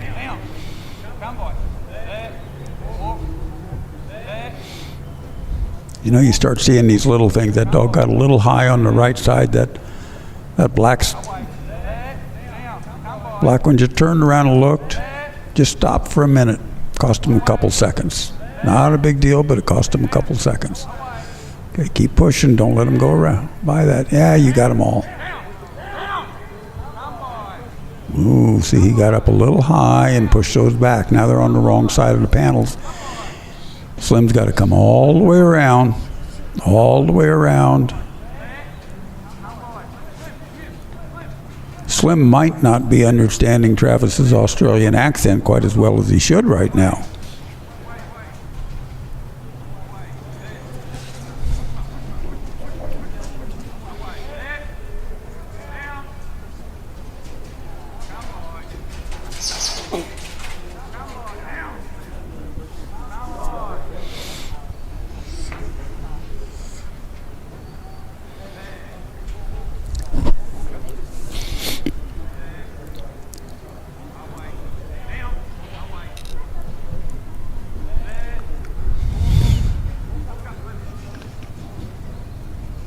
Okay, now he's got them pretty well organized.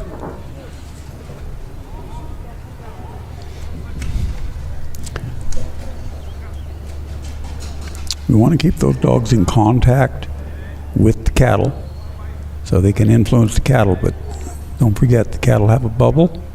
We don't want to get inside the bubble because we're going to cause a problem. We get outside the bubble too much and they just stop. We don't have any pressure. We don't have any contact. So there's that fine line between being too close and too far away. So we need to direct the front ones. Direct the front one. Push the back ones. Push.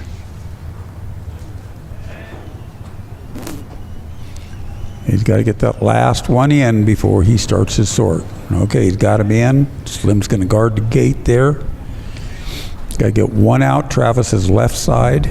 There goes the first volunteer. Travis comes up and blocks that hole. Second one's got to go there, and there it is. Let's see. Nice run, about a 424 with a full score, 270 points. Good job, Travis and Slim.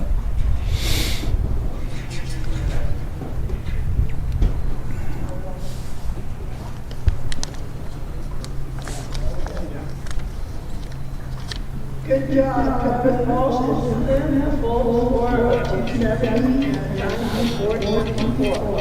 Next up, we have number 37 for Jerome. On deck, the King, RJ Davidson, in the hole, Andrew Bisnack of PTA, in the hole, delivered, and she's out.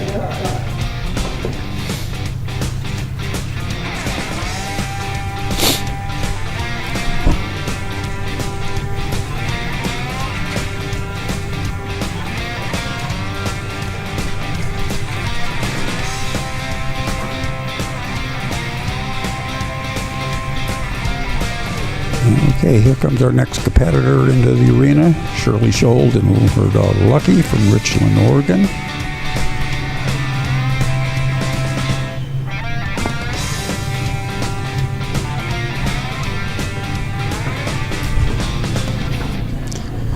We're in the second round of the intermediate cattle class right now. We're better than halfway through. It looks like we could be done as pretty close to 3:30, 4 o'clock in here today. Should be nice. We've got our awards banquet, or our scholarship auction and dinner tonight. There's a lot of neat things to bid on. They got a silent auction, and they'll have a live auction. They raise a bunch of money and put it all in the scholarship fund. Give out a bunch of scholarships for our young kids that are parents and or themselves are showing dogs, working dogs, and headed off to school. This year, was Allie Houston, got a scholarship. She's going to BYI, animal science major, and she and her dad are both here showing dogs. How can life get better? Shirley's got a good run going here. She's going to be right into that pen in about a minute. That's good. Need to send Lucky over all the way around to keep him out off that hole. Okay. You know, Lucky did a good job. She was a little late on sending the dog. Now they're kind of soiled up inside. It's just going to take her some time to get them out. And there's always a chance that they're going to blow up and go out the wrong hole. You send the dog where they just bend the cattle rather than stopping and turning the cattle. You don't have to stop. If you don't stop them and have to restart them, you're a lot better if you can just bend them and not stop the forward momentum. So let's see how Shirley, they're doing good so far. Nothing wrong with this run. Watch the red one that you don't skirt around the outside. There you are. Now they've got to come out. They got to make a little left right there. They did it. Got to push the back one. And now is the time do you want to send that dog on the away side. See how they all started to turn to the left? There, she was just on top of that. Don't want to come inside that panel. Want to go outside and head towards that far corner. Okay. That's where the overflanking or late command really starts showing up, when you can see these head turns and going in different directions, then have to turn the cattle around and restart them. You can do it. It just takes time. And when you get to be at this level of competition, whether you're in the open, the intermediate, the novice, the nursery, whatever it is, you've got teams here that can definitely get full scores. It's just the guy that can get there with the least mistakes and straightest lines. So direct the front one, push the back ones.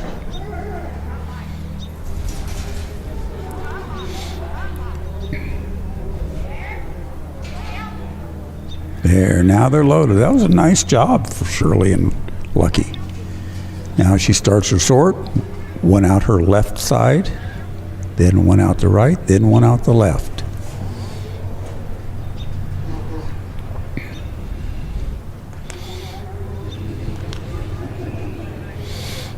There goes our second one. You got to step over. Now you're just doing. You push too hard on them, they turn around and run out the back end. That's a nice job. That's a nice run. About 343 and a full score of 270 points for Shirley and Lucky. Good job.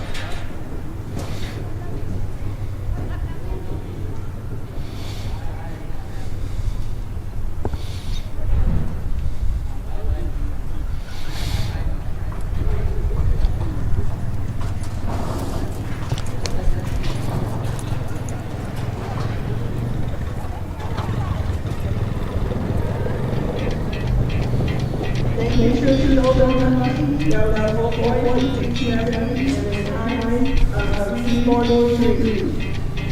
Okay, one of our original sponsors, Country Vet Naturals. They've been here since the beginning. Appreciate all the support. Need to get over and talk to them. Got any questions? Take a look at their products. We appreciate all their support and what they're doing to help us out here and making things work good. JB Water Wells. You guys need a well, water treatment, jbwaterwells.com. Here comes RJ Houston and his dog Chalk from St. Anthony, Idaho. Just talked about his daughter Allie, who also is showing dogs here, getting the scholarship and going to BYI. So It's a family deal. We love the camaraderie and the competition. Everybody helps one another. Okay, there goes Chalk. Let's see how he handled these cattle. Nice outrun. He's going to keep them going. Up.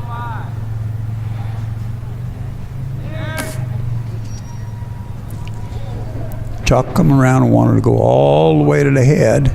Didn't get in a fight, but he came all the way around there and stopped the flow. Not a big deal, other than it cost RJ a few seconds.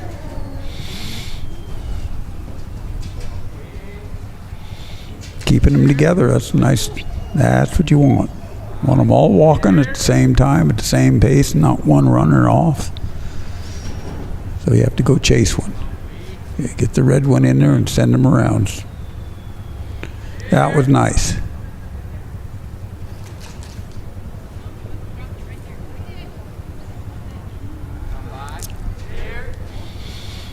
The Chalk was just a hair high,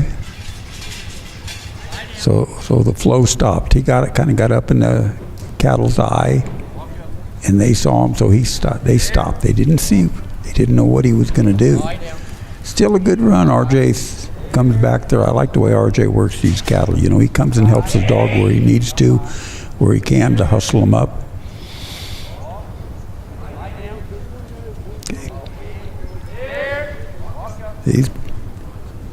He's pretty much on the handler's line right now. He can go a little bit forward, but not much. There's no need to. Okay, if he sends his dog come by, a little bit late, but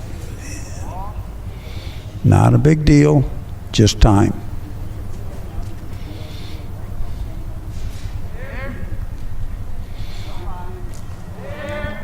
You know, we have to pick out where the draw is when we walk in.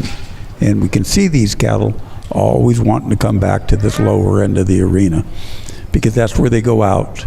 And they know they go out there. They know when they go out, they get put back in their feed pens. There's hay, there's water, there's all their buddies. They get to sit down and talk about it, lay down and enjoy the sunshine, and not have to work anymore. You know, these cattle only get 2 runs a day on them, one up here in this arena and one down in the lower arena. And they always get a break, put back into the cattle pens where there's hay and fresh water for them to relax and enjoy. Sounds like a job I could do. Hey, RJ's having a good run. He's not quite at 3 minutes, and he's getting ready to enter the sort pen. Cattle have been really good. Steve White's done an amazing job at sorting and preparing these cattle for this event. If you think you just pick up a load of cattle and throw them on a truck and bring them somewhere and turn them out and have a good trial, you are sorely mistaken.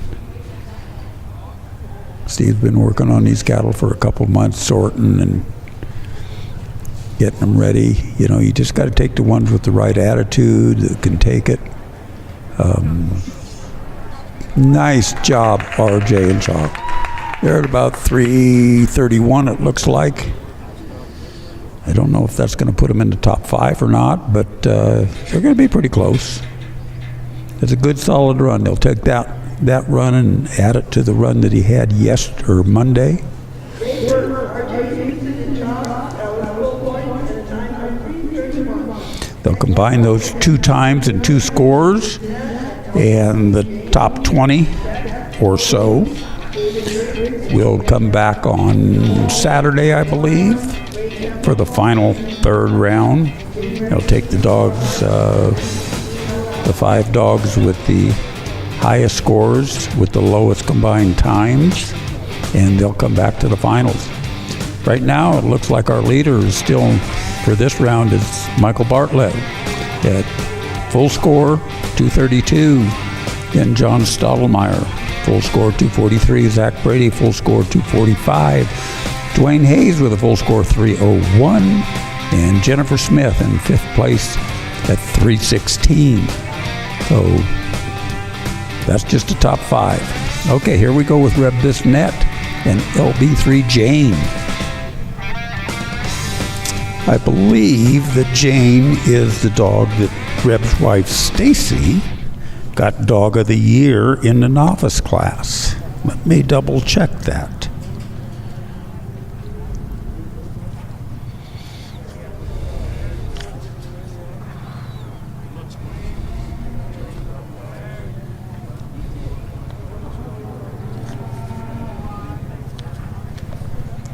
Yes, this is Jane. Both Reb and Stacy show this dog. And Stacy took this dog to Dog of the Year for the in her novice division. And this will be at this show, this will be the last time that Stacy gets to show as a novice, because she is considered an intermediate. She has proved herself to be able to move up, and she is a tough competitor. She knows how to handle cattle and handle her dog. Rep the same way. They're both great people. I love them both. You know, they don't live too far from us. We see them at the trials all the time, and they're always kind of right there at the top. Like competing against Reb, and I'm going to enjoy competing against Stacy this year. So Reb's got a run going for him. He's had a good fetch. He's got a set of cattle that got a leader, and they want to kind of move. They're not stale. All he's got to do is control them. Okay, he's got him. Now he's got to get this one back in to follow. This could be a little tricky. He's got to turn him. Missed it. So now he's got to bring him all the way back and redo obstacles number 3. He's got lots of time. He's not even at 2 minutes yet.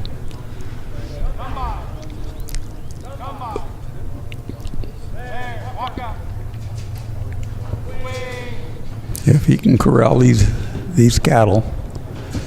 You don't like to see this. We got one going this way, one going this way, one kind of hanging in the middle. Nobody is a leader, nobody's a director.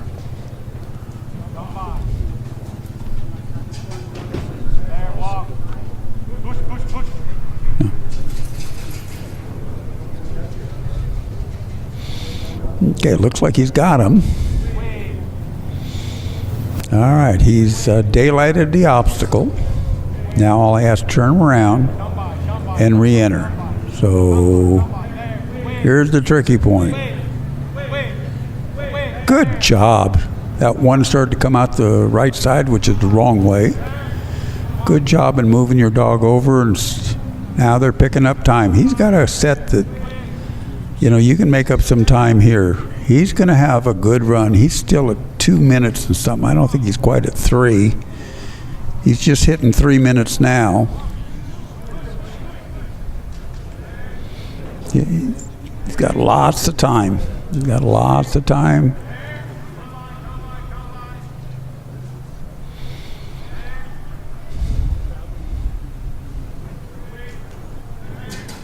Oh, that's not good. Okay, he's got one in. He's got to get Jane around here and get the other 2 back in. Maybe hold on to that one that's in the pen.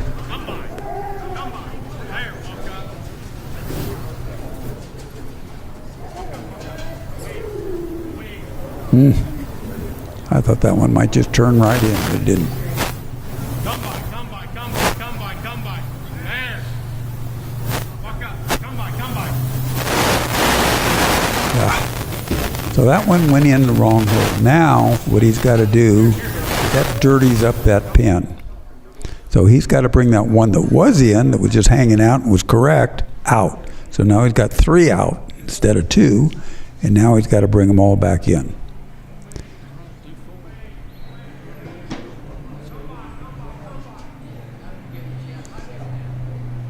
And he's good. He can still get a full score. Reb knows how to read cattle, and he can get this done without a problem.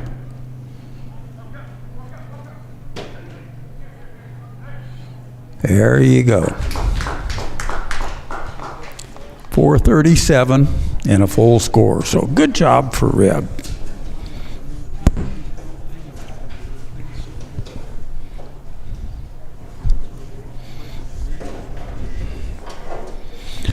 Okay, I'm going to have to take a little break here, go get a dog, and Okay, good job, Richard. get ready to show my dog. So I'll see you in a few. 70 and a time of 4:37.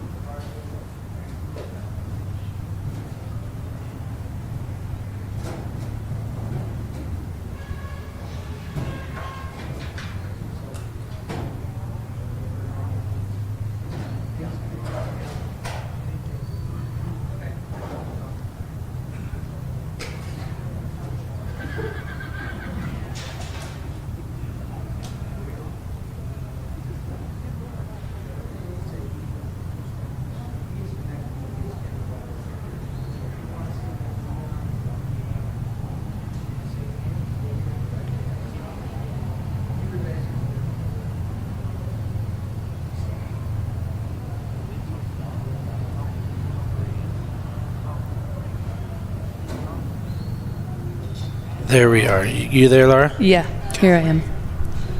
Okay, here we go. I'm just going to turn this down just a little bit. Okay, Steve White. I'm just getting on here really quick. Me and my friend Laura Fisher are going to start commentating. We've been a little bit slow, guys. We're super busy today. We got 3 arenas and a field going. So our commentators are kind of spread out all over the place. We can look over here on our screen. We got David Briggs and Buck out of Woodlake, California. David Briggs is a great handler.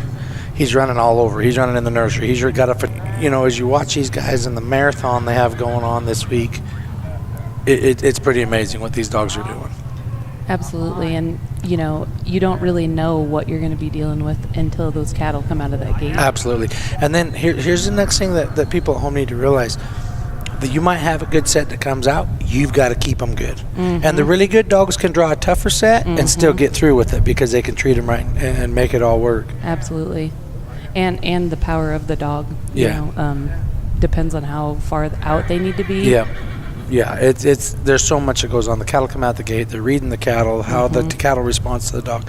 I call it the cattle's bubble. That's the exact distance where them cattle are affected by where the dog is, and that's where you want to work that dog all the time. If they come in too tight, you're going to foul them up. Too far out, your cattle are going to stop. Yep, absolutely. It's a fine line. Very, very fine line. So there's 45 points per obstacle. 270 points going in here. This is the second round of the intermediate. The best out of the 2 combined are going to come back for a short round. There's also everybody we need to remember about the ultimate stock dog. The ultimate stock dog. Laura, go ahead and explain what the ultimate stock dog is. The ultimate stock dog is the average of your sheep runs and your cattle runs. Combined. So what's really cool about that, we'll have a national champion cattle dog. We'll have a national champion sheep dog. We put them 2 together, and we see what dogs ran the marathon the best and the most, I always tell people the most obedient dog is going to win. Yeah, and it's a whole different ball game going from cattle to sheep. They're completely different livestock. Their bubbles are different. Absolutely. We came in here earlier this week. We got snowed on, Laura. I mean, there was snow on the ground. We got our butts wet. We're so grateful to have this beautiful place, which we have. If we can take, as he comes out of obstacle number 3, as they go in, they have to come out the left side. Okay. They go around the back of number 4 in the pan, and then they sort them 1 down the chute, 1 out this side, and 1 back down the chute. Yeah, and that can get very tricky. I can. Okay, I'm going to talk to my director guy down here. Let's see if our camera can scroll up, and let's show these guys what it looks like here. Zoom out and scroll up so you can see the cattle and the mountains, you guys.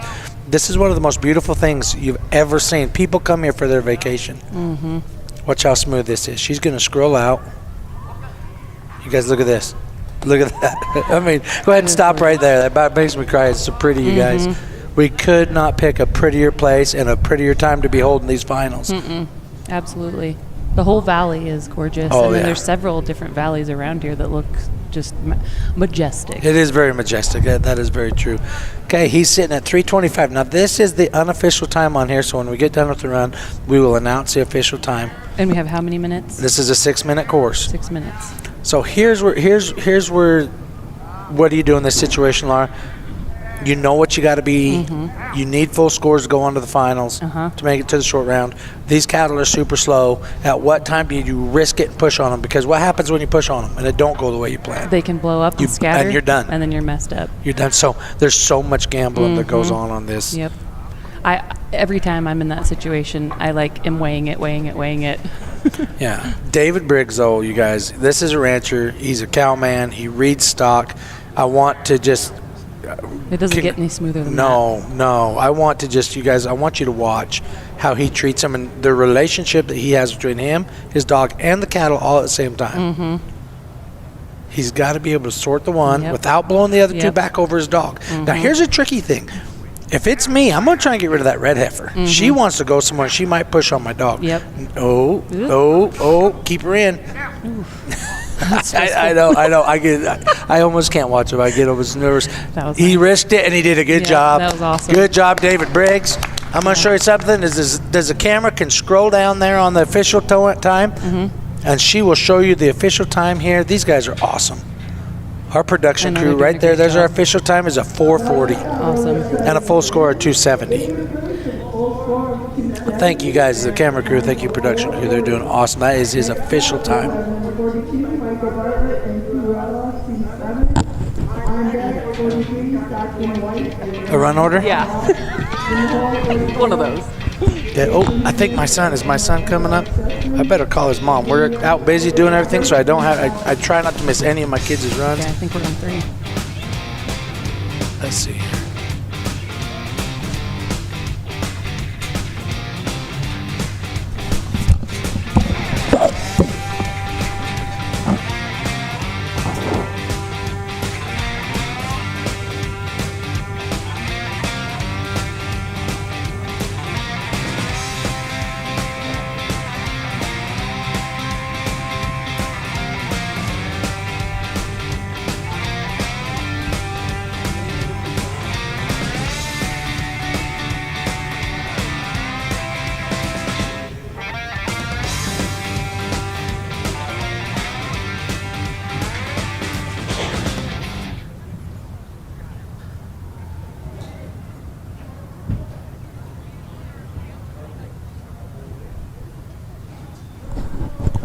All right, this is not Ray Temple. This is Mike Bartlett.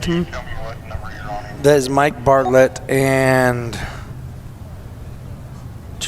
maybe Cruella. I can't.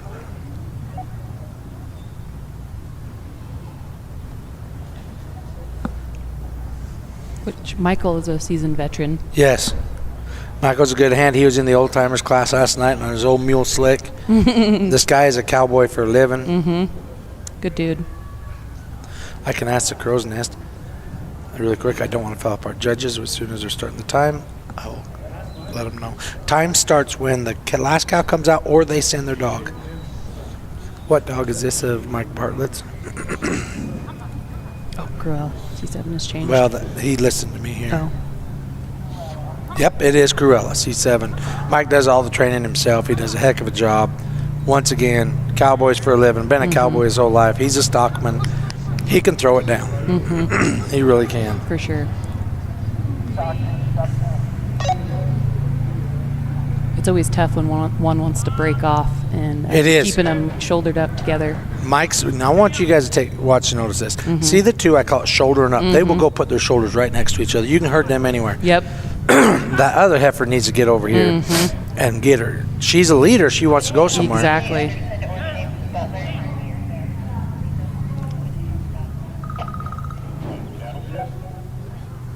That was nice. Very nice. Nicely smooth. That could Now have watch easily him. gone He'll the other keep way. them together. Now the one wants to lead. Now if he'll get him to shoulder up, if he'll get him to shoulder up, these are the ones that you can win with. Yes. You get a leader and two followers. Because you can get it done quicker if you can keep them together. Yeah.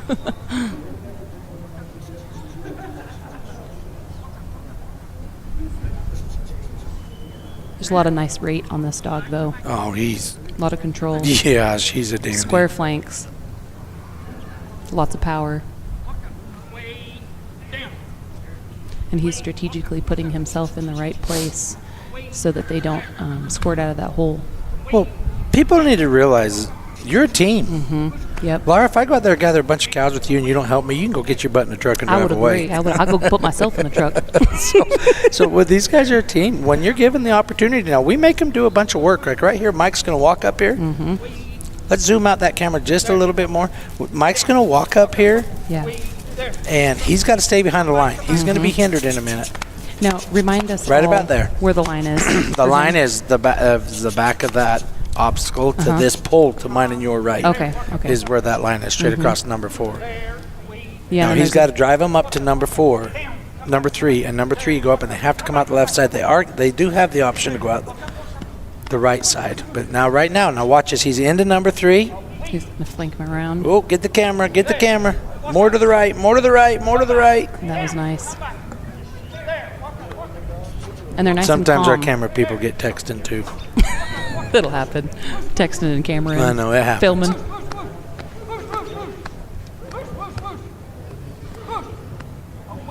See, this is where it gets hard because it's a timed event. Yes. And although you want to keep them calm, but you need them to move too at the same time. That's such a hard decision to make, but he's doing a great job keeping the dog moving so that he's putting enough pressure on the cattle to keep moving forward to the next obstacle, number 4, over in the corner there. Yep.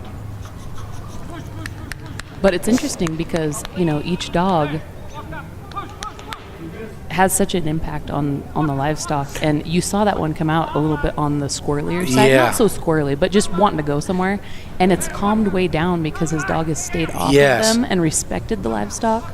You know, there's so much, there's trust now. There's a respect and a trust. Yep. But I will tell you, the most important part of this run is the introduction. If that it goes is. down there and that dog chews on them or nips at them or Yep. picks at them and loses their trust, this is over. Now watch Mike. He Yep. is going to direct that lead one. And they'll come right out of there. Look at this. He's got a good run, you guys. He does. 346. Now he's one down. All three have to be in the pen before he sorts. As soon as he does that, he's free to move. He can move pretty fast. And that was the one that was looking to go somewhere. That's exactly what you do. Get rid of her. Yep. If he 'cause she'll left blow her him in, up.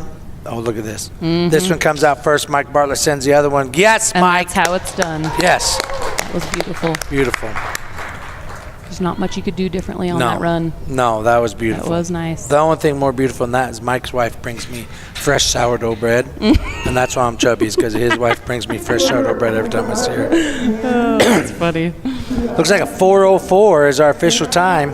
That was We're nice. just swapping cameraman there. That gives me goosebumps. I love runs like that. I know. I better call my wife and make sure she's in here. Make sure She is. I can see her right down here to the right of me. It's been I can't talk about it because I'm going to get emotional, but Stockton made his last run earlier with his buck dog. Oh. Yeah, and so it's been a very emotional day with this. She had a smoking good run.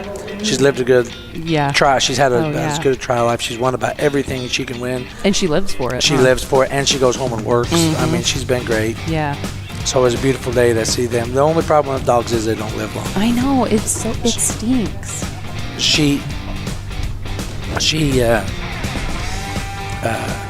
Still going to go home and live on the couch and gather cows, you know. Yeah. Yep. This is Stockton and a dog named MIS or Hawk. This is out of a dog that's here by the name of Pete. Jed Corliss had him. We bred him to a Levi daughter friend of mine, or a Levi daughter I had. He's here. James Butler owned him. John Sotomayor has him now. He's been a great dog, and this. That was nice. That was beautiful. He's pretty good. This is Kept a the pretty momentum special going. little dog right here. And How old is he? he's 3, I think, now. That's nice. That's nice. A nice career ahead of him. Good career ahead of him. This dog is actually right now owned by Nathan Myers. Oh, it is? I gave this dog as a puppy to Nathan Myers. Do you regret it? I've got 2 of his sisters at my house that are just as good, but yes, I regret it. There's so many of them dogs. I'm like, gosh, dang it. I know. But at least it's just somebody that did something good with him. I'm gonna brag on him because he's my kid, but there is very few kids. He's 14 years old. It's impressive, no doubt about it. I know that. I'm in the arena watching Stockton. I know that your kids are always top competitors. They work stock every day. Right. That's what we do. We're ranchers. Yeah. And so they have a little bit of an edge right there. Yeah, and you know what they're thinking. Yeah. Like they know what the cattle are thinking. Yeah. They know how they're thinking about things. So Nathan was at a dog trial. Oh, Just missed he's that all right. one. He'll be all right. Yep. He'll turn him around. They're still not quite on the same page. So Nathan got him as a pup. Nathan trained this dog. Nathan Myers did. And we was at a dog trial one day, and he said, Stockton, go show Hawk. And Stockton and Hawk just went off like was they've been nice. best friends and been together their whole lives. And so he made a phone call to Stockton about a month ago. Not even that, maybe 3 weeks ago. It was right after Soldier Hollow. We come home. He said, Stockton, you're qualified with Hawk. That's awesome. And he goes, why don't you run him? Aw. I'm going to try and take him home with us, to be honest with you, but for good. But this is a very neat dog. Nathan's done a great job with him. Yeah, absolutely. And Stockton runs him pretty darn good. Yeah. It's one thing, to raise and train a dog and then run it, but to pick up a dog that you have never, you didn't do the training. No. That takes a lot of time usually. It takes a lot. It takes a lot of time, and it says a whole bunch for the dog. Yeah. Now he's sitting here good enough. He can keep Hawk. Hawk wants to push him. Hawk's like, Oh, yeah. come on, Yeah, Stockton. yeah. This is time to be. Hawk wants to push him. Yeah. Yep. Now, once he pins him, he can run. So Stockton's risking it, standing out there a little bit. He's letting Hawk push on him. Stockton's swinging for the fence. Now, this can go one of 2 ways. Hawk, get around there, Hawk. These cattle are listening good. This might be a run, you guys. This might be a big one. Yeah, we're at 241. We're at 241. We got a lot of time. Keep it calm. Stockton can read stock pretty Yeah. good. Yep. Nice. Nice sort, nice Yep. first sort. Yep. Hold Gotta it, get him Hawk. back Hold there him, to go hold out him, there. hold There him. it is, there Now it flank is. him away, flank Yep. him away, flank him away. Yeah, son, Oh go on, my yeah! gosh, look at that was good. 3-0. I'm sorry, Three. everybody. I Three got flat. 3 flat. I get excited. I'm sorry. Everybody at home's deaf. I apologize. That was it was that. Dang, that was good, Can Ryan. we have up the leading score? The scores I don't. and Yeah, stuff? can we have the scores, the leaderboard so I'm far? not sure if that is. No, that's not in the lead. I don't even know if it's in top 5. But he needed that to come back in the short That was round. nice. He got a full score in the short round. There were 17 full scores in the first round. He needed a full score today, and that short round, you guys, that's where it That makes was it. nice. You know what I noticed about that dog is how perfectly he came around and Yes. caught the eye on each side of Yes. the bovine. Yeah, he is amazing. So 2:32. He was 3 minutes flat. Yeah. That's going to move him Yeah. into third place right now. Thank you, guys. That is amazing what you're doing. That's actually him and Bug It's in fourth. that picture.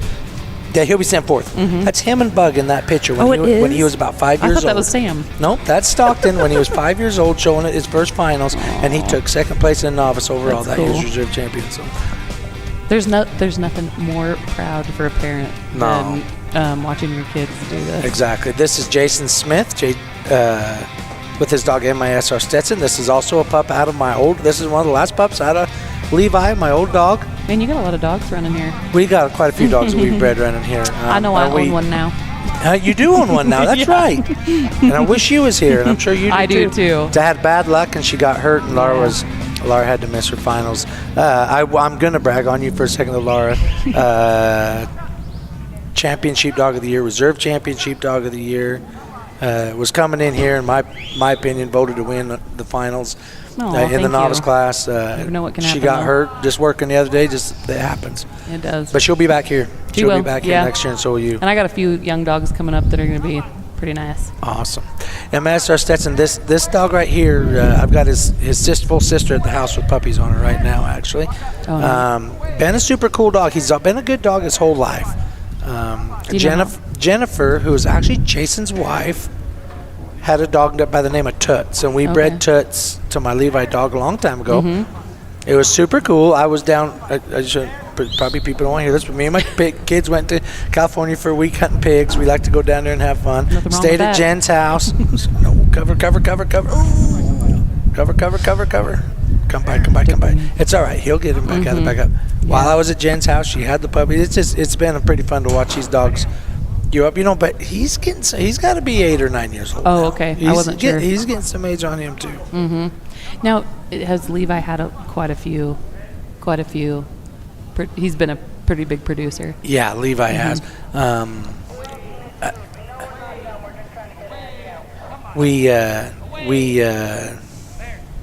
And I'm partial to him because I was the one that had him. He was the first dog to ever win Catalan Sheep National is that right? Championships. I think when he came here his last year, he won every round of sheep, every round of cattle. Was ultimate one.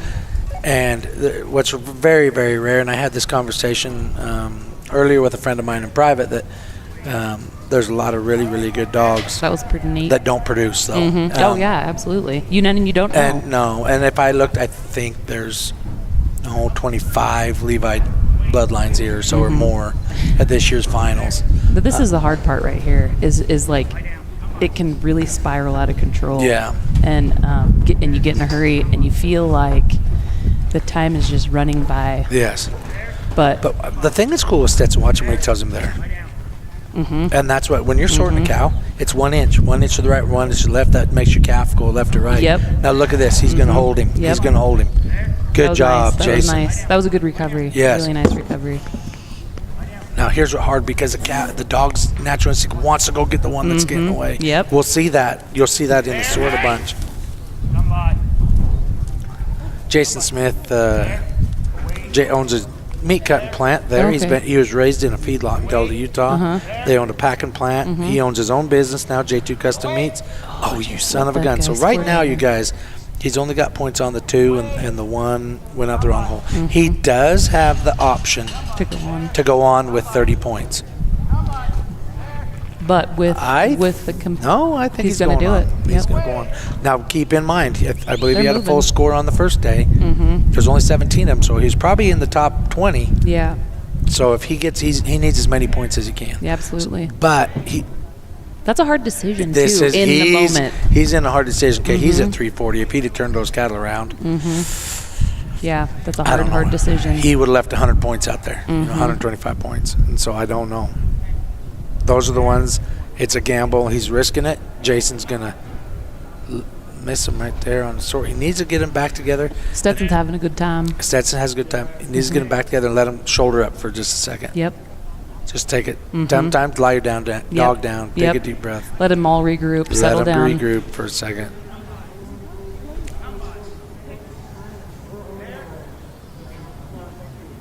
He's got a lot of presence. Yeah, he's a pretty cool dog.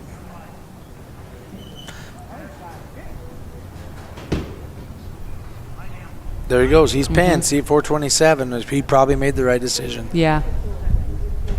Yeah, because you could easily get timed out if you stay there too long. There he goes. First That sword. was nice. Oh, gotta get the dog No, back. Stetson. Get rid of that ball. That was nice. Good. That was No, nice. Stetson. There we go. It's still going to work. Good job, Jason Smith. He's going to be 15 449. shy of a full score, and I believe 270, so he'd be at 255. Mhm. We'll have to listen to the judges. I'm not the judge. And a 449. Yep. He did a good job staying calm. Oh, yeah. And you know, another thing too is with these dogs, like you can sit back here and you can watch them and you can think that if you just did this or did that, but each dog, it feels different when you're running it, you know, until you feel the dog when you're running it. Next Level Dog Food, one of our main sponsors here. We appreciate them being here. They've got some really good dog food out there, you guys. I was hoping to get Sharpie up here on the line. We could talk about it a little bit. Do you know where they're out of? Sharpie lives in California. Okay. The guy I deal with on the commercials lives in Texas. But I have seen Next Level Dog Food in all the stores right now. Oh, that's neat. I've been looking lately, and they're in all the stores. Really nice, good dog food, you guys. We so appreciate these sponsors, so generous, and really couldn't do it without them.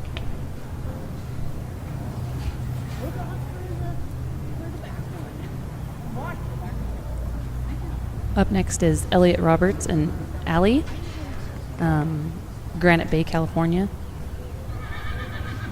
He comes up and commentates last night's Old Timers champion. He won the first round that's last night on the awesome. horse. That's great. And that was so nice of you to loan all your horses out for that too. Yeah. So there's so many parts to this that you never see, Yeah. and we all so appreciate it.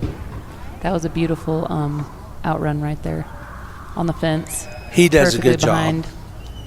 You know, I'm going to tell you, this is the only man, and I call him a friend. He is a true friend. Oh, that's He neat. has not missed one final since I started. Oh, that's cool. He's the only people that have made it to all 9 finals. This Oh, is wow. the ninth national finals that I've put on since I started Mountain States, and he has not missed a single one. Him and his wife, Kathy, we go on vacations together. He's Oh, cool. Like a dad to my kids. He's a great guy. This is such a great family Yes, it event, is. you guys. It is really impressive. He's got a pretty quick lead heifer that wants to. Yeah, she's wanting to go Yeah, somewhere. she's wanting to go. He's going to get in trouble with her. Yep. Gonna have to bring her back to the group. But he can maybe calm her down too.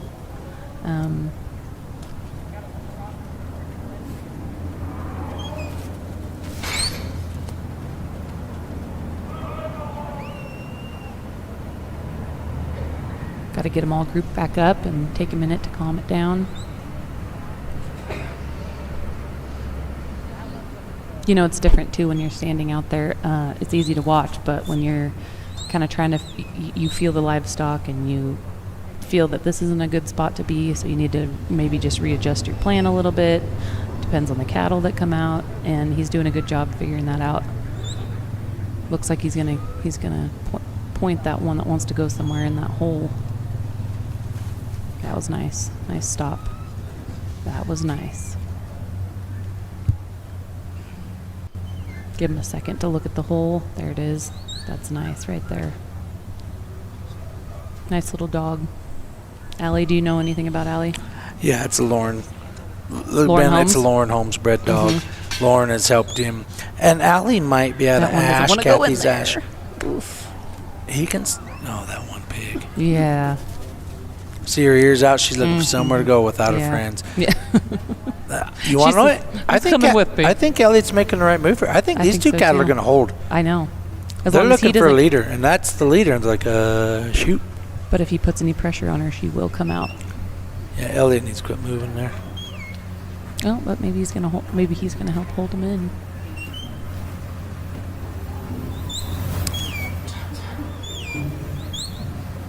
This heifer wants to make sure that dog's not serious about.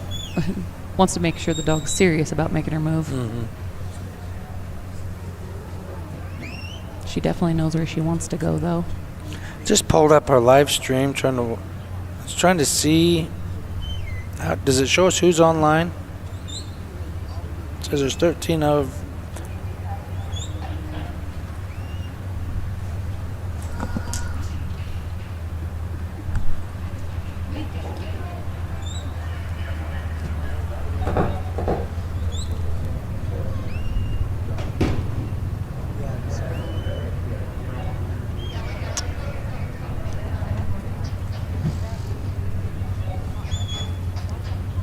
This is a hard situation to be in. Not get in a hurry and just keep working that heifer, trying to get her to see that hole again and get him back in there so that he reload them so that he can take him out of the correct hole. But that heifer wants to go somewhere again, and she may look for that hole. Oh, he's going to send his dog over there, hopefully to stop her. Oh, that was nice. That was really nice. Good job, Elliot Roberts. That was a beautiful job. He had to work for that one.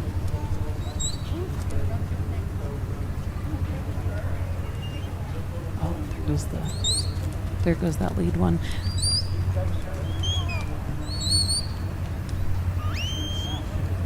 That was nice. Gonna head over to 4. You know, this set has been a tougher set to get this done with, so gotta hand it to him for staying in there and continuing to work his livestock the way he knows how.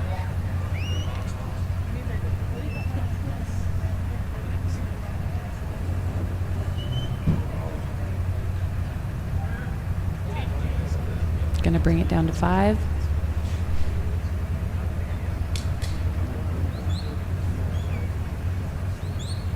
Got to have them lined up just perfectly for the one that wants to, that faster lead heifer that wants to go somewhere. Because with the harder ones that are moving that fast, if they're not lined up correctly, they go. If he pulls this off, this is going to be my favorite run. Yeah. There's been some stockmanship went on this deal, because that is a tough draw. Yes. And he's going to pull it off, Elliot. Is. Get Allie back there. Impressive, really. Just get that pig out of there. And there it is. Absolutely. Good Great job. job. Kick that one in the butt as she goes out, that dirty pig. She sure is a nice heifer, though. She is a nice heifer. She is. I've been admiring them all day. Some of them ones that look good are a little bit wild. Just remember that. Yeah. Just remember that in all things. I bet her calf comes out alive. Yeah, I guarantee it. You guys, I'm just going to tell you, don't you piss and give up. Nope. That one right there just shows it. So many people are like, oh, I can't do nothing. I'm just going to quit. Call my run. Yep. That right there is because he was a cowboy. He read his heifer. He knew his dog could do it. That's my favorite run so far. Yeah, that was a nice run. No doubt about it. All right. You know this guy right here. That looks like DJ Anderson walking in there. Oh, DJ. He's a good guy. I believe that's Grace with him. He had a couple really good runs. He's had some good runs so far. Yeah, intermediate dog of the year. This was intermediate dog of the year. He earned it. He went hard. He won a lot of trials. Yep. This will be his last time showing in the intermediate now. He's moved to the open. He's getting the boot.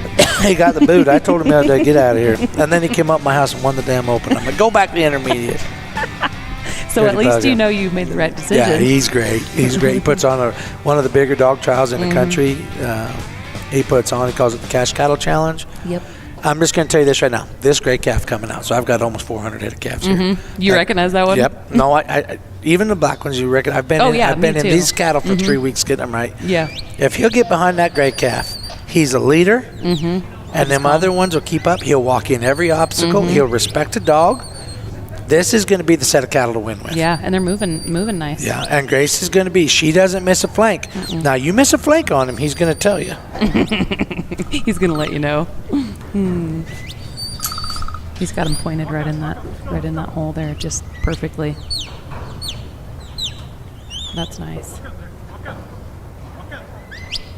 Oh, good recovery there. Good recovery. Put enough pressure on him to get him to go that direction for the right hole. Gonna head over to 3. Grace is wanting to get him moving a little bit faster, try to make up some time. Look at that. It's beautiful. Gonna flank him around to cover that hole on that side and head over to 4. He's got a really nice time going as long as he can keep it up.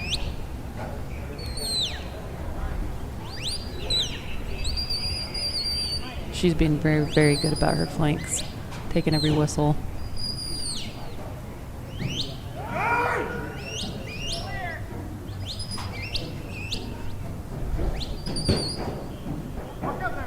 It's a really nice run going.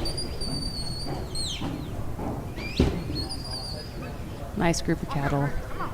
DJ's doing a good job. Dog's rating really nice, keeping him moving.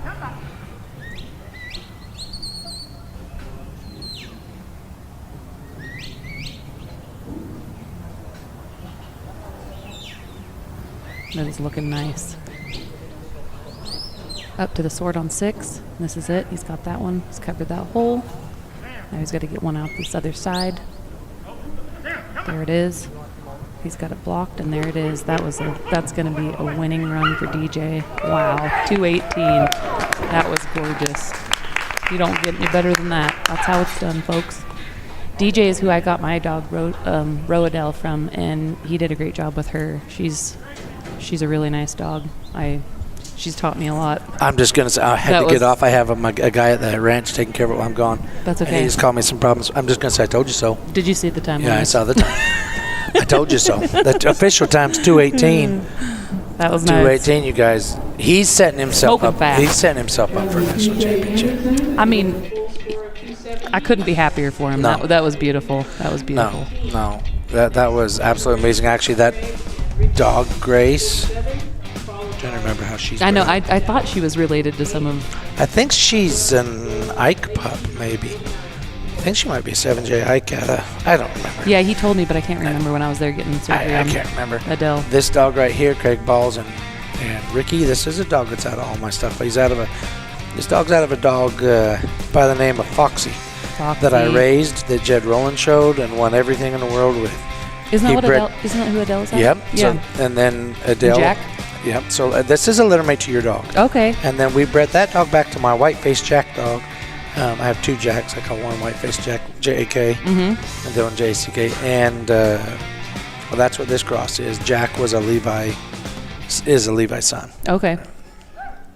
I would give a lot of money to own this dog. Would you? Yes. Ever since she was young.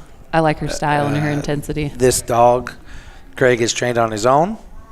And I'm going to tell you that I'm so impressed with Craig. Mm-hmm. This yellow calf, I watched him go earlier. He has not been up in this arena, but he did this earlier. Okay, he wanted to go somewhere, and I told Kevin, like, if I tell Kevin right now, that's my main cowboy back there. Okay. I said, remember that yellow calf I told you watch? This is him, and he's not bad to the dog, but he will leave. That being said, these 2 white-faced black calves, these 2 bolly calves, they want to go with him. Yeah. Another set of cattle, if he doesn't miss a bobble, can go beat DJ. Yeah. No, yeah, absolutely. Get that dog up there, Craig. And make sure you cover that hole. See, right now, I would have been flanking her already and bending them cattle's eye a little bit nice. earlier, and he did. Because look what he's got to do now. He's got to bend them cattle back. We lost our forward momentum. Yep. So then you have to, what we call, relift them, get them to start moving again. That dog has a ton of presence. That dog, this is a neat dog. Yes, that is. I amazing. love this dog. You could walk out there with her right now and run her. She'd run as good for you And just as she honest. does. As honest. His daughter walk in there and run her. And that's I think a hard I ran combo her to one get. time in the nursery when he was at my house. But this, and she's beautiful. Yeah. I know this. I like how low she gets. I always tell people, if you're going to be ugly, you better work, Meaning true. dogs. And this one's pretty and works. I can't see her under there, but I can tell by the way the cattle are acting. Yep. She was where she was supposed to be. Exactly. If Craig will keep him trotting, get her up there. Yep. Don't stop them. Keep them trotting. Yep, You keep get the yourself flow. set up. Flank her away right now and get her closer to those cattle. Right now, they're just trotting off. They don't even know she exists. Yep. If he'll keep her in contact with those cattle, in contact, once again, that point of the bubble that makes them move, if he'll keep them in contact, Then he can do this. then he can do this. I'm telling you, the yellow calf's one to win it with. I was nervous earlier because he had a dog had her in the fraternity. And I'm like, I don't know. She's kind of leaving them other ones. But people don't ever want to admit that their dog's making the mistake and the dog was making the mistake. I see that all the time. I can get you to admit your kid needs to go to jail faster than I get a human being to admit that their dog did something wrong. I agree with you. I don't know why that's human 100%. nature. It's a serious situation. It's a serious situation, yeah. No, I agree. I hear. Look at this. He hits this. Get her away. Away, Ricky Ray. Away. Don't That was let them nice. get past them because then they have to do a 180. Yep. You turn a cow around to 180, they're looking back to the Yep. back. You got to direct her again. Get down there and sort them suckers, Craig. Hurry up. He At folded them in there 305. nice. Oh, Craig. You don't want to leave her in there either. No. He needs to You get wanna the get yellow her calf out. out. Because he'll stir him up. Yeah. he's And gonna that have one to. also shoot out of there quick. Here we go, Craig. Here we go. Come on. Walk up, Ricky. Yeah, There it Craig is. Balls. Great run. Great man right there. 324. Craig Balls. Okay, I got to get going. Giving it back over to Stuart Mitchell. Good luck, you two. Okay, thank you. How do you do it?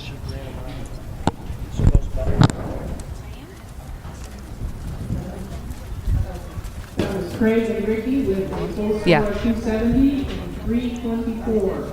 Next in the ring is Carol in Dallas, number 48, followed by 49, Barbara Rowland and Lacey. In the hole is 50, Allie Kusin and Walter.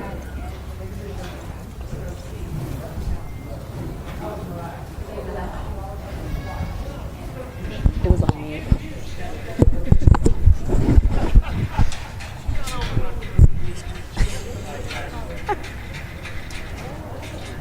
Oh.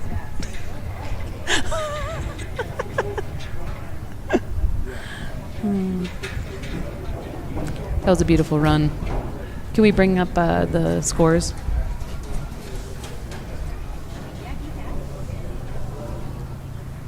So we got DJ Anderson sitting in first, Michael Bartlett in second, John Stottlemyre, Zach Brady, and Stockton White, with some pretty tight times, pretty quick. Next we have Carol Gherkin. We are now? Yep, good to Okay, go. Carol all right. Gherkin in Dallas from Payette, Idaho. Okay. I don't know Carol, so. I believe Dallas is an Australian Shepherd. Yeah. Oh. Mm-hmm. Okay. And she has KJ Aussies, I believe, in Payette. Not too right. far from my hometown, New All right. Plymouth. Let's see how this goes. Mm-hmm.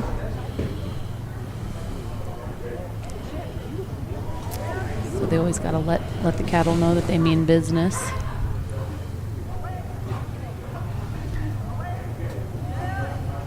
You know, I've been around some Australian Shepherds, and you know, they're a little different deal. They are different. You know. Mm-hmm.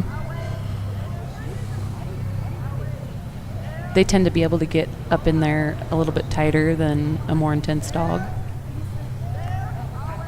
which can help you at times. Yeah. Well, you know, this dog's at least Doing taking a his good job. commands. Yeah. And got one outside looking in. Trying to work them through the fetch Yep. panels there. Yep. You know, the stock dog world, it is a lot of different breeds Oh, of yeah. people running different dogs, Mhm. and you just find what suits you and your needs and Yep. what you like, and exactly. that's okay. Yeah, exactly. Exactly. There's a lot of debate out there. Yeah, we won't get into that. Yeah, we won't. I'm prejudiced, so I'm just going to admit it. I train stock dogs back home, and I guess I should change it to border collies because that's all I'll take. I did look at a Kelpie here a while back that I'll probably take when it gets just a tick Oh, over. cool. It had a lot of work to it, and I think I'd enjoy it. But, you know, I've had a couple of people bring me some Australians early on, and I just made up my mind. That's just not my cup of tea. Not that it's not yours. No, yeah, it's absolutely. just not mine. So that's okay. Yep. Absolutely. Because at the end of the day, I need to get up and go down there and enjoy what I do. And Yeah. So this Baldy's gonna put a little pressure on this dog and see what it's gonna do about it. You know, I don't care what breed it is. I like that dog to want to walk up and put pressure on him when needed. I want that dog to really want to dominate cattle. Yeah, everybody's looking for something different. Yeah, you know? we're all looking for a unicorn. Yeah, exactly. There's no such thing. I've said it since the beginning. I want a border collie that works like a sheepdog and bites like a cow dog. Exactly. Oh, she's doing a good job though, gathering these Sure. guys back up, and we're gonna retry this number 2 here. Yep. Dallas is just trying to work them back over towards her.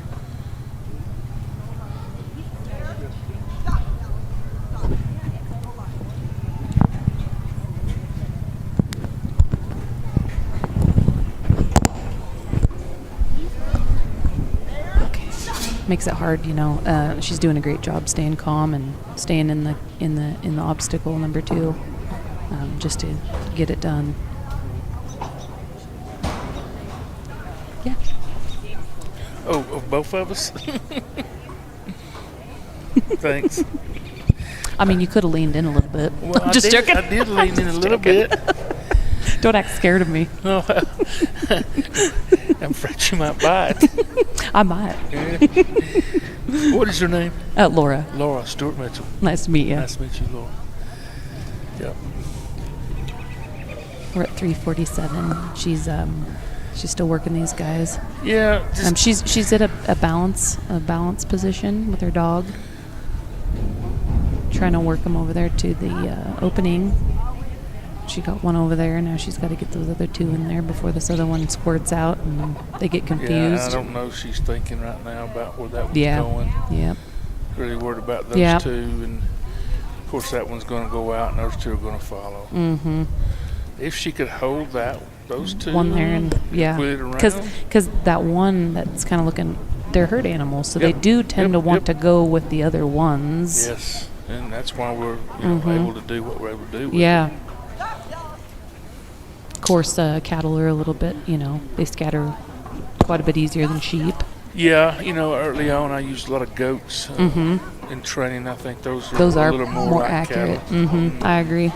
And they try your dog a little bit more. Yeah. Kind of like cattle. The worst I've ever seen was 2 or 3 billy goats, Oh. big billy goats Oh, on, yeah. on a dog. That's, I've seen that too. all right, she's got them all in the pen. She now. does. We've Now got just- to walk up and push those back. There we go.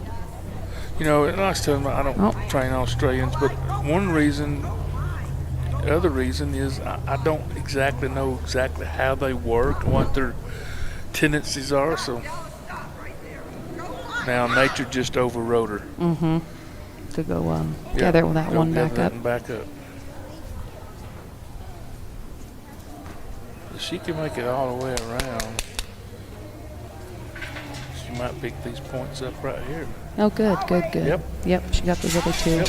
That's gonna So now be we can get that other one over here to 3. Might be able to pull those off. only 15 seconds, so it's going to be hard to gather them up and put them through 3 here. But, you know, She's done a good job she staying calm. qualified somewhere to get here. So,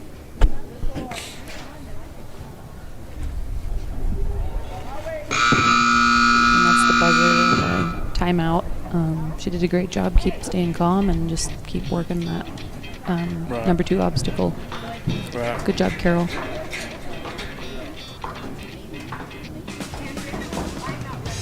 You know, I'm such a perfectionist that if it's not first place, it's last to me. So, and that can really get into your head when you're competing. It can. You know, you'd like to win some day money and stuff here in each round, but the you know, average.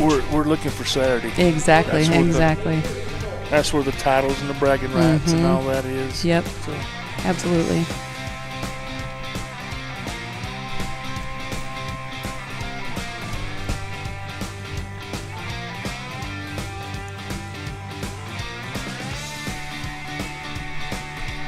I need to snag me a program so I can Not right. see.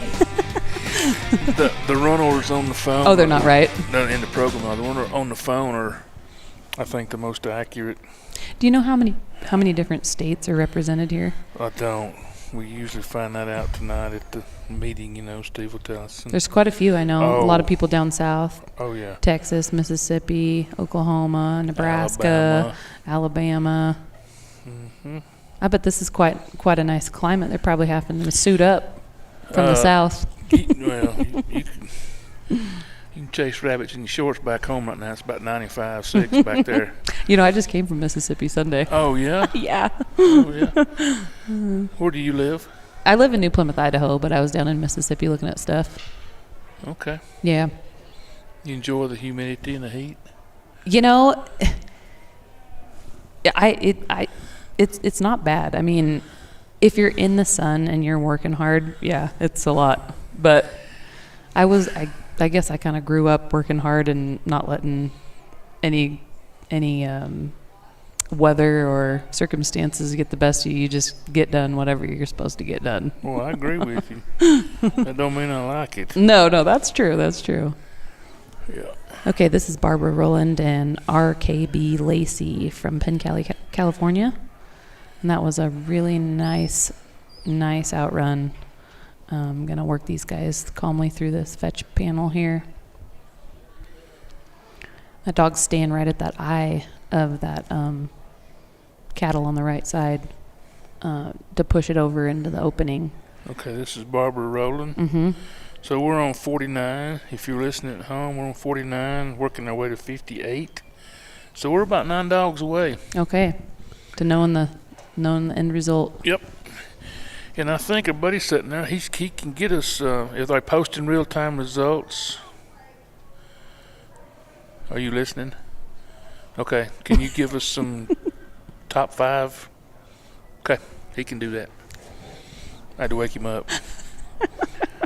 I saw him over there a while ago. He was on Facebook. I don't know how you can do Facebook and listen to us and watch the screen. Oh, shoot. That heifer wanted to really try that dog, and that dog was like, no, you're going to go here. So it turned around and went. Yeah, got to be careful here keeping your dog off too far. It's a long run, but she's going to get there. Going to cover that hole. Yep. Push him back over so they can flow out of that hole there. Yep. Right there. Nice That's dog. perfect. That was nice. All right. That was executed perfectly. Yep. So we saw DJ Anderson while ago with 218. Yeah. Yeah, my buddy Mike Bartlett was leading up until then. Yep. And he knows DJ. So. DJ's a good dude. Yeah. That's where I got my Roadell. Oh, cool. Cool. I actually bought a dog from DJ a couple of years ago, a young dog I started and sold. And he's pretty exuberant about his job. I like those. I like them to live to work. Yep. Well, he was more exuberant about biting during the work. Oh, sure. I've seen that too. But he went on and made a dog for the guy I sold him to. Mm-hmm. Yeah, everybody likes a different kind of dog. Sure.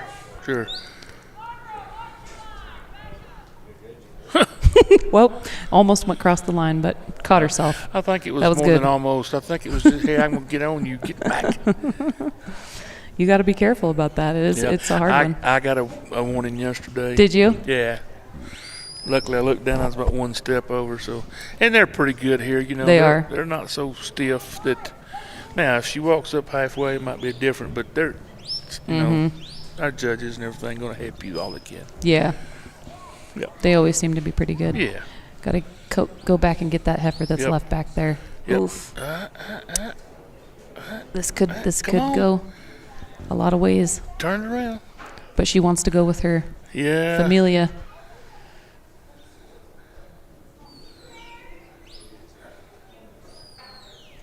Oh, she's having a hard time. She's trying to get her back there, but Yeah. she's just locked onto those two and having a hard time going back for the other one. That can be really hard. Yep. You know, she don't like but about 3 foot of point in that cow. Yep. Now, if they remix, I think that's she- dirty. yeah, it has to. I think she's going to have to bring this De- third one out. Daylight them all and then redo them all. I think so. Which could be faster anyways at this point. Yeah. Since that one came out. Uh-oh. Having a hard time getting her to see the whole picture here. Mm-hmm. She's telling her to come by. I can hear her. But she's locked onto that. Yeah, she is. I'm not judging, so I'm not going to wait and see what she says. Yeah, it's always easier to sit back here and Yeah, I'm real good sitting here. I know. One of the best, probably. Exactly. Sitting in the bleachers. Yep. You know, I coached football for 25 years, and there was always that group that was really good at coaching from the stands. Yeah. So, I know how that is. She's going to get 4. Well, another thing, too, is the mental game in competing, that is literally 50% of it or more. Sure. Like, that is something that's hard to get a hold of, especially if you're a very competitive person. Yes, and I think if you're in this, you probably are competitive. Mm-hmm. Otherwise, you'd be at home just gathering stock and working your dogs, not worried about it. But the competitive nature makes us enter trials. Mm-hmm. Yep, exactly. Yeah. Oh, that's a good speed if you can. Yeah, just she's got get about the a whole minute around. to There- get it that was done. good. That was good. That was good. There we go. I think this one sees. Now she's got to get over there. You've got to have 2. Okay, it's loaded. in, It's loaded. in, She it's can in, just stop. it's in. Oh, poor Barbara. Snot balls. That was a good effort. Yeah. She was almost Yep. there. Not If much she you could have coulda done got about that. there, she had that one before it come out. Decent tail Yeah. had entered. You know, bless her heart. Yep. It's probably not going to happen at this point to reload them and sort them. So. But that was still really nice. She Sure. worked him through every obstacle into there, and that was really nice. Nice little dog. Yep. You know, just a great job, great effort on both the handler and the dog of working this. These are nice heifers. Yeah, Steve does a great job getting these dogs ready for the trial. We should have Allie Thewson up next, if we're in order, and then Wayne Hunter. Look, I just walked down there and found a baby. Maybe they're handing them out. No thanks. I've done my time. Oh, I know. I saw that's Shonda and Weston's little girl right there. Oh, okay. And they're here competing. Shonda's in the open and Weston's in the intermediate. And I was just watching Shonda rock her in her stroller, and I was thinking, you know, that really takes a lot and shows a lot about how much she loves this sport. Mm-hmm. They love this sport, you know, to bring their new baby and, you know, deal with all the weather elements and all the runs, and that's not easy. No. Not easy. Well, you know, on another hand, too, I'm glad to see people bring their kids to this and you know, not find a babysitter. Exactly. Just, you know, we had 2, and we hauled them all over the world team roping, and my son has went to sleep on a rope bag a lot of nights. Exactly. Don't get your rope bag, get your boy. That's what's missing in this world is that kind of stuff. Yep. And hard work. Yep. Stay until the job gets done. You can ask him how he had to work. And oh, I know. I wouldn't take any of it back myself. No. Now this young gal is, I believe, A RJ's scholarship. daughter. I think so. I think it's a scholarship winner. Yeah. This year. Mm-hmm. $1,000 Mountain State Scholarship Fund. Yeah, that's pretty neat that they do that. Yep. And our auction tonight is to fund that. You know. Yeah. Our 4-H kids. Allie and Walter from St. Anthony, Idaho. Nice big dog. Mm-hmm. Nice coverage on the backside.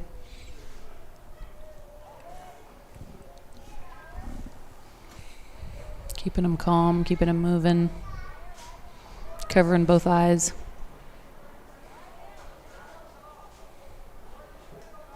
That was a beautiful fetch. Yep. Get him lined up for second. Just keep them lined up and moving. Mm-hmm. Yeah. I wish I knew a little bit more about Walter, but he's a nice looking dog. Yep. Rating really nice. You know, I sell a few dogs, and you know, a lot of people call, and the first thing they say is, have you got a slick-haired, prick-eared? Mm-hmm. And I instantly get kind of numb to the conversation because you're not hunting a working dog, you're hunting a pet. You can't ride looks, or you can't work looks. I mean, you can try. You can try. And if they do wind up being slick-haired, prick-eared, great. Mm-hmm. I've got some. But Yep. that don't mean I'm looking for them. Oh, this is really hard. He's putting a little bit too much pressure on that. Yeah, maybe a little come by here. There we go. There we go. Now away. back away. Back Mhm. away. Back away. That was nice. Wait. There. Ooh, that was good. Yep. Oop, Okay. Oop, oop. Just a tick over flank. Stopped it in his eye. Mm-hmm. You know, and like I say, we can see that up here. When she's Yep. on the other side, Yep. might not be able to see it. It is amazing when you're out there. You know, the depth perception between Yes. panels and Yes. Right. it's tough. But that was beautifully executed. The older I get, the less I have. Oh, I can imagine. Yeah. You can? You think I'm blind? blind in one eye, can't see out of the other. Exactly. No, it does affect. She's taking these guys really calmly down Yeah. there. They're splitting a little bit, so we're gonna have to be careful that this one doesn't squirt by the side there. If you could Do something. see Don't- that one lone brockle. Yep, heading back there. That's a word that I've heard this week a lot. Oh, brockle face? Brockle. They're motley faced in Alabama. Okay, yep. Yeah, it is interesting, the different Yes. terminology between the southern states and the northern Yeah. states. I've heard it the day before yesterday, and I was like, and I asked him, I said, Corbin, Uh-huh. you treating the guy? I said, what'd you say? Brockle. He looked at me like I'd lost my mind. Okay, I got you. Motley. He said, oh, brockle. I said, motley? Brockle. Okay. I'm going to throw somebody off and say Motley. They won't see it coming. Yeah. Going to head over to 4 now. With we're at 2:45, but she's doing a great job. Going to try Sure. to keep full points, and I think she can get this done. I believe, if I'm not mistaken, which I could be, I've been wrong once in my life, she come up through the junior program. Okay. You know, I could see that. And is now in the intermediate. So it's a great thing to do here. It is. We're east of the Mississippi, and we started Alabama Stock Dog Association about 6 years ago, maybe. And we've had a lot of interest and a lot of different people join in and get involved in working stock dogs and owning them. But we haven't got the young generation. You know, we got to get more of our older people to bring their kids into it, and love to offer that. Oh, yeah. We Absolutely. have a trial in November every year, the biggest east of the Mississippi that I know of as far as payout and numbers. And that's awesome. I really this year want to push to get some young people to come and try it. Yeah, absolutely. So you were saying it was sanctioned with the Southwest? No. Oh, no, NCA? It is Mountain States also. Oh, it's Mountain States also? Yeah, it's Mountain States, NCA, and Southern Stock Dog Oh, perfect. Association. Yeah. That was nice. She I got that one just, turned there. Yep. Yeah, I'm the president of Southern Stock Dog and Alabama Stock Dog Oh, okay. Association. That's great. Yep. Oh, well, yeah. Oh, I know that one just squirted by there. Yeah, I was going to just take one for the team there, but she didn't. I know. That was, I don't blame her. but she can probably get this one back in there, Mm-hmm. and then she'll be able to pull Big- this off big before away, the time big away. Yep. Big away. That was nice. There you go. That was nice. I think I go one out to right and 1-1-1. Yeah, one out that side first, just yep. like that. All right, go. This is going to be a tough one. Oh, that was nice. She that was did it. really Step in there and nice. hold your ground, girl. That was hey, really nice. Go on around there, Cal. Help us out. Come by, away, get out of the way. One or the other. Just move. Yeah, that just was good. get- That was really all right. good. Good job, Allie. 446. Yeah, come by, away. Just get That was out really of the nice. way. that was really I have good. a lot of come-aways in my pocket. I throw them out pretty regular. The away-bys are harder because it don't rhyme, but come-aways is easy. Just do something. Yeah, way by. But yeah. And I have a lot of come-bys. Oh, just whichever way you want to go. No. You know what? That's what's so amazing about these stock dogs is Ellie Thusen and Walter, full points of 270 and a time of 4:40. even in our imperfections, they a lot of times will make up our mistakes, and it's just really incredible, you know. It sure is. I saw some dogs in the field down there that it gives the correct command, and they take it, and the cow might step over, and that dog just step back, and then it is amazing. Yep. Now, who is this? You know, I'm waiting to see it pop up, but I believe I got a run order right here. That was Deuce, and this is Wayne Hunter and Major from Bowie, Arizona. Oh yeah, yeah. Is that dog got a tail? No. It's one of them hung up by a tree. I mean, hanging trees. I'm sorry, Lord. I apologize. Not. Anyway, so different strokes for different folks. That's a hanging tree. I promise. You can. Yep. I can tell. No, it you off could the tell. bat. Yeah. Lincoln Rogers has a border collie that had his tail broke when he was a no puppy, kidding. and he took it off up there. And Uh-huh. I do give him the devil about it. That was a nice. He got it done right fetch. off the bat. 20 You something can just seconds. get these guys lined up on 2, Yep. and they're looking for a hole. They're, you know, Yeah. that's a nice set. Really is. It is. Especially the way that dog got in there. They still have remained calm when they could be a little bit Yep. rustled up. Yep. That was a good cover there. No, this dog's taking its commands and Yeah, doing a nice job. Gonna get him out the correct route to head over to 3. Yep. Old Major's showing us what's up. He is doing it. No, You come can on. take over. I've talked so much my mouth's dry I couldn't spit if I wanted to. I said I've talked so much I couldn't spit if I wanted to. You did a good job. Gonna head over to 3. Yeah, I'm gonna watch the rest of this run for sure. Yeah, this is a nice group of cattle. Yeah, Nice when I and draw calm. a set like this and I see them going through 1, 2, Yep. I think don't screw this up. Yep, exactly. Don't get in a hurry. Don't get in a do hurry. nothing dumb. Because that other part of me goes, push them. But we got to do it a little bit faster. Yeah, they're going to stay together for you right up until they don't. Exactly. You know what I always say? It was going good until it went bad. Yep. Yep. But, you know, I really enjoy watching dogs, you know. Oh no. Oh, that was a flyby. That was a flyby, turned him around.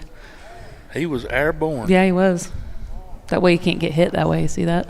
Yeah. I'm amazed how far I jumped. Golly, Bob. That's so he gets out of the way when they come at him. He did. But I want you to look right here. These cattle are forgiving. These are the ones I want in the priest booth. These are the ones you want right here.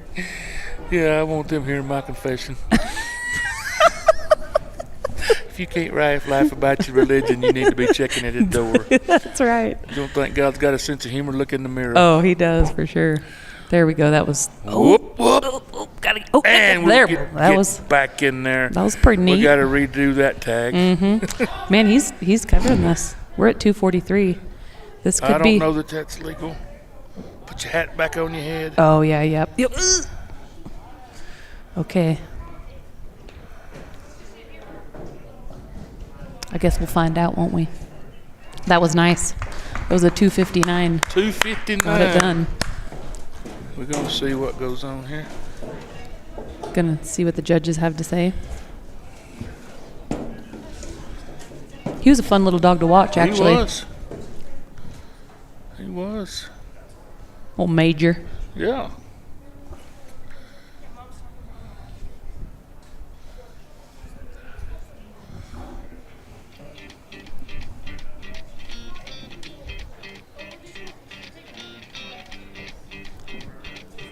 We're waiting to hear on the judging on that one.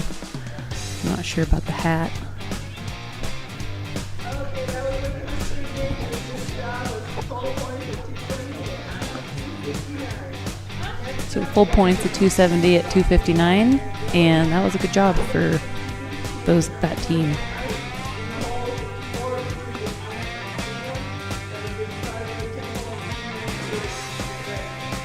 Is it Stockton?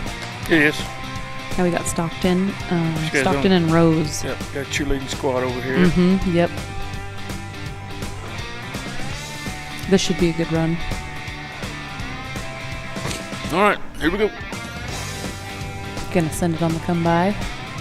It's always interesting, you know. It always depends on how the cattle come out, but Yeah. which way people choose to send their dog on the outrun, you know. Yeah. There's a lot of times you got to stop the cattle Yeah. and change the direction know- before they even get around there. Yes, and this is a points and times trials, and not judged. So, I mean, there's been times where you gotta bring your dog and cross them over. I'm not a fan of crossing over. No, but sometimes you but have to. sometimes you gotta do. Hey, thanks, sir. You want something to eat? Oh no, I'm good. Thank you. Thank you. But yeah, sometimes you gotta do what you gotta do, and that's real. Yeah. That one was wanting to squirt by there, but Yep. he put just enough pressure Yeah, on he him to showed get him him in the hole. showed him his That face. was beautiful. That was beautiful. Yeah, that cow saw his face and turned. That motley. Motley. I was trying. Yeah, yeah. You start using Motley, and I'll start using broccoli. Okay, we'll throw them all off. Broccoli faced. They'll think I've lost my mind out there when I get home. What they do to you up in the north? Oh yeah, yeah. Yep. That one saw the hole. That was perfect. You can get that one around there. Oh, that was nice. That was nice. That was nice. We're at 1:27. Just gonna keep the flow going over to the 4. Now, this is Rose is the older dog, isn't it? Oh, Or was he talking about Bug earlier? I don't know. I have to look. They've kind of scattered, so he's got to get them grouped back up. Get over to number 4 together. This is Rose. Yep. I don't know how many dogs Steve has because all the kids run. A lot one, of He them. runs one. Yeah, I know. I wasn't gonna say that out loud. Yeah, but he uses all of them, so I mean, Yeah. he should have quite a few of them. He's Well- got a lot of livestock, a lot of Yeah, kids, and yeah. I mean, they Yeah. use them every day. So, Yeah. to be fair to the dog, you know, he Yeah, likes for to sure. trade them out, and For sure. he's got good momentum with these guys. Got to pick that one back up on the backside. Done a good job of getting it right up there. Their Yep, mothers yep, are yep, waiting yep. on him. And he was covering that side Yep. to keep him in that hole. Let that and go on. Yep, yep, yep. It's a fine line getting in front of that one's face. That was beautiful. And the dog staying out of the pen helps a lot. So to give him, to release pressure for the cattle to come back out to go out that other hole. Yeah. Sometimes this can get tough, like this one right here. Oh! Yep. Yep. Sometimes almost pushing him back in there. Yeah, he was going for the win. He tried Yep. to take one for the team. He Yep. just got by him. I believe he would have got smacked if he could have got that a little quicker than what he cared. That's kind of one of those deals where you kind of almost have to push him back and separate him, and then. Yeah. But it's tough, and it's in the moment. And when you want to Yeah. win, that's what you do. He was going for it. He's got enough time though. He can regroup. Oh yeah! And, Look at that. Get back in there. This motley. Yep. Broccoli face cow.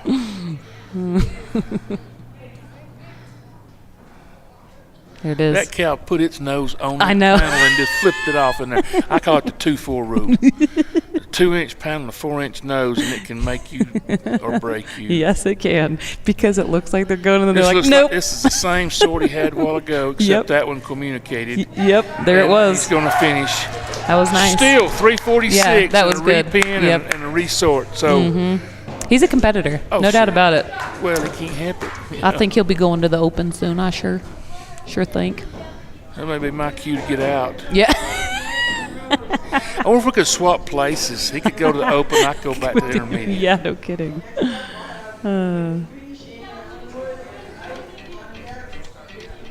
All right. So how many left we got? This was just checking on 1, 2, 3, 4, 5, 6. 6 left. You know, a lot of people don't realize too, like how mentally exhausting this actually is for handlers Oh yeah. and dogs. Yeah. Yeah. It's exhausting, especially a long event like this, and when you're running several different dogs and different, nursery open, nursery intermediate. Yeah. It's Shane Elwood and Ike. And you got Richard Bismuth, Ray Temple, Lorena Collins, John Starmine, and Jan Wesson to go. All right. Well, we got a lot of good competitors. Sure.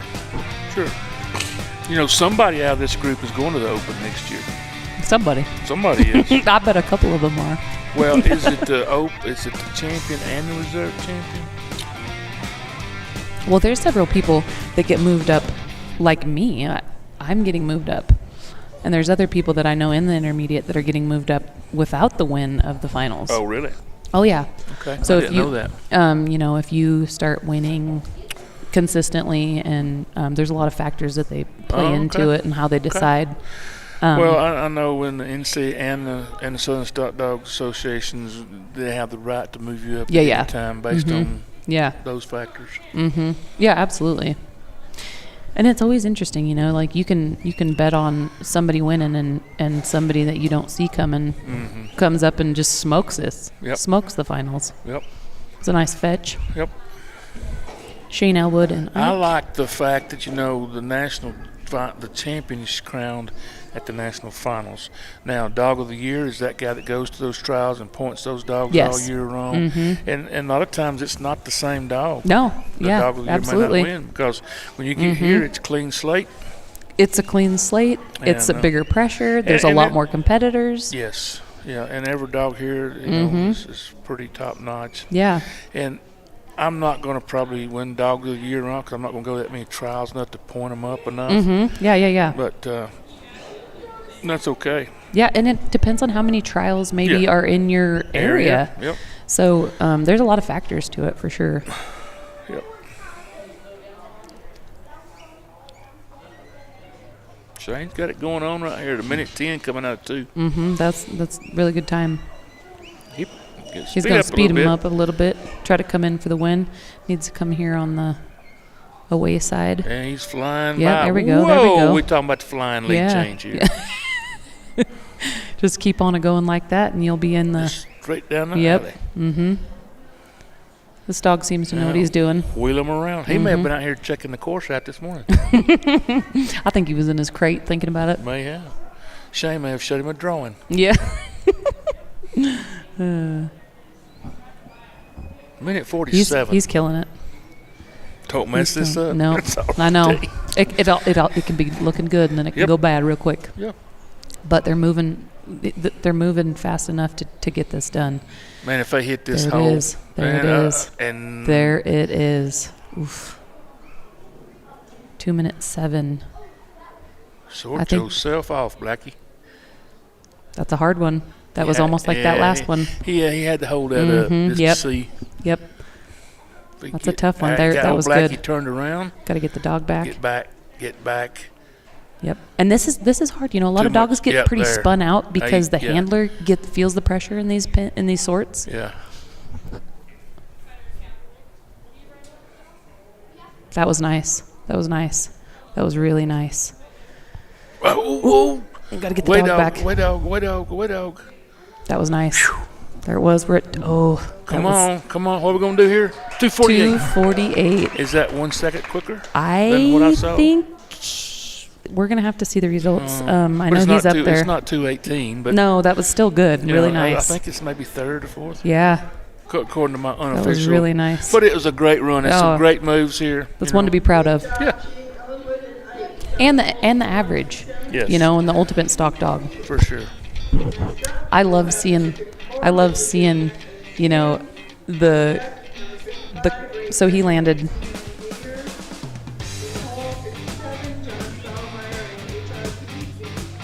So he's going to be fourth. Fourth, no, yeah. No, fifth. Yeah, fifth. Fifth. So that knocks Wayne Hunter down. Mm-hmm. Hey, thanks for the standings there. Yeah. Our camera computer guys, they're killing it. Yeah, that puts him in fifth. I love seeing because there's a lot of people here that primarily work cattle. Then they go work sheep, or they primarily work sheep, and then they go work cattle too. So they're just it's such a different competition with that being said, For sure. Sheep are completely different than cattle. Oh, sure. This is Richard Bisnet. He's done I think he won, wasn't he? Maybe he was reserve. I don't know. I don't know for sure. I can't say. Dog of the year. I know that His wife, I think. Yeah, she's in the novice. Novice dog of the year. Yeah, and she's done a really good job too. But Richard's done a great job also. So this is Richard Bisnet and Sam, Wilton, California. 5 away. I know that he's had some good runs. Yep. so Are they far. still running in the field? It does not look like it, but Really? I would have thought they would have had. We're trying to get done a little early today because we got our meeting tonight. Oh, you know, yeah, and yeah. Meeting and eating and greeting. meeting, eating, and greeting. Yeah, the Baptist way. That was a beautiful outrun and Yes, it was. lift, and doesn't get much prettier than that. Looks like they got a good speed going.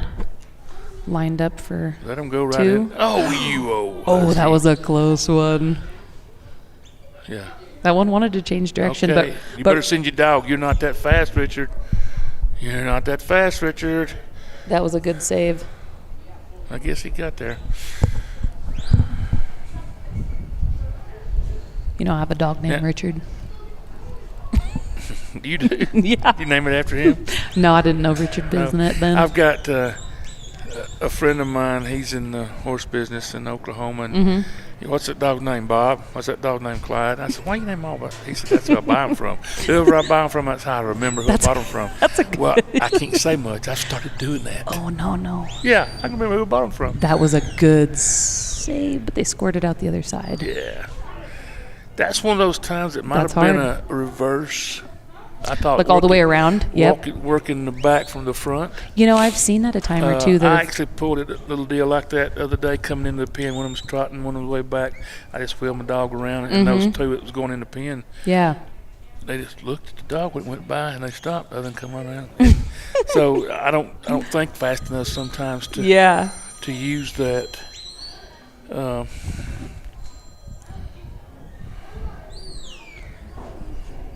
That was a good call on his end. If he would have sent him around the other way, it would have pushed him past that obstacle. That was kind of what you were kind of referring to, huh? Mm-hmm. They're really respectful of his dog, though. Yep. Really watching it.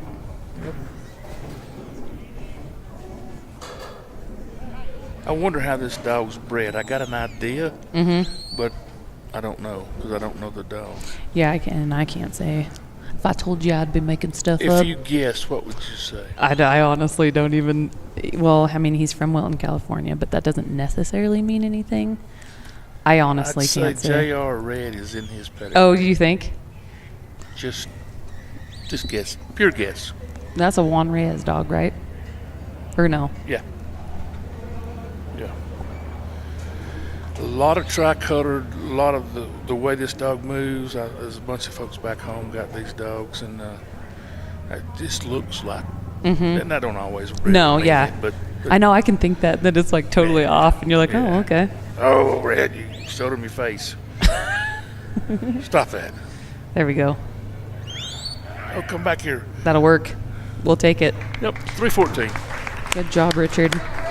Now, is that the one they call Red? Business? Reb. Reb. I think so. Okay. I don't He could- want to he could mislead come to anybody, Alabama, but he'd have a good nickname. that is a good name. Rebel Business. Yeah, I like it. No, I like saying their last name. And he got a son here competing. Dennis. I think it's a Or dad, son, He's the and son. then Which one's wife. I think. Which one's which? Not sure. Okay. I want you to commit. I'm like a 75-year-old I- woman. I have a horrible memory. You're not kidding. The older I get, the less I remember. Yep. And I know both of them, but I don't know. I know they're related, but Yeah. terrible that I can't remember them all now. Now this is Ray Temple. It looks like to me. And I'm trying to look and see. C9 This is Gator? C9 Gator. Yeah. I believe I saw this dog here last year, Mm-hmm. and I know why he got his name.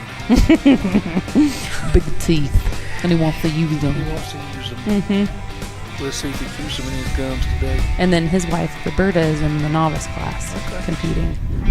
Nice people. Where's he from? They are from Lexington, Oregon, kind of like up above the Dalles, Oregon, Okay. kind of Hermiston-ish area. How far is Oregon from here? They probably live. If I'm 6 hours, they're probably like 9 hours. I would say. If I was 9 hours from home, it would be like tickle me to death. I guarantee it. Yep, we got 3 9s. Are you enjoying the less bugs? Or do you like the bugs? Oh yeah, no, I don't like bugs. You know, I have no need for bugs. The other day, a leaf bug rode on my hood over like 300 miles, doing 75. It was impressive. That's impressive there. 21 seconds through the fetch. That was nice. Yep. And he's got a good flow going. Yep. Get him in this hole on obstacle number 2. Looking right in. Looking come good, around except for here. this. Oh, yeah. There we go. That one's calmer because it's a Hereford. Yeah. Just joking. Yeah. We got Huddle House going on here.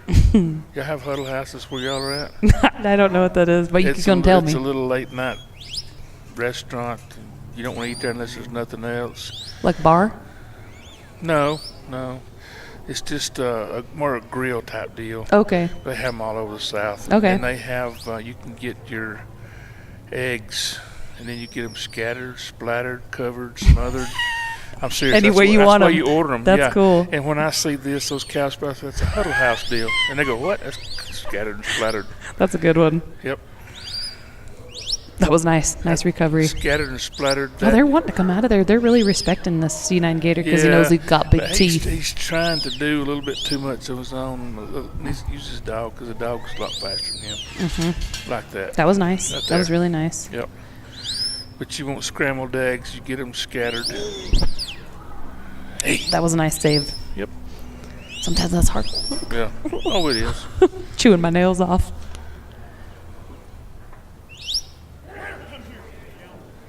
That was nice, and he's going to head over to number 3. Got to cover that hole. That was nice right there. That was, Hey, if I'm ever out there running and I start something good, don't be bragging on me. Because Yeah, every that's time true. you brag on them, they go south. Mm-hmm. Yep. So just don't do that. Yeah, I'm trying. I'm trying to encourage him. I need all the encouragement I can get. Yeah.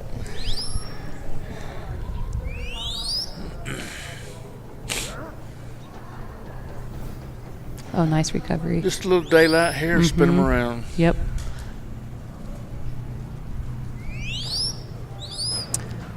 That was nice. Just gotta get. See, it's Just so a little hard. bit too much it's so pressure. hard to come, you know, Yep. 3/4 around every time.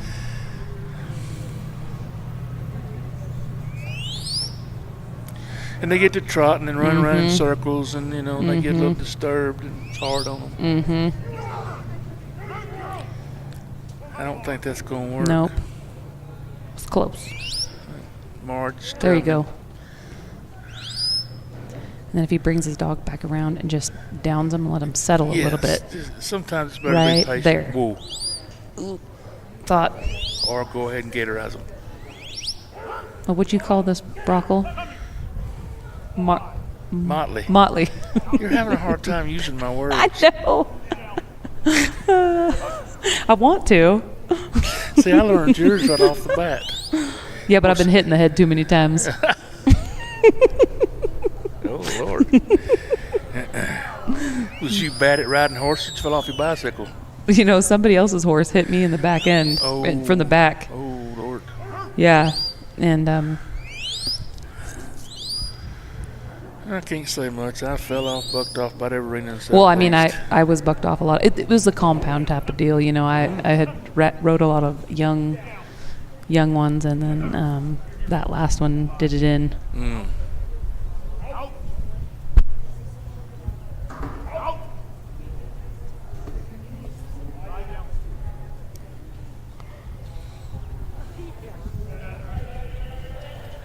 Okay, this is hard. Got to bring him all the way back out to give him Yeah. time, and then keeping the dog off of him a little bit to let him settle down. But that's such a hard deal. Yes, it is. Dog getting excited and maybe just a little bit frustrated with the cattle. Yeah. Because he don't understand So why this we is- can't just take them on. This is where you're talking about wanting to come back around here, huh? To cover that hole. Just spin them around. It's just.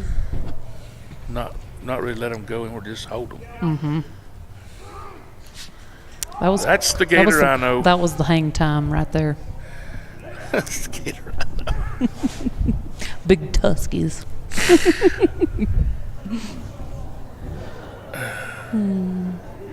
He said, "Hey, boss, hold my beer." Watch this. Watch this. I can appreciate it. Oh, me. You know what I always say? You know, those kinds of dogs are a lot to handle. Yep. But guess what? When you need a dog to handle handle a situation that other dogs can't, they're worth their weight in gold. Yep. That's what I say. I want a dog that wants to dominate cattle. Mm-hmm. Now, I need to train him a little bit different. I need to be persistent in my training. Absolutely. And they are harder to train. Yes. Yep. I mean, if I was wanting to be easy, I'd just take me a bunch of easy sheep dogs. Mm-hmm. Yep. It's a fine line for sure. It is. It is. Trouble is, I don't need a sheepdog. I think they all have their application. Sure they you do. know, Sure they do. I mean, I want the work that those dogs have. I do. I need that work. Mm-hmm. But I need that push that when it comes to shove, that they're going to be the shover. Exactly. And, And you that's a know, whole nother debate, too. cattle and sheep can see that all day long. They can feel it, they can see it, and they will push only what they can get away with. Yes. Yep. I have a couple of old training sheep around the house there. And, Me too. And Quite a they, few. and I keep them around just for my young dogs, you know, puppies, 16 weeks old or so. And they'll tell you right quick if that puppy is going to do pretty good. Yeah, Or yeah. going to be strong enough. It's going to show. They'll show them up.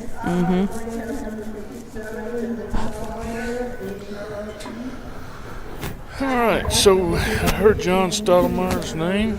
Yep. Now, I didn't hear Lorena Collins' name. Is she next or is she in? We'll see. We're 3 away. 3 away. Yep. I don't know.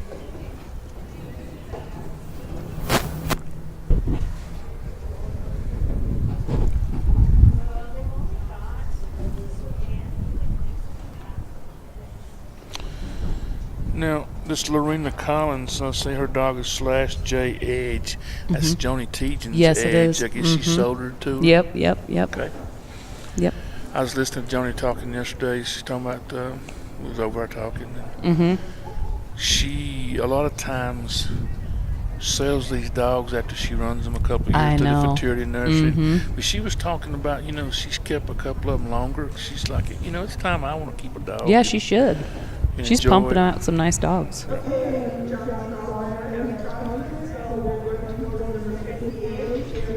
Lorena's a really talented handler as well. Okay, this is Jan Weston, I think, what I just heard her say, because Stottlemeyer Oh, yep. has a conflict, and I'm sure that conflict is in the sheep pen. I don't know what that else would be. Yeah, Now, they're done in the field, so. Chuckanut Blue Nile, Bo Washington. I Chuckanut Blue Nile. How'd you like to say that all day training? I had to Chuckanut Blue Nile. I'm sure she either calls it Nile Blue. or Blue. And I this would hope. looks like this is an Aussie. It looks like. Yeah.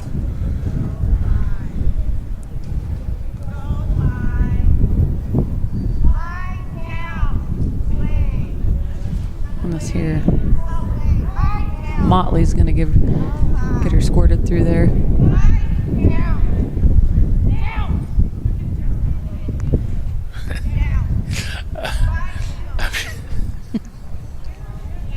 can't help it sometimes.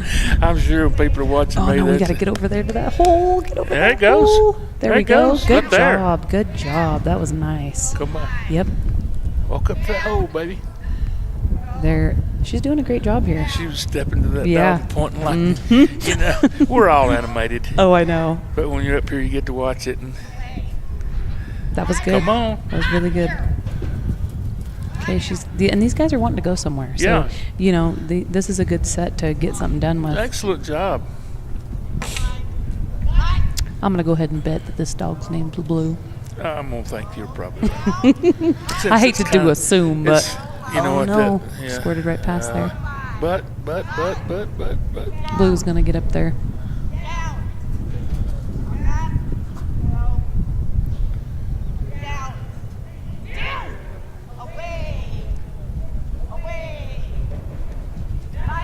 That was pretty nice.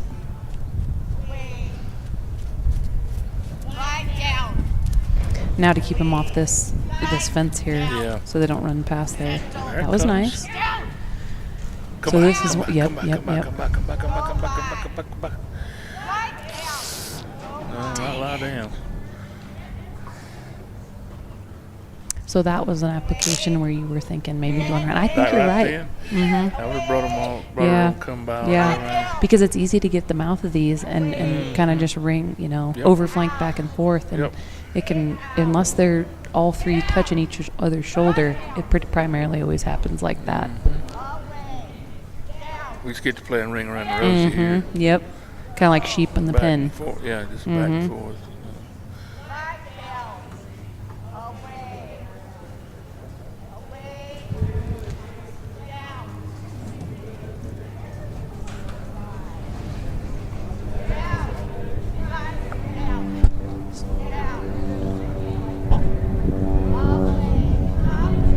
Keep sending her away here, come by there. And those two And little they all walk- feel the pressure in a different Yeah, spot because their yeah. heads are in a different place. Yeah. That was good. That was really nice. There you go. We're going to get it done. Yeah, we're gonna do it. Gonna head over to 3 or 4. I mean, obstacle number 4. Hey, that's positive. That cow turned around and looked, and that dog walked toward it. So.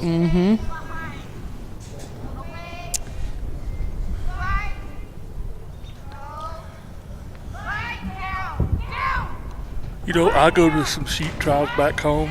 We have a few there at Tassel Little Association. And it's a little different. Lie down back home. Lie is just a suggestion. Kind of like a stop sign. It is. It's just lie means I'm fixing to tell you down, but don't really keep walking. See, for me, lie down is you better lie yourself down is- right now. yeah. Because that's the biggest mistake I see actually in Yeah. competition is Yeah. overflanking and then no down. Yeah. Mine Or a cost- lack of down. My stop whistle come off mine in the field yesterday, and when I did get stopped at flanking, it took them. Then I couldn't, it just, no good. What I always say is if you don't have brakes, there's not much you can do if you don't have brakes, because even if you get flustered, you have to at least Yeah. down them so that you can regroup, get your mind right. Yep. Well, these sheep are a little bit different than what we have back home. You need to stop your dog and let those sheep start walking forward again. Back home, they're not as flighty as those. They have a smaller bubble. Yeah, yeah, a little more forgiving. So you can slide there. Right, What I usually do They is just those dogs stay off of them a little more. Yeah. Too. You start out with like super dog broke sheep and then work into really flighty stuff. If you, preparing for competition, if you work really flighty stuff, if your dog's that far along, Yeah. that can really, really set you up nicely in a competition scenario. That dog, why'd he go? You're a little bit too far away from line. Oh, no. Gonna squirt out the back. Oh no. Poor Jan. You can't really. No, and they get so hyped at the sort because we do. Cow You know what I do, mean? We do. We feed their emotions, and then just nature overrode to the right then. It's like, hey, boss, they're getting away. I got them to stand right here. I was with my dogs. They're like, "You just stay right there. I'm gonna go handle this." Yep. Yep. Or I'm going to sit back here, Laura. I'm going to watch you go do it. Yeah. Oh, wait, we got one in, one on each side. What we going to do? That's a tough deal. Now we got to bring them both out. Mm-hmm. Sweep them all back out. 5:45, 15 seconds.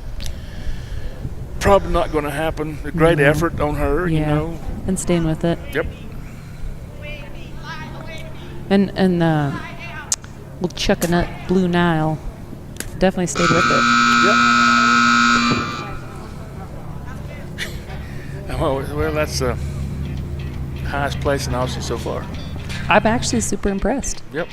You know, I mean, really, the dog listened, Mm-hmm. worked, and Score of 2.5 in 6 minutes. Next up, we have Next year we ought to have a competition on the side-by-sides and four-wheelers who can have like the most like dress up their side-by-sides or their like themed. Have a prize for that because there's so many different kinds and setups. It's kind of cool.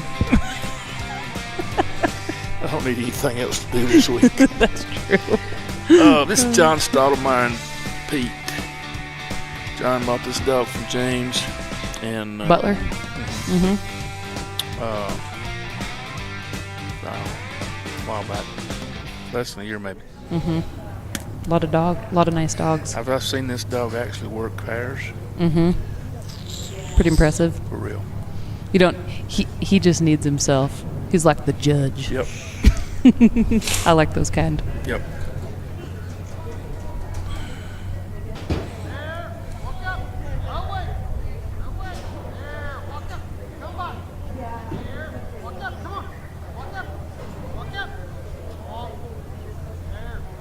Covering that side nice on the fetch.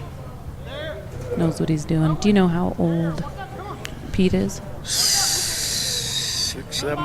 Okay. So James ran Pete? Yeah, Okay. yeah, we're very successful with him. Mm-hmm. He might be a tick older than that. He's got wisdom. He does. He does.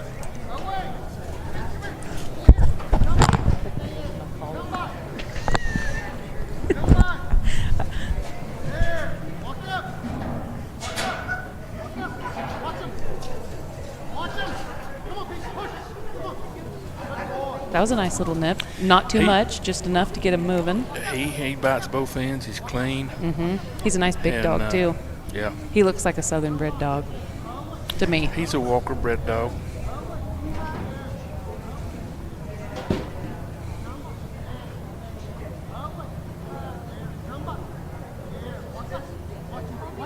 That was nice. A little harder.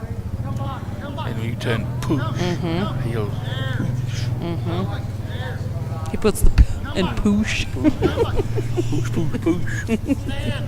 Yeah. So Motley's going to take the lead. Yep. Bronco face. We're having way too much fun with this. Yeah. Yeah. Uh-oh. That was a close one. Stressed me out right there. Yeah, well, that's a little bit on John. John gets excited and feeds. It does come out in your dog. So, I know. maybe take a breath here, John. Mm-hmm. Oh, wait, there. Come back. Come. Here, good boy. Oh, wait. Back in the South, they call these Motleys, not broccos. So we're trying to trade words, work it into the deal. I got my friend Juanita right here with me now. Oh, yeah? Yeah. Oh. You got anything to say, Juanita? Juanita? That's right. It's Mariah. I call her Juanita. I was going to say, that ain't the word they gave me a while ago.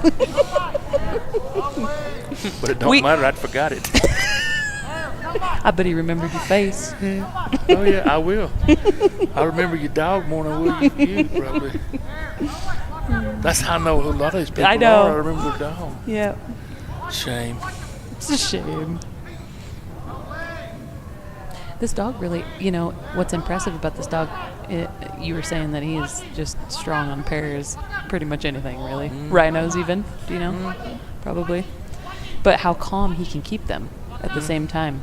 And that's a beautiful Don't combination. disturb cattle. Mm-mm.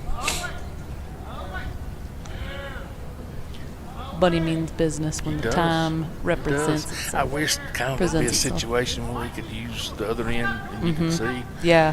But probably not going to happen. Yeah. They probably know better.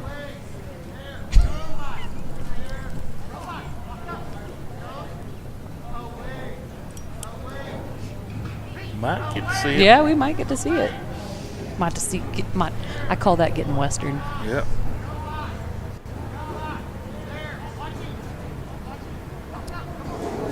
Turn the push, John.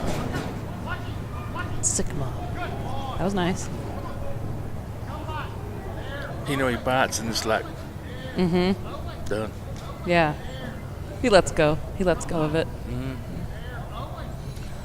But there's probably no telling how many times he's been told push down. Mm-hmm. I know, huh?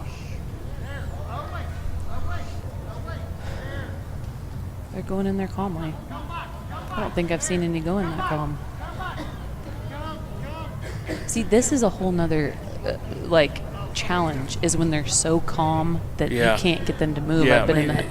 he can't be 3 with this bunch. No. He can finish. Mm-mm. Yeah. But Just back them on in there. go ahead and use it up on this one. Yeah, he's just going to have to do what he can here to finish. Yeah. Stay in average.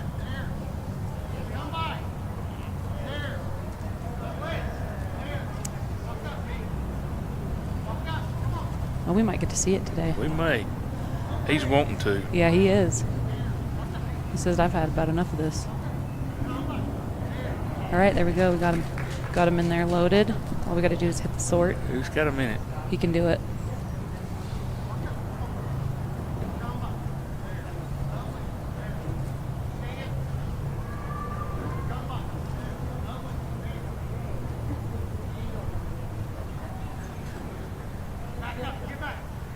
Just getting out of there, releasing the pressure of the livestock Yeah. so that they can find that hole. 30 seconds. It is a really nice dog. All I can tell you, John, There it don't is. mess this up. No. He's holding that hole really nicely. Yeah, he will. Mm-hmm. Or die trying. And there it was. All right, so John, we're just job, going to John. get done with 5:43. You tell I've talked too much today, or my tongue's sore. Oh, no. We should have one more left.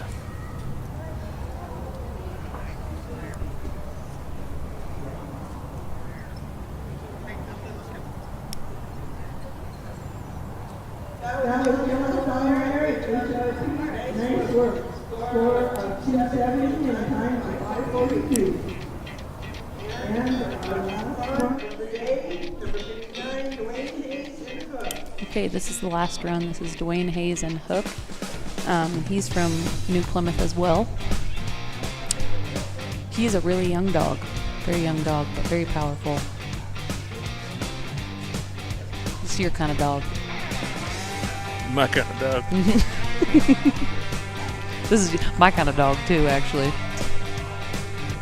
And Juanita's type of dog. Juanita.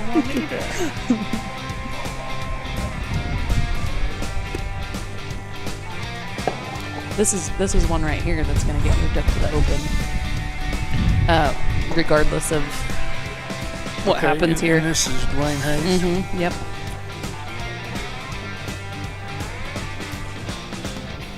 So he needs to do what he can do here because he's out. Mm-hmm. What a lot of people don't realize too, a lot of his dogs, these are tough dogs. They are strong.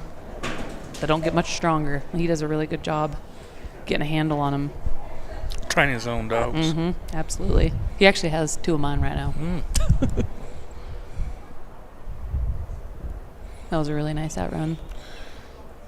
Downed him on the side there to push him back over so he'll hit the fetch panels.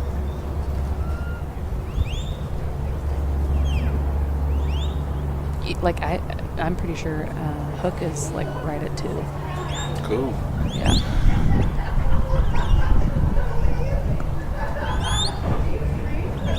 This is going to be a nice set if he can keep him hit. There it is. Yeah. Keep him going. Dwayne's he's got a big presence. He's a big Yeah. boy.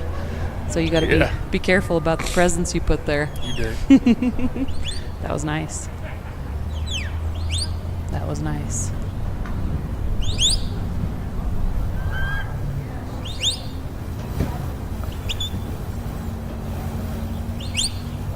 Nice set of cattle. You might get to see some hang time right here. I could see it brewing. Yeah. But, you know, if they don't do that and they give up any ground, those cattle will run them all the way across the For arena. sure. And that's why it's so important that when you're breaking cattle, that the dog is strong enough to get a job done. Absolutely. Because if the dog is weak, Yep. And you try to break cattle with them, and those cows run that dog off, you've taught that cow to disrespect dogs. And then Absolutely. It's hard to do anything with them. Yep. That was nice. That was nice. Oh, gotta come back and get this red one. Oh no. That's a tragedy. Will he take it and move on, or will he come back and reload? He'll come Because we're back. at 2 minutes. He'll come back. Yeah, because I think he's doing good for the average with hook, I believe. Okay. Yeah, so even though it was a good run started, and it still can be a good run, he's got to finish to be in the top. Yeah. Now they're wanting to scatter a little bit more.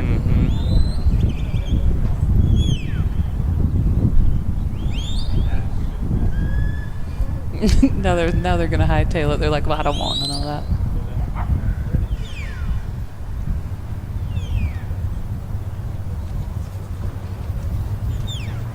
Out in the exit. Yep.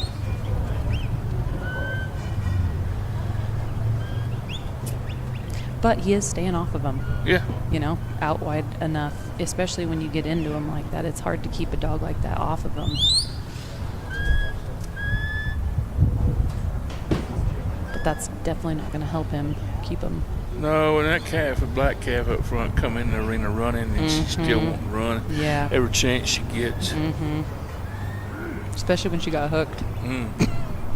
Got hooked. Yeah.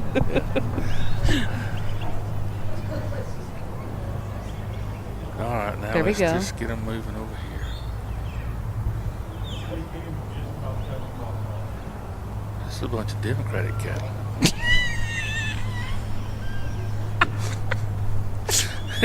They can't get together and agree on nothing.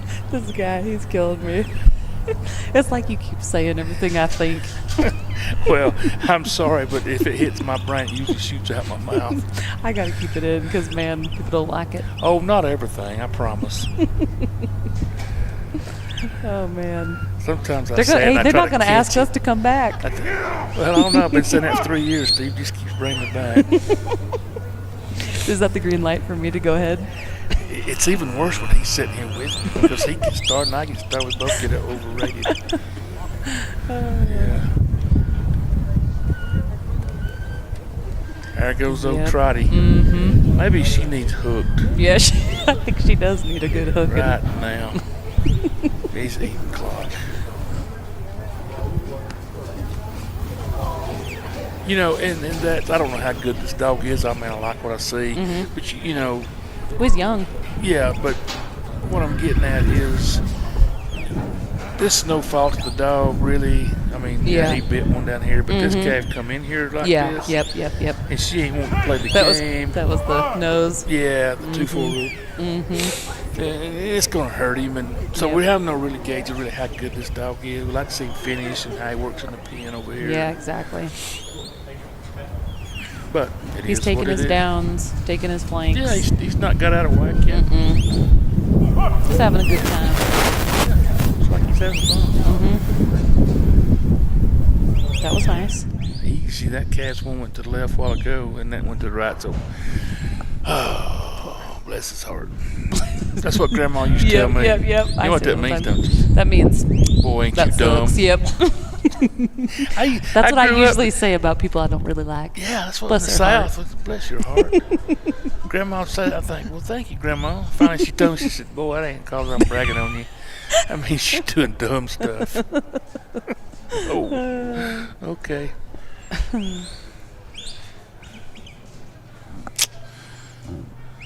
Well, I think this is it. win, lose, or draw right here. Can he get it? Nope. Hamburger. Hamburgers for that one. Hamburger for that one. Timed Yeah. out on that one. And that Yep. was our last think- contestant, I think. I think so. On The Price is Right.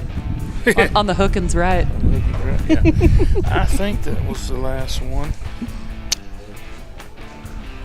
Lost my picture, sorry.